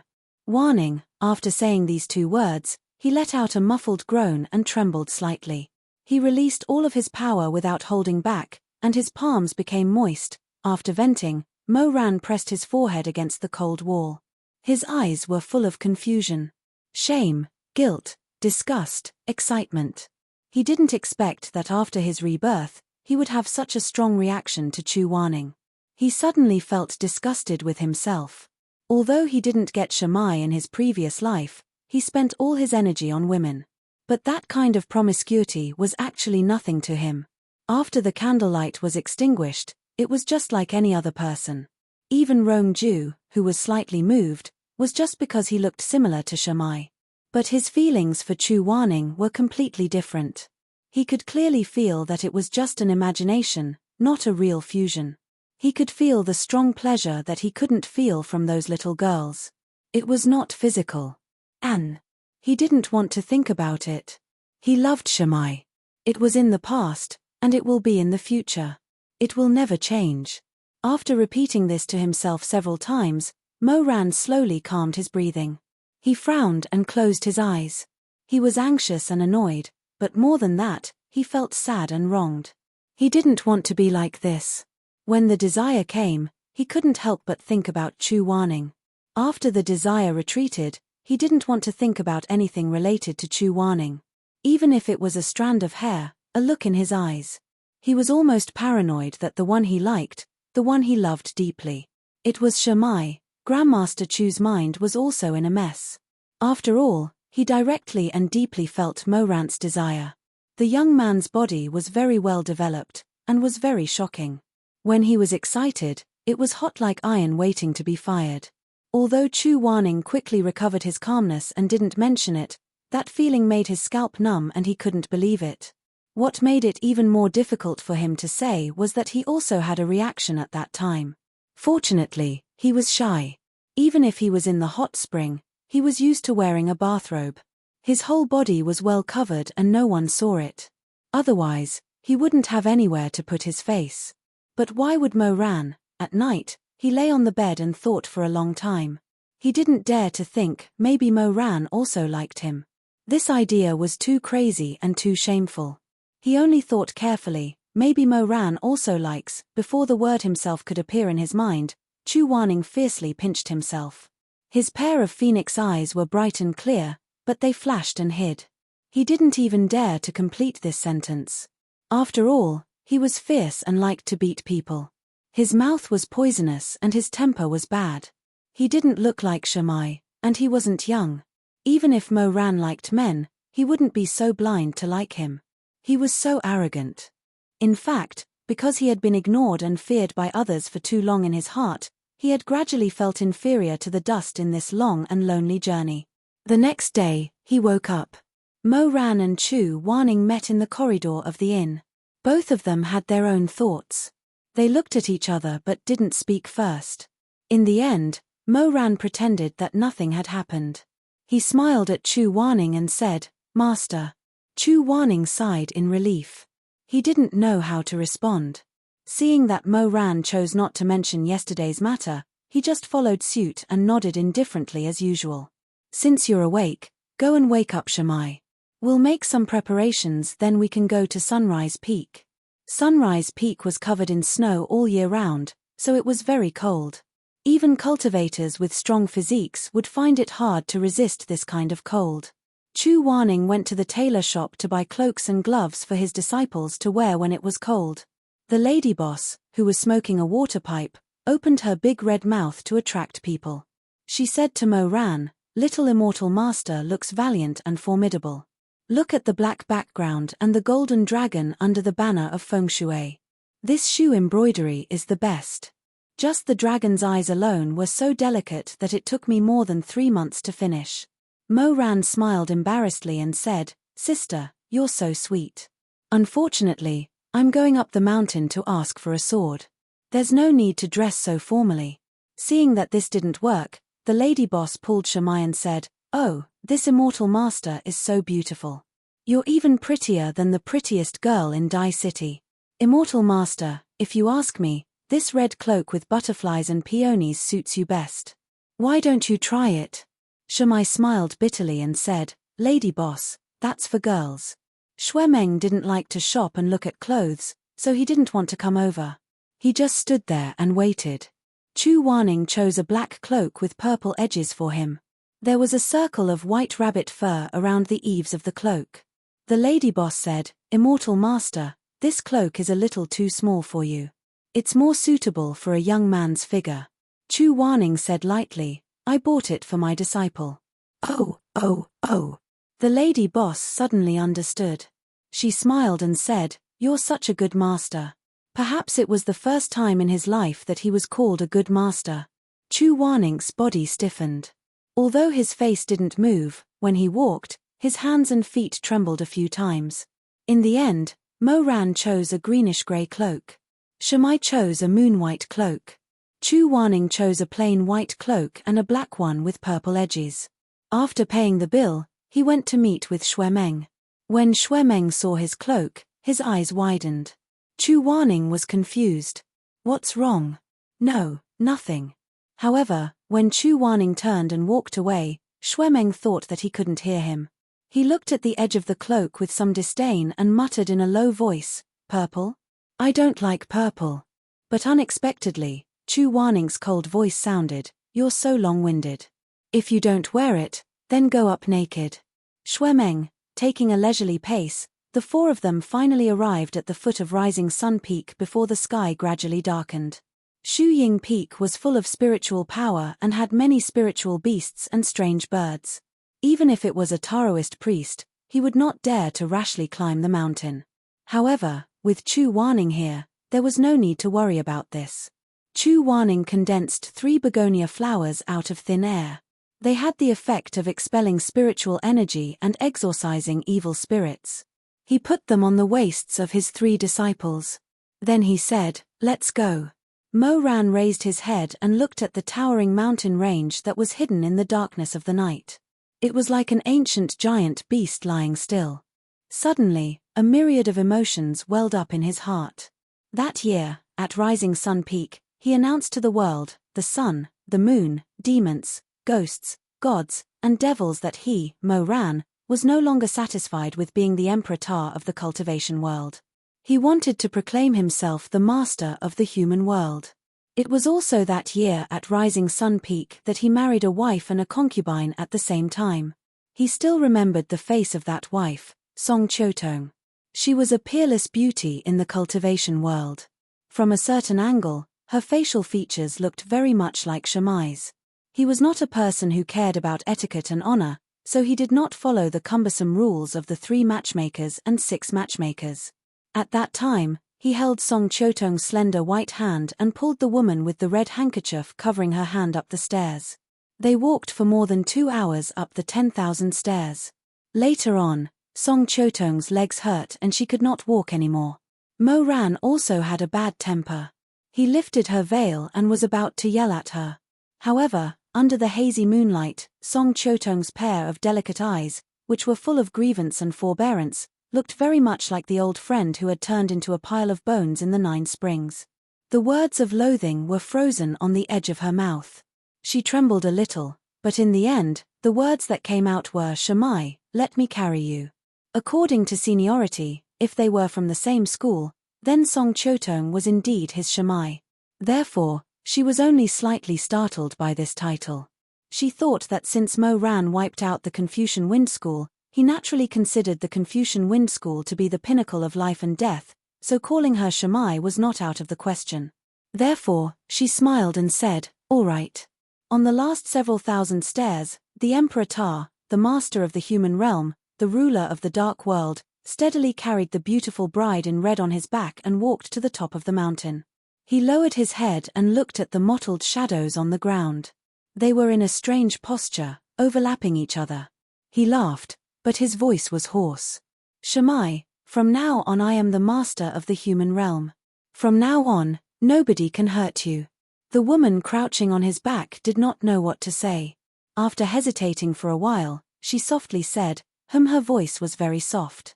Perhaps it was because it was too soft that the woman's voice was not so clear. It sounded somewhat indistinct. Mo Ran's eyes reddened in a place where no one could see. He said in a low voice, "I'm sorry to have made you wait for this day for too long." Song Chiotong also thought that Mo Ran had liked her for a long time, so she gently said, "Husband." This woman's voice was clear and crisp, like a delicate orchid falling on dew. It was very pleasant to hear. But Mo Ran's footsteps suddenly stopped. "What's wrong?" "Nothing."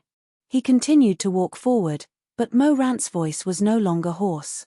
The weak trembling also disappeared. After a pause, he said, "In the future, just call me Mo Ran." Song Chiotong was quite surprised. She did not dare to call the Emperor Ta that, so she hesitantly said, "Husband, this.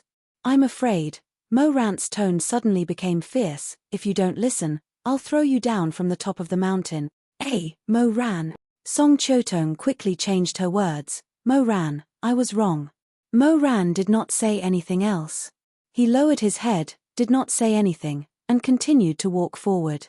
The shadow on the ground was still a shadow. Later on, when he saw it clearly, he realized that it was really just a shadow. The moon in the water, the flowers in the mirror, was all fake. What he had, in the end, was only worthy of an illusion. In the end, it was all fake. Shamai. Yes. The people walking beside Mo Ran heard him and turned their heads. Thousands of leaves, thousands of sounds, and the grass and trees rustled. The moonlight shone on his beautiful face. Mo Ran, what's wrong? Are you tired from walking? Mo Ran glanced at Chu Wanning and Xue Meng who were walking in front of him and whispered, if you're tired, I'll carry you on my back. Before Shamai could say anything, Chu Wanning turned around. He glanced coldly at Mo Ran. Is Shimingjing's leg broken? Does she need you to show off?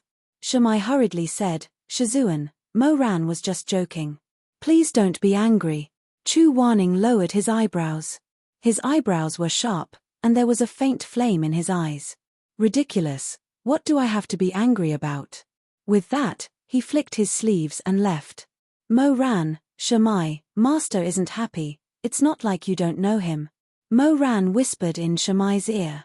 His heart is narrower than the tip of a needle. He's cold-blooded and heartless, but he doesn't allow others to be kind to him. With that, he wrinkled his nose, lowered his voice, and concluded, he's very annoying.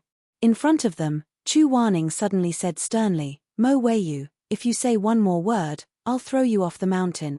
Mo Ran seemed to be tactful enough to keep his mouth shut. But he secretly glanced at Shamai with a grin and mouthed, what are you waiting for? See, I wasn't wrong, right?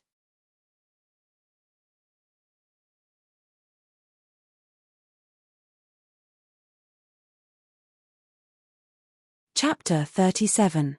The cold moon reflects the frost and snow, the cold mountain embraces the ice pool. 8,000 mountains cannot be crossed, the end of the world is here. Xue Meng wore a pair of deerskin gloves and brushed away the snow on the towering boulder. He read the cinnabar inscription on the boulder and turned around, saying happily, Master, we're here. It was snowing all year round on the summit of Sunrise Peak. At this time, a crescent moon was hanging high in the sky. The cold moonlight shone on the ice lake. The cold air was desolate and cold. Jin Cheng Lake was frozen but not covered with snow. It was like a glass pearl that covered the heaven and earth. The Milky Way fell to the earth and the stars hung for thousands of li. It was truly magnificent. It was like walking to the end of the world, with white hair. A group of people came to the lakeside. The mirror-like surface of the lake overflowed with magnificent light. There was a stone embankment leading to the center of the lake. There was a stone tablet beside the embankment. The tablet was covered with frost and the stone was crisscrossed. Only the 4 seal characters, "The road is difficult to walk," were vigorous and strong. After thousands of years, they were still clear and bright red, as if they were often painted. Chu Wanning stopped in front of the stone embankment and said, "The Jin Cheng Lake is seeking a sword. Only one person can enter at a time. Who wants to go first?" Xue Meng couldn't wait and said, "Master, I'll go first." Chu Wanning looked at him, thought for a moment, and shook his head, "You're too reckless. I'm not at ease." At this time, Shamai smiled and said, "Master, I'll go first. Anyway, I probably won't be able to melt the ice pool."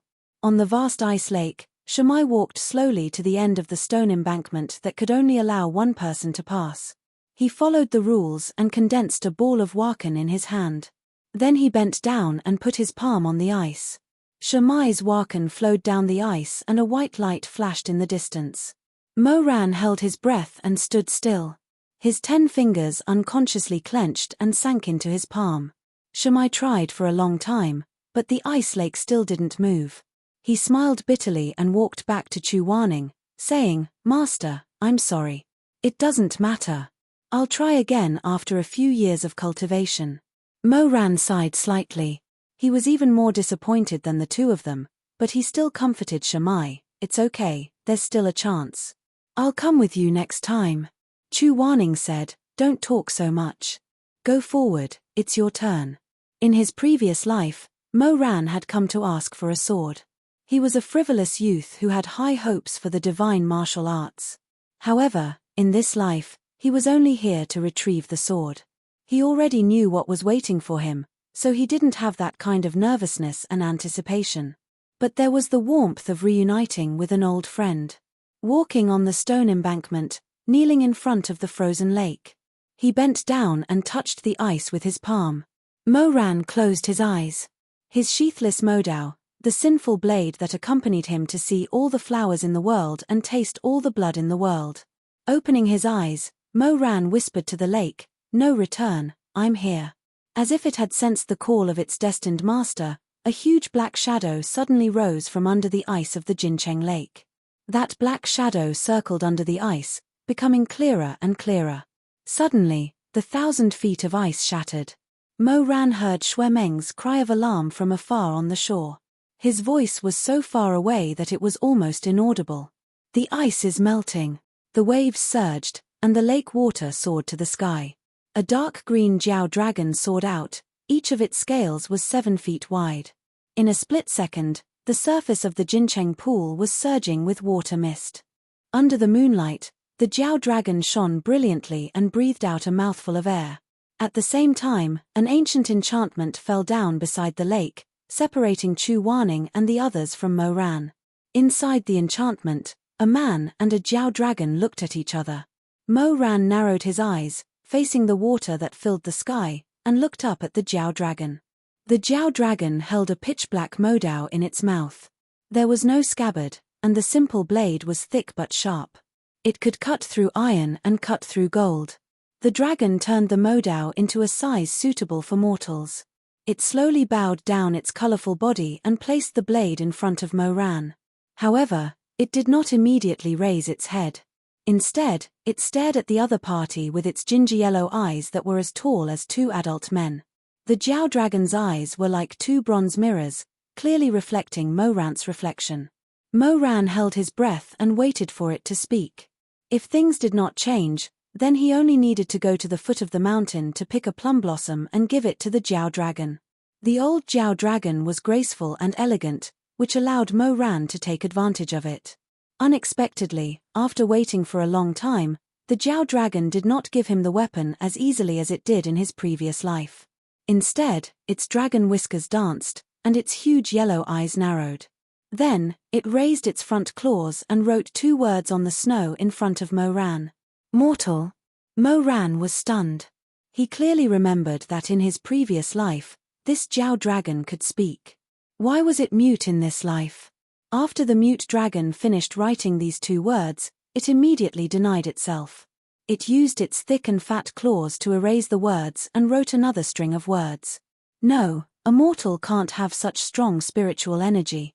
Then, are you a god? Mo Ran, the old Jiao dragon thought for a moment, shook its head, and wrote again. You're not a god. You have evil aura on you. Are you a ghost? Mo Ran thought to himself, what a mess.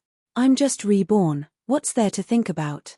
Hurry up and give me my knife. The old Jiao dragon seemed to see through his eagerness to get the knife. It suddenly raised its ferocious claws and pressed the Mo knife under its claws. Its other claws erased the original marks, added a handful of snow, and continued to write. Don't be offended. I saw 2 other shadows on your body. It's really rare to see them in my life. Are you a human or a ghost, a god or a demon? Mo Ran raised his eyebrows and said, of course I'm a human. Do you even need to say that? He was just a person who had died once. The old Jiao dragon paused and wrote again, a person's soul is divided like this. He had never seen or heard of such a thing before. Mo Ran saw that it was shaking its head and wagging its tail, and could not help but laugh. What's so strange about it? Senior, what will make you willing to give me your knife?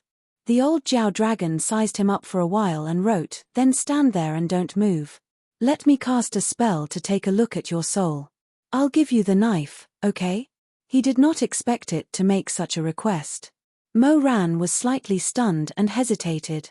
He wondered what would happen if this old thing could see what happened in his previous life. However, the knife was right in front of him.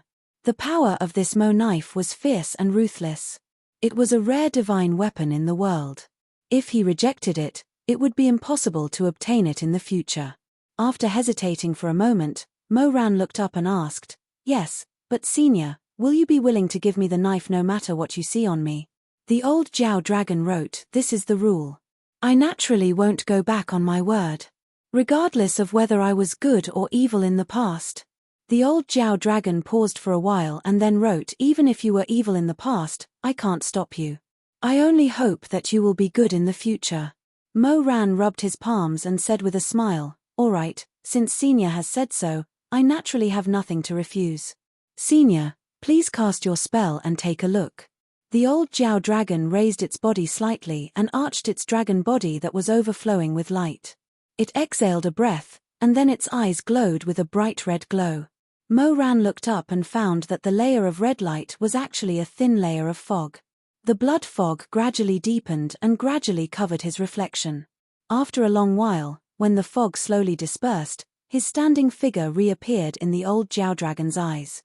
However, this time, Mo Ran suddenly realized that in addition to himself, two other blurry shadows were also reflected in the dragon's eyes.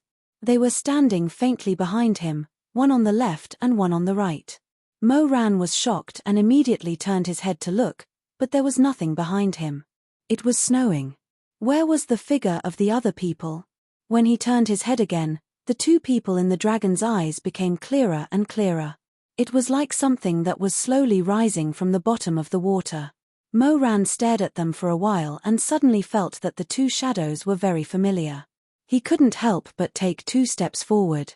Unexpectedly, the two shadows in the dragon's eyes suddenly opened from their closed state. "Shimai. Chu Warning."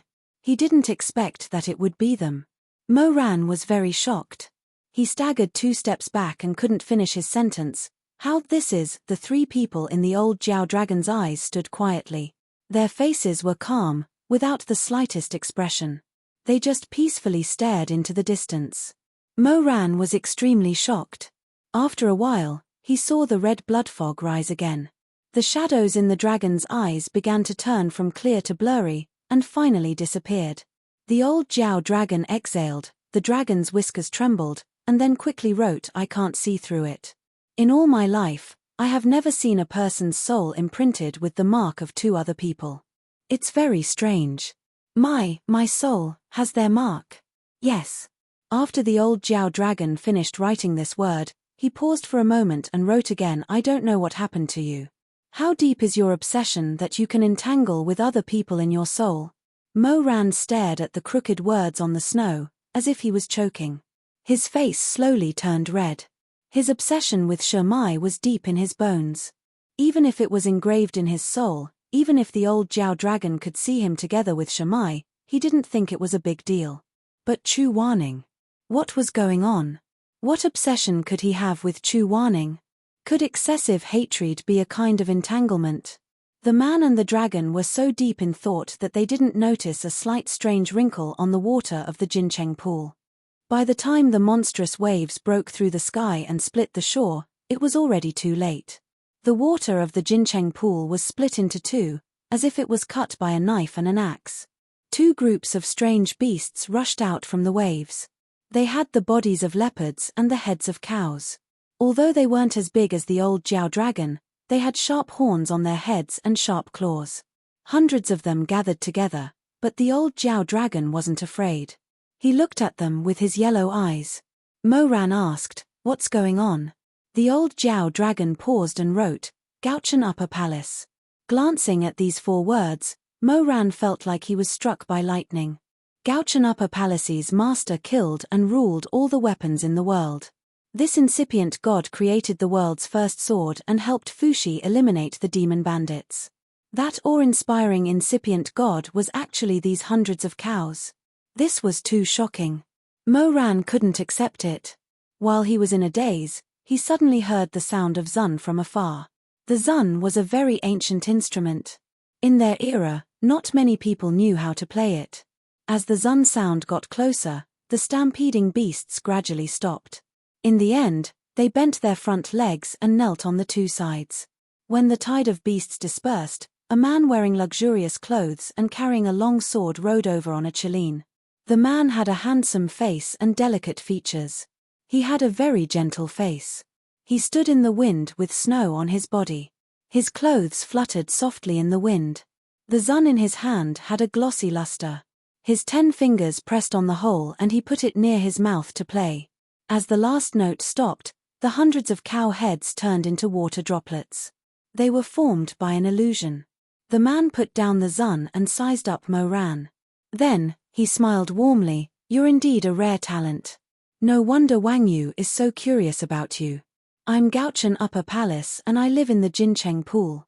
The weapons in the pool are all made by me. It's just a small trick, please excuse me." Although the old dragon wrote it down and the man said it himself, Mo Ran was still in disbelief. He asked, "You're Gauchen Upper Palace?" The man was impatient, however. He smiled and said, "That's me." Mo Ran was about to suffocate. "You're the master of weapons?" "That's right." Gauchen Upper Palace raised his eyebrows and smiled. "That's what the later generations call me. I'm ashamed. I just had nothing to do, so I decided to make a small knife and a small whip." "You've overestimated me." Mo Ran was speechless. It was annoying when powerful people became humble. Chu Wanning said calmly, "I have 3 divine weapons." Gauchen Upper Palace was even more annoying. He actually called the weapons he made small knife and small whip. Why didn't he call the Fushi Emperor little old man? Mo Ran took a long time to recover and said, Then, shouldn't you be in the realm of gods? Why are you in this pool? I like to knock and often disturb the heavenly emperor's peace. Instead of being looked down upon by him in the realm of gods, I might as well go down to the mortal world." Mo Ran was speechless. "How long have you been here?" Gauchen Upper Palace thought for a while and smiled. "It's been a few hundred years." "A few hundred years," Mo Ran repeated and laughed dryly. "Don't you think it's a little long?" Gauchen Shangong smiled and waved his sleeves nonchalantly. "Not really. Moreover, after forging the sword for the heavenly emperor, I've used up a lot of my divine power. It's boring to stay in the realm of gods. It's much better here." Although Mo Ran was curious about the legendary god of massacre, it was not good to ask about his personal matters. He thought for a while and felt that something else was more important, so he said, "Exalted God, you didn't come to see me today just because my soul is special, right?" "Why not? Your spiritual power is rare, it's rare." Gauchen Upper Palace smiled. "It's a waste of your talent to only give you this modao." Mo Ran said, "Haha, it's all right. I think this sword suits me well." At first glance, I thought so too. Gauchen Upper Palace smiled. "After careful observation, I realized that's not the case. Your talent is rare and I'm curious about it, so I came to invite you to the bottom of the lake for a chat. I want to see which of those thousands of weapons is most suitable for you." This was a huge shock. Even though the Emperor Ta was very knowledgeable, he was still stunned. The Master of Weapons actually invited him to pick a weapon. Gauchen Upper Palace saw that he did not speak and thought that he was afraid to go, so he said, "Don't worry. Although there are many demons in the water, they all listen to me and won't hurt you. Wang Yu can vouch for that." The old dragon did not say anything and slowly bowed his head. Mo Ran saw that he was sincerely inviting him and could not help but be moved. "If I go, can you grant me a request?" "What request?" "The person who asked for the sword just now is my close friend." As Mo Ran spoke, he pointed to the shore behind the enchantment and showed Shumi to him. "He asked for a sword but couldn't get one. So I thought, if I can fulfill the exalted god's wish, can the exalted god also fulfill my wish and give him a weapon? I thought it was something big, it's just a small matter." Gauchen Upper Palace smiled and suddenly waved his hand. The enchantment disappeared immediately. "This is very easy. Let the 3 of them come over. If there's a weapon that you like, just take it." Mo Ran was overjoyed. He didn't expect to find what he was looking for so effortlessly. Shamo being able to obtain the divine martial weapon made him even more excited than him obtaining an even more powerful weapon. He immediately agreed to Gauchen Upper Palace. When Shimai and the rest arrived, he told them about the situation. Shimai and Shuemeng's eyes widened, even Chu Wanning was slightly moved. Gaochen Upper Palace looked at them from the side and suddenly seemed to realize something. He stared at Chu Wanning. It's you.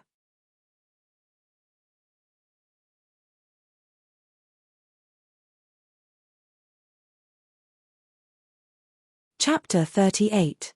Chu Wanning was neither servile nor overbearing even in front of a deity. He asked, "Exalted God, do you recognize me?" "How can I not recognize you?" Gaochen Shanggong smiled gently. "Many years ago, you came to the Jincheng pool to ask for a sword. Your spiritual power was so profound and pure that I almost couldn't resist coming out to meet you. How is it? Are you comfortable with the weapon?" "Exalted God, which one are you referring to?" Gaochen Shanggong was stunned for a moment before he smiled. "Look at my memory, I forgot that I gave you two."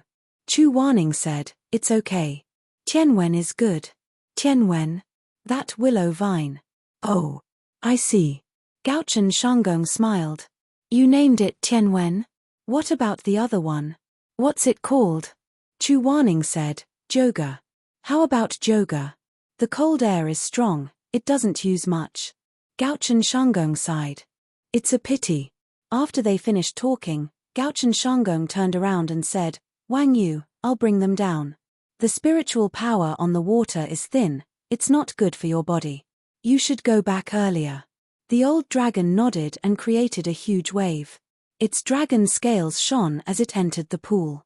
At the same time, Chu Wanning placed a water-repelling talisman on the other three people. When Gaochen Shanggong saw this, he couldn't help but look at Chu Wanning a few more times. He thought to himself, among cultivators, it's rare to see someone as proficient in spells as him. I wonder who his master is. However, Chu Wanning seemed to be unwilling to talk to anyone.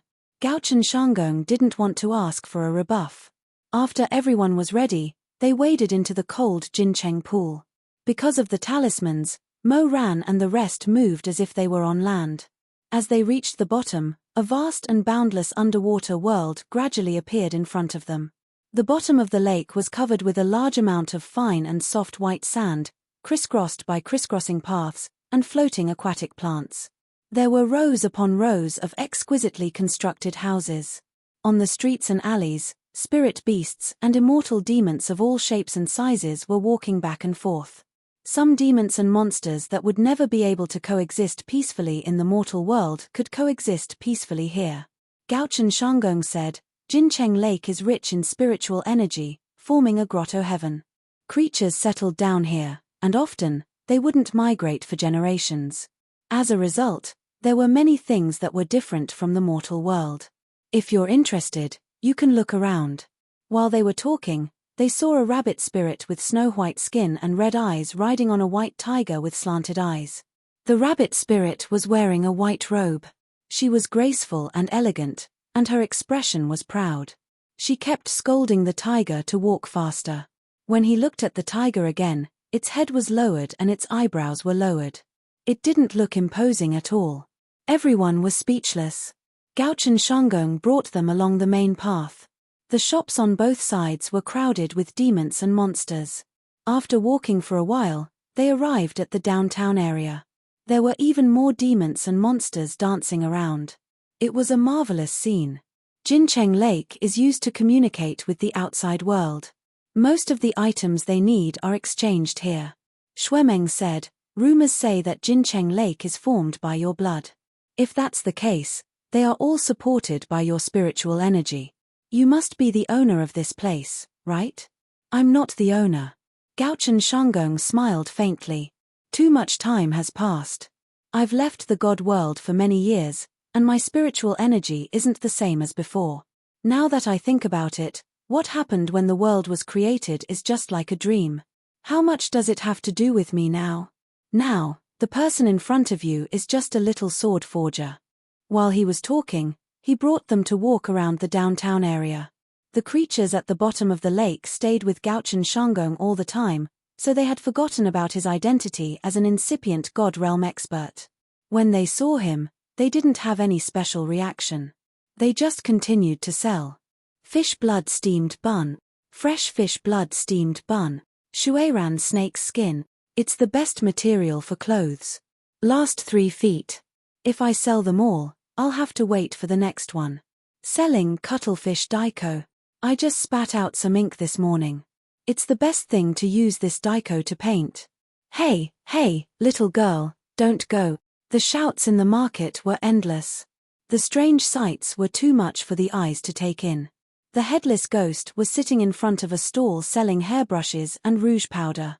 She held a horn comb with her long nails that were dotted with bright red cardamom. She rested her bloody head on her knees. While combing her hair, she said softly, "A fine bone comb. Please take one with you." Shuemeng opened her eyes wide and looked around. She saw a pharmacy on the side, in which there were many busy flood dragon humans. They were selling rare herbs that she had never seen before. Thinking of her mother's love for precious herbs, she was about to go closer to take a look when she suddenly heard a sharp, ear-piercing voice yelling from behind, excuse me, let me pass first." Shuemeng retracted his leg and turned his head to look. However, he could not see anyone. Gaochen Shanggong smiled. "It's under your feet. Take a closer look." As expected, when Shuemeng took a closer look, he actually saw a pile of small stones walking on his own. This is really eye-opening. Even stones can walk. Is it a rock spirit? Shuemeng muttered. Chu Warning said, "Bye-bye. Fu Ban." Chu Warning looked at him indifferently. "It's fine if Mo Ran doesn't pay attention in class, but why are you not paying attention as well?" Shuemeng was fully focused on practicing martial arts. However, he was not paying attention in literature and history. Due to Chu Warning's prestige, he had to pretend to sit upright when he was teaching. However, in reality, everything went in one ear and out the other. Now that his master caught him red-handed, he immediately blushed. Mo Ran rubbed his hands and smiled. "Master, I'm not happy to hear you say that. I was really paying attention to this part." Shuemeng was not convinced. "Oh, then tell me about it." Bye-bye is a type of insect. It is very greedy. As long as it sees a beautiful stone, it will try to carry it. In the end, it will be crushed to death by the stone it picked up. Mo Ran looked at Chu Warning with a smile. "Master, don't you think I'm right?" Chu Warning nodded and said, "Bye-bye is extinct in the human world. I didn't expect there to be one left here." When Gaochen Shanggong heard that, he said with a smile, "Well, it was only able to survive because of a small pharmacy. Look, it's right there." Little by little, Bayan laboriously moved to the steps of the pharmacy and suddenly shouted, "I can't take it anymore. Someone please come and save my life." A green dragon quickly swam out from inside. It was obvious that he had dealt with this situation countless times. He skillfully took a white porcelain bottle and poured some of the golden red liquid on Laroari's body. As he poured, he leisurely smiled and said, "You seem to have gained a lot today." The Bayan that was called Foolish Old Man snorted. Its voice was lazy, and it was obviously very comfortable under the nourishment of the potion. "Mph, it's fine. Tomorrow, I'll bring back another 100 stones, and then I'll have 485,617 stones in my house." Mo Ran, Chu Warning, Shamai murmured, "You've already accumulated so many stones?" The green dragon sprinkled the potion on Laroari's body and said, "Remember to come here early tomorrow. I think if you're late, I'm afraid this potion won't work." I know. Come early. Laroari answered perfunctorily. Suddenly, he saw a beautiful light yellow stone at the corner of the wall and shouted at the top of his voice, "Little Loach." "Oh, no, Dr. Jiao, that stone over there looks good. Please pick it up and put it on my back. Then I'll have 485,618 stones tomorrow." Shuemeng couldn't help but walk over and ask, "Why do you need so many stones? Are you building a house?" Laroari's arrogant voice came from under the stones, and he said in a high-pitched voice, "What? A mortal? Oh, I haven't seen a mortal for many years. You're asking me why I need stones? Of course, I'm not building a house. How can I be so boring?" Shamai couldn't help but be curious. "Then what do you need them for?" Laroari said confidently, "To count them." Everyone was speechless. After strolling around the city for a while, Gauchen Shonggong led them back to his residence. At the corner of the street, there was a huge shell erected, like a wall in the mortal world. After they entered the mansion, they saw that the mansion was divided into 6 sections. It was spacious and grand. There were rooms in the hall, corridors, and gardens. The bead curtains made of seaweed and pearls swayed gently with the waves. Some of the rooms were dark, while some were lit. There was a dim yellow candlelight inside, and the faint sound of konghu and harps could be heard. Just like the medicine shop, the servants in the mansion were also from the Flood Dragon clan. Some of the Flood Dragon clan people kept their tails, and some turned their tails into legs for convenience. However, they were still not used to wearing shoes, so they walked around barefooted.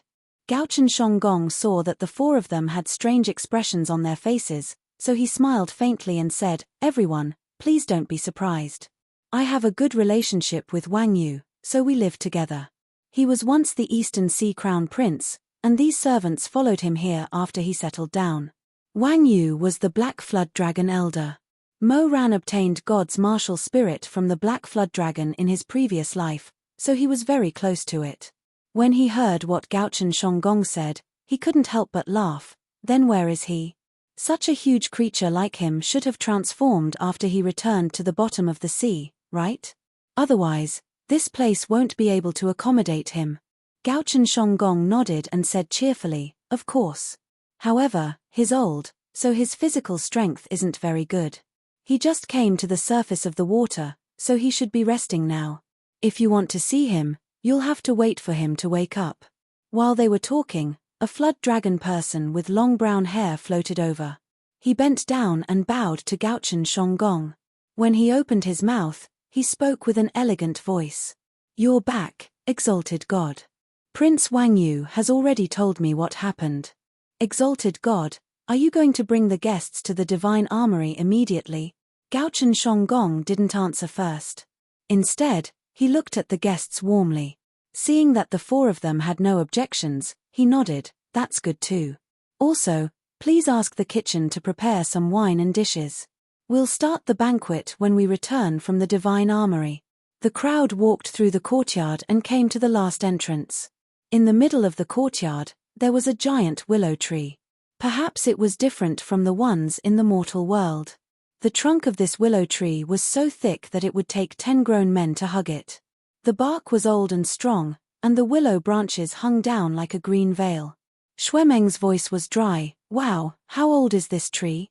Gauchen Shonggong said, "I've never measured it before, but it should be more than 100,000 years old." Shuemeng was shocked. "What kind of tree is it? How can it live for so long? Trees are usually older than humans. Moreover, it is nourished by the aura of Jinchenki, so there's nothing strange about it. Everyone, please follow me closely. The entrance to the divine armory is in the hole of this willow tree," Gauchen Shonggong said. Suddenly, he stopped and looked at Shuemeng. "Try not to touch those hanging branches. This tree has already become a spirit, it will hurt." However, it was a little too late. Shuemeng had already plucked a leaf. He screamed, "Ah!" and at the same time, there was a faint moan in the air. There seemed to be a hoarse voice sighing softly, "Ouch." Shuemeng looked like he was struck by lightning. He quickly threw the leaf away and said, "What's going on? Why is there blood here?" Indeed, there was blood flowing out from the broken willow branches. The leaf that he threw away seemed to have a life of its own. It spasmed on the ground and after a while, it gradually calmed down. It lay in the distance and quickly curled up and became charred. Gauchen Shonggong said helplessly, "I already said that it has already become a spirit. Why is little master still?" He shook his head and went forward to check on the broken branch.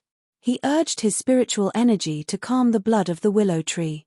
Chu Warning said, "Shuemeng, come to my side. Don't move anymore."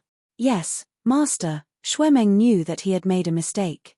He could only lower his head and go over. Fortunately, this small incident did not cause too much trouble. Chu Warning apologized to Gauchen Shonggong.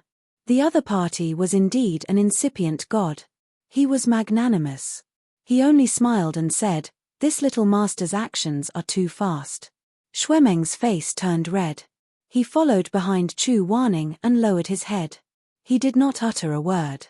While they were talking, they passed through the lush willow trees and arrived in front of the thick tree trunk. When they looked closer, they realized that the willow tree was much bigger than it looked from afar. At first, they thought that 10 men could wrap their arms around it. Now that they looked closer, they realized that they had underestimated its thickness. There was a tree hole in the middle of the willow tree trunk. Instead of calling it a tree hole, it was more like a giant arch door. It was wide and tall enough for 3 strong men to pass through at the same time. There were many complicated barriers in front of the tree hole.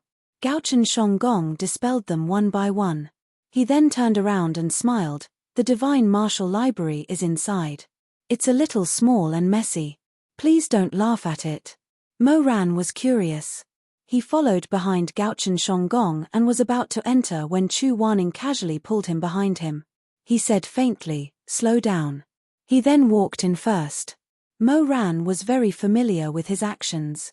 In his previous life, when the 4 of them were killing monsters, Chu Wanning always walked in front.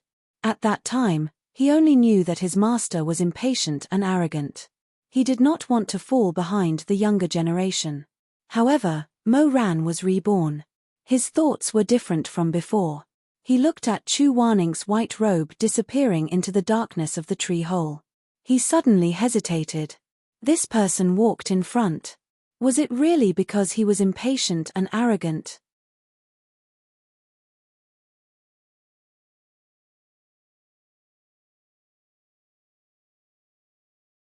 Chapter 39. Inside the cave, there was a narrow passageway. They stepped on the steps made of slippery rocks at the bottom of the lake. The slippery feeling pervaded from the soles of their feet all the way to their hearts. After walking through the passageway, their eyes suddenly lit up. The Divine Martial Library that the Gaochen Upper Palace spoke of was completely different from what it was supposed to be. The ancient tree was extremely vast, but who would have thought that the cave inside was so big that it reached the clouds and looked down on the ground? The shelves were towering, and tens of thousands of weapons were laid out. Everyone looked up, but they couldn't see the dome. There were rows upon rows of pedestals with the world's most powerful weapons. It could be said to be majestic and lofty. In the middle of the Divine Martial Library, there was a smelting pool that was boiling with hot waves. The orange molten iron was flowing inside, and the weapons that had yet to be forged were immersed in the molten iron. The weapons made by the Gaochen Upper Palace were all better than the purple lightning cyan frost. The terrifying temperature was not able to destroy them at all, but instead caused the blades to become even more dazzling. The most amazing thing was that the various null division that were flying in the air were affected by the array inside the ancient tree, and were able to move freely. The small flower petals that were inlaid with jewels were like spirits, flying around in the sky, occasionally colliding and creating sparkling sparks that were pleasing to the ears. The Gaochen Upper Palace turned back and smiled. This place is too small, right? Shamai, Shuemeng, small? Then what is big? Mo Ran, I have something to say, but I don't know if I should say it. Chu Wanning, the Gaochen Upper Palace ordered Shuemeng and Shamai to pick whatever they wanted, and if there was anything that they liked, they could take one. As for Mo Ran, the Gaochen Upper Palace was interested in him, and gave him a few weapons, but none were satisfactory.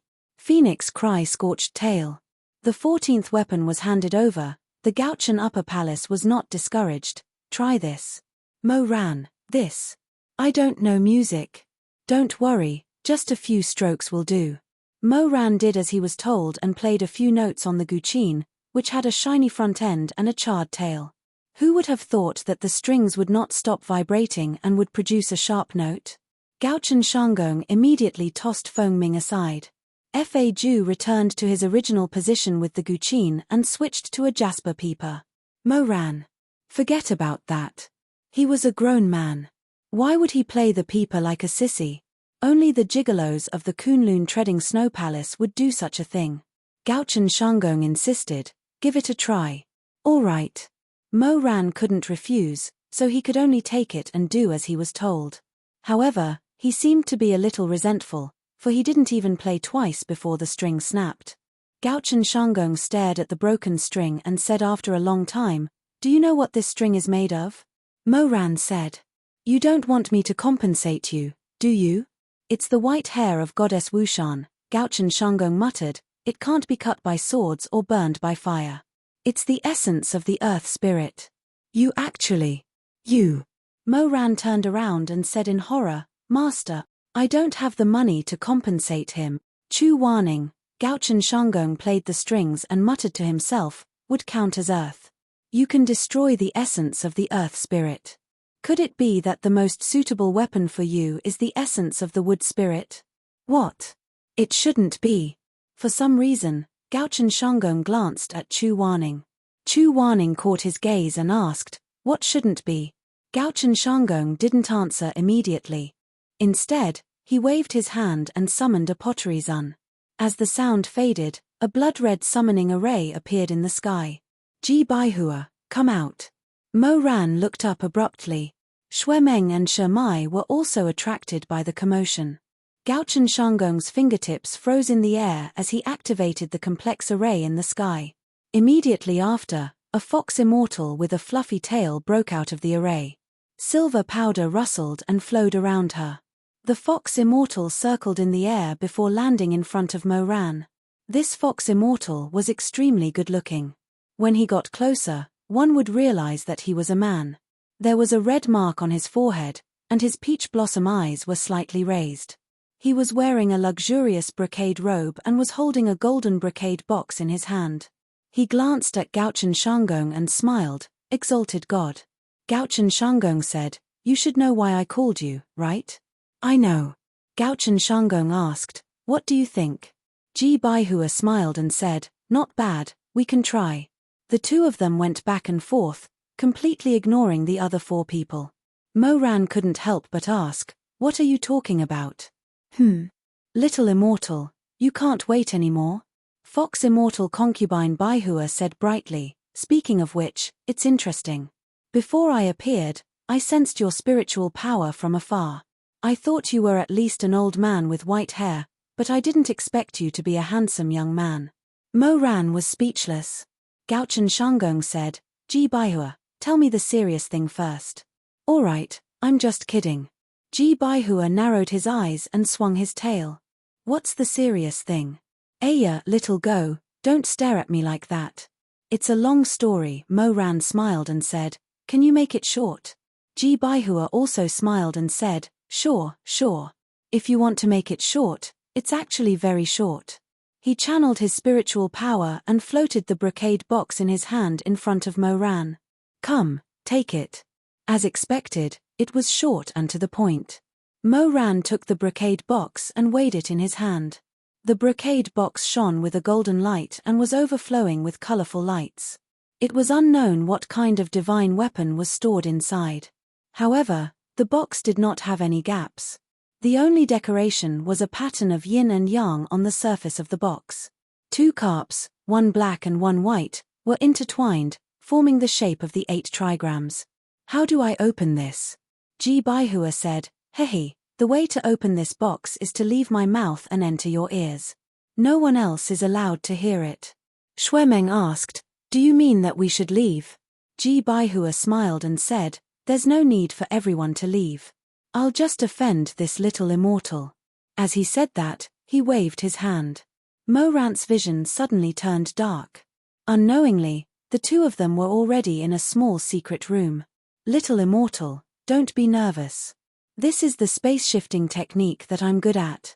The brocade box that contains the weapon is a treasure that I made with a secret technique, so I can't tell you how to open it in front of everyone. Please don't be offended. Moran smiled and said, it's fine.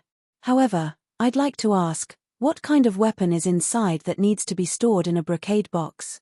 I can't tell you that, Ji Baihua said. Ji Baihua said, divine martial artists all have temperaments. This weapon doesn't want others to know what it looks like. If you provoke it, even if you open the box in the end, it won't recognize you as its master. Moran was speechless for a moment. He could only smile bitterly and say, what weapon is it? It has such a weird temper. All right, tell me, how do I open this box? Ji Baihua saw that Qin Mu did not force him to ask, so he had a good impression of him. He clapped his hands and said, "Since Little Immortal is straightforward, then I won't be vague either. This box is called Sauvignon Yearning. As you can see, it has no gaps. If you want to open it, you must fulfill 2 conditions." Moran said, "I'd like to hear the details." Ji Baihua said, "My Fox Immortal clan believes in love and kindness the most. Therefore, first, in this world, only one person can open Sauvignon Yearning. This person is extremely important in your life. You must love this person deeply, and this person must also love you wholeheartedly and be loyal to you." Moran smiled and said, "I see. That's a strange request, but it's not difficult." He still believed in his friendship with Shamai. Ji Baihua heard this and slightly raised the corner of his lips. "How is it not difficult? Since ancient times, people's hearts are the most difficult to predict. What you think may not be the truth. I've been wandering in this world for a long time and have seen too many people lose their hearts, not knowing who they love. In these thousands of years, there are very few people who can open Sauvignon Yearning. It can be said that there are very few." Moran asked curiously, "Why is that? Even if you get the wrong person, you can continue to search. At most, you can try everyone you know one by one. You can always find the so-called most important person in your life, right?" Ji Baihua said, "This is the second condition I want to tell you. Apart from you, Sauvignon Yearning can only be touched by one person. In other words, you only have one chance. If you find the wrong person to open it, it will be closed forever, and no one will be able to open it again." Moran smiled and said, "No wonder you want to separate the others. If they heard what you said, it would be difficult for me to deal with it. If I hold the box and show it to someone, they will know who I like. How awkward would that be?" He paused and played with the brocade box in his hand, then said, "But this little thing is really interesting. It turns out that this is a keyhole that can only be used once. If you open it wrong, the box will be useless. Of course it can only be opened once. Otherwise, how many times do you want to open it?" Ji Baihua glared at him. "You mortals have been fooling around in the mortal world for dozens of years, yet you don't know how many good relationships you've wasted. You have to know that this Sauvignon Yearning is the most affectionate thing in the world. If you make the wrong choice, it will be hard to turn back. Ha ha, great Fox Immortal, don't worry. Others may choose the wrong person, but I know very well." Moran clasped his hands and bowed to him, then said with a smile, "I won't let you down." Ji Baihua glanced at him and said in a low and gentle voice, which was extremely elegant and pleasant to listen to, "Little Immortal, don't be too confident. In my opinion, you don't know the person in your life." Moran was stunned. His smile was still frozen on his face. "What do you mean?" This handsome immortal who claimed to believe in love and kindness the most didn't want to say more. He only sighed faintly and said, "Not making Sauvignon Yearning, breaking the willow branch." Sigh. Moran wasn't very cultured, so he didn't understand what Ji Baihua was saying.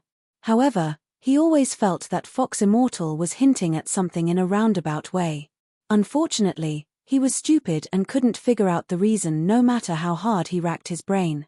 Just as Moran was about to ask again, Ji Baihua smiled faintly, indicating that his mission had been accomplished.